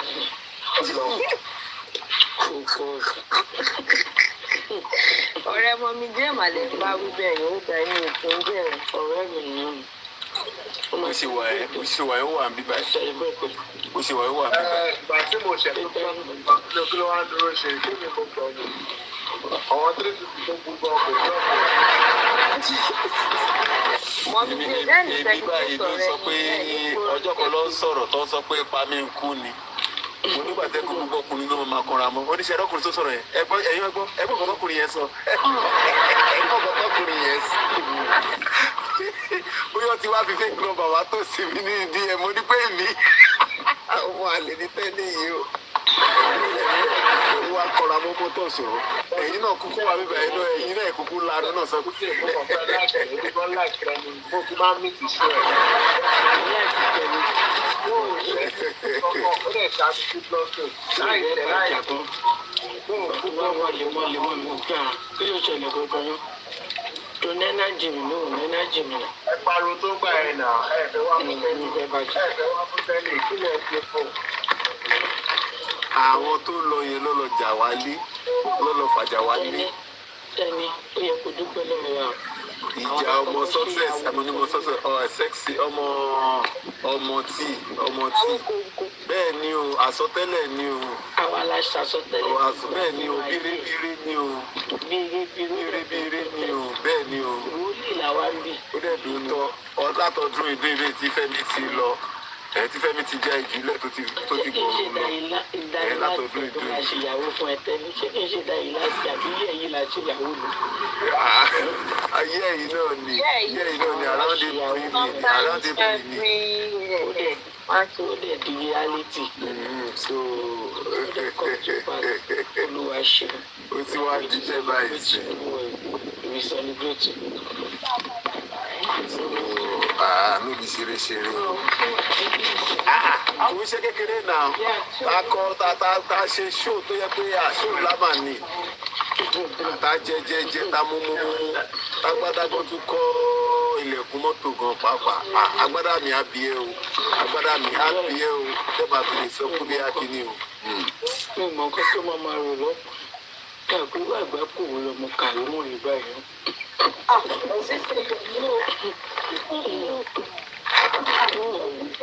Ẹ̀yin ọ̀rẹ́ mi lọ́wọ́ kò sí sẹ́lẹ̀bírẹ́sì wọ́n á tẹ̀lé ilé ẹ̀ lágbára Ọlọ́run. Wọ́n á ṣe lọ́rẹ̀ ara yín kalẹ̀. Ìyọ̀mí ò tí ì ṣẹ̀sìn. Ẹ̀sìn tọ́tọ́ fún mi pé Ìyọ̀mí máa ṣe kọ́ lélẹ̀. Ó máa tún lé lọ. Kò tí ì ṣẹ̀sìn yẹn. Ó máa ṣe tó lé lọ. Àṣé ẹ̀ máa tún. Báyìí ò sì fi ń sọ fún ọ pé sẹ́tà bá jẹ jẹ́ sẹ́lẹ̀ rẹ láàmú. Níṣòro rẹ ti dà náà sùn sẹ́nu ìgbà. Àbí ẹni tó bá fẹ́ jẹ́ kò yé mi ní o. Ìyọ̀mí ò kú ẹni tí fọmọ ni. Ó bá wọ́n ní lórí sáà. Wá sí ilé pé tí náà gbogbo owó tán bóyá fẹ́ sanwó ilé ẹ̀sìn máa ń padà wáyé. Ẹ fún láago góòlù lórí ìsìn ní jẹ́ẹ̀nì ti ẹ̀dá. Ó gbé pàṣẹ ọ̀rọ̀. A kì í yáwó lọ́wọ́ sí ìgbà bí ṣe. Mohbad. Bílódé tí tó wà wọ aago. Ó bọ́ sí ní Mohbad ọwọ́ mi. Ẹ wò ó. Mohbad máa kó oríṣiríṣi. Èmi ò mẹ́ni ó mọ ọjà sáago. Ó kì í ọ̀mí ẹlẹ́sìn. Wọ́n náà ìmẹ́ni olóde tí ó yà aago lọ́rẹ́ o. Yọ̀mí afọ́nú. Àwọn aago dáàdì mi nìyẹn. Ọfọ́nú ọfọ́. Ó máa pẹlẹbẹ mọ́ screen báyìí ó máa fọ́. Ẹ̀sùn ìyẹn máa pè rẹ̀ lọ. Ẹjẹ́ á máa gbẹ́sì òkùnrin olórí burúkú. Ó bá tó pa àwọn sílé kọ́ máa pa àwọn síta olùlòsì. acknowledge you on social media. Acknowledgement is not for you. I don't give you one lotion. I know, man. I'm only don't make you stress. But I'm only talk about what I know. No, kò ń ṣàárọ̀ ìnà àárọ̀ àná yẹn ni. Mo pẹ́ yìí táìmù ọ̀yàtọ̀. Ṣẹ́rí show yìí prompt Neymoli. Ó prompt Neymoli kó lọ open life. Ṣùgbọ́n life yẹn kò wà sustain. Ṣé rántí pé sátidé tó ní Arífáwá ti wá ní àárọ̀ kùtùkùtù Sunday wa. So ló fi sọ pé mọ́tò èèyàn kan gbá mọ́tò òun ṣe kinní kan fẹ́ lọ àtẹ́ǹdì sí mọ́tò ẹni tó ń ṣe mọ́tò òun pé kinní bẹ̀. Ó prompt ẹ̀ kúrò lórí life yẹn lọ open show. Làgàtà wá dé ó wá lọ bá níbẹ̀. So yẹn ló wá ṣe rẹ̀ pé Làgàtà àti Arífá wọ́n ti lọ ṣe meeting lẹ́yìn tó fẹ́ expose Yomi nǹkan tó ti wá sọ pé ó wà nílẹ̀ ó pọ̀ yẹ́yẹ́. Ṣùgbọ́n onílé ló wá lọ síbẹ̀ tó lọ sí káńtà yẹn tí ò jẹ́ kó gbọ́dọ̀ expose kìíní yẹn. So therefore, onílé àti Yomi ti jọ ní shady things tó ti jọ ṣe papọ̀ ní. Bẹ́ẹ̀.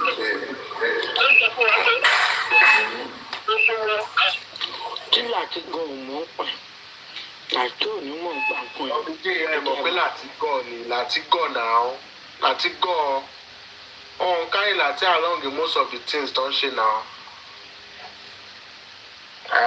Ẹ̀rọ tí jọ́kọ̀ tí onílé sọ pé òun máa ń pè láti òun gbé kọ̀. To be sincere novice ni láti but tó bá ti fún ní táṣẹ́rẹ́ báyìí ti fún ṣéǹjì báyìí ibi tó bá ti lọ ló ń lọ. Mi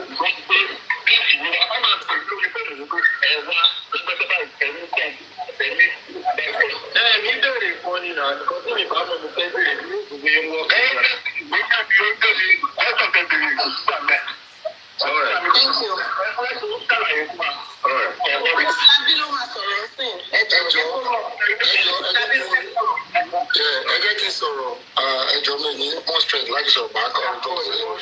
Bọ́lá tí mo send a voice note to your WhatsApp, if you can listen to it right now, direct from Abuja, it will sort everything that we are arguing upon. It will sort it out.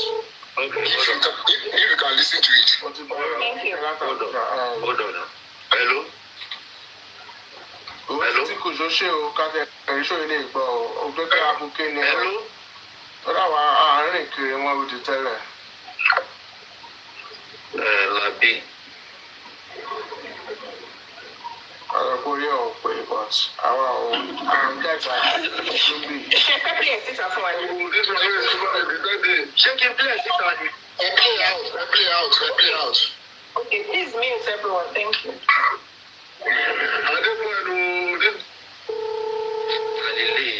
Hello. Wọ́n náà pa fóònù. Hello. Bísí DND náà. Ayé dẹ́ sọ̀rọ̀ náà. Bàbá fẹ́ ṣe. Ayé sọ̀rọ̀ sábà ni. Okay.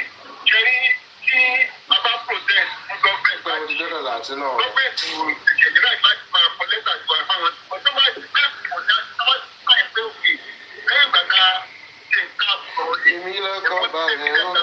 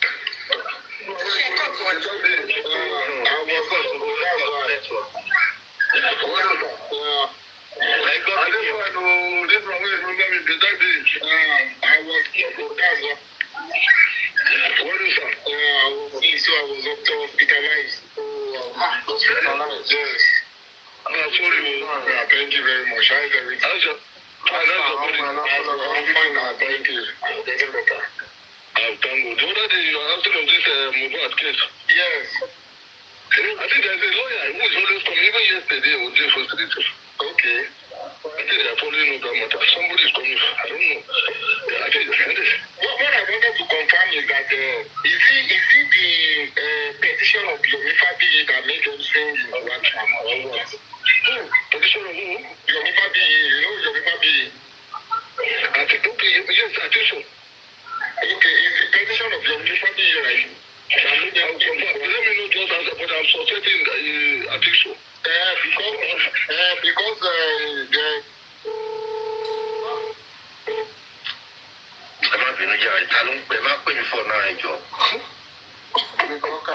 saying that he got a signal from presidency that it was the signal that made them swing into action. Because people are now trying to,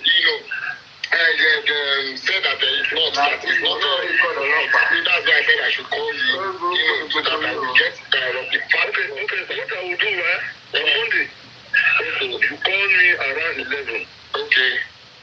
I'll confirm. I'm not it is not my team, but it's my section. Okay. Is it for opportunity? No, Okay. It's our woman DSP, and I be the team leader. Okay. What time should I call you on Monday? 11 a.m. Okay. So, on our case now. And again, Labi, I want to teach you one thing. We are going to take bikini sita. In your money to make a pile of Google Kenya because 10 years back she played in a sita. And he live at the time this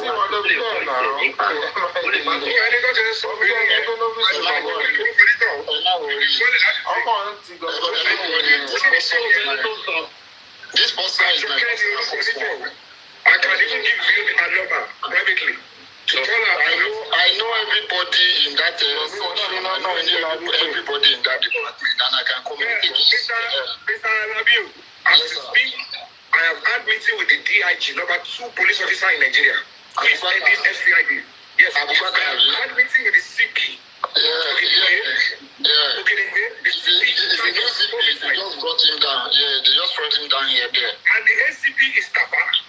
I have had meeting with them and the entire team. I have not we're not supposed to be saying this at this stage. You know, because I have utmost respect for you. Because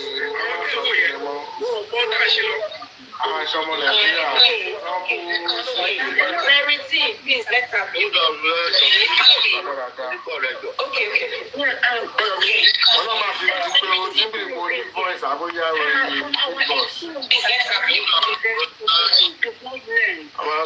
Can you repeat that again? Can you come again? Can you come again, please? Come again.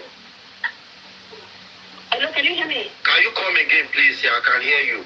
Okay, yeah. I said we really need to be careful. Because you see, whatever Mr. Yomi is doing at the moment, he's not bringing it to the public, unlike before. So they don't even know what is going on. They don't know what, they cannot sabotage this right now because they have less information. So if anybody comes out and is trying to challenge whatever Mr. Yomi is doing, we have to be careful.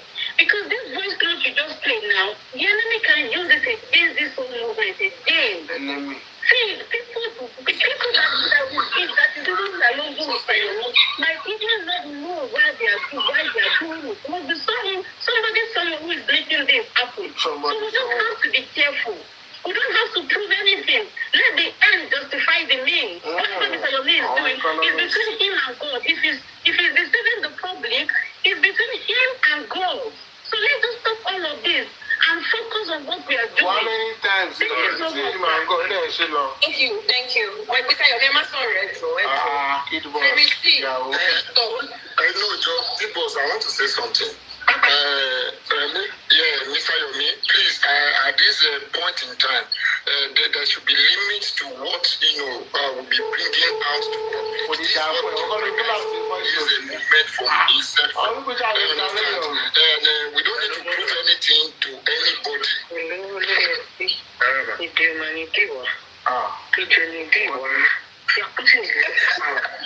Conversation. Okay. You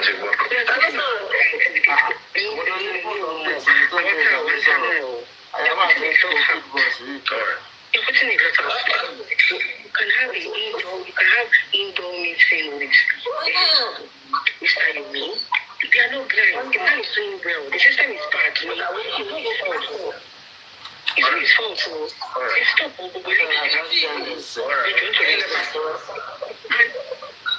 Hello. I want to go down.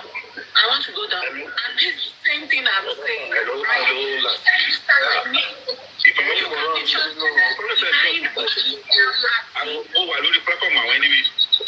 Send all the things to speak for the money you is dropping too much as usual. I don't person one minute go. All right.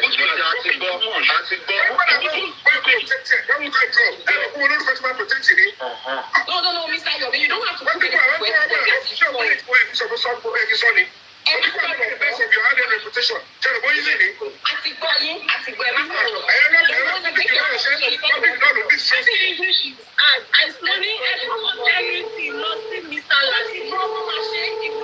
Thank you. Verity,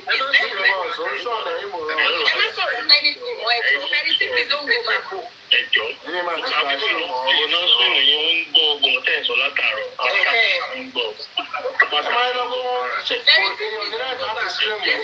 Move forward. Verity. Oh yeah, your submission. Thank you. Okay, good morning. Okay, everybody. It's actually so sad. I'm going to come in two different angles. It's really so sad that even the family that everybody is fighting for justice, I believe that actually meant to be the ones who will be at the front line. If they're truly, seeking for justice, true justice. Because my own politics, based on public, right now public actually lost trust. They've lost faith in this movement, and I will tell you the reason why. Maybe due to lack of accountability. Accountability is about like, accountability that people are yearning for. When it comes to, like for example, here, there's a church, American Church, Mohbad, as a very good example. Every Sunday,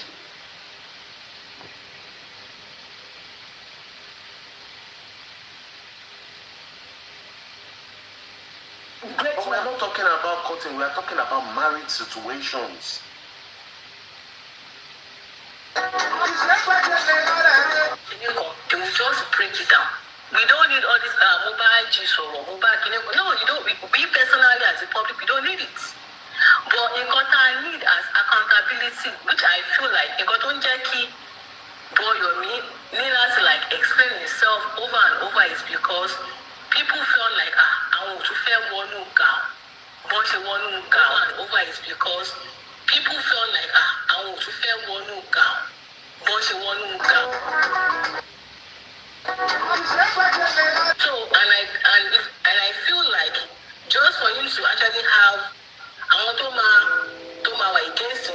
against one out of whatever thing it could be. But you still need to gain the public trust if you really want all this effort not to be in vain. And how can you gain that trust? Is part of all is accountability.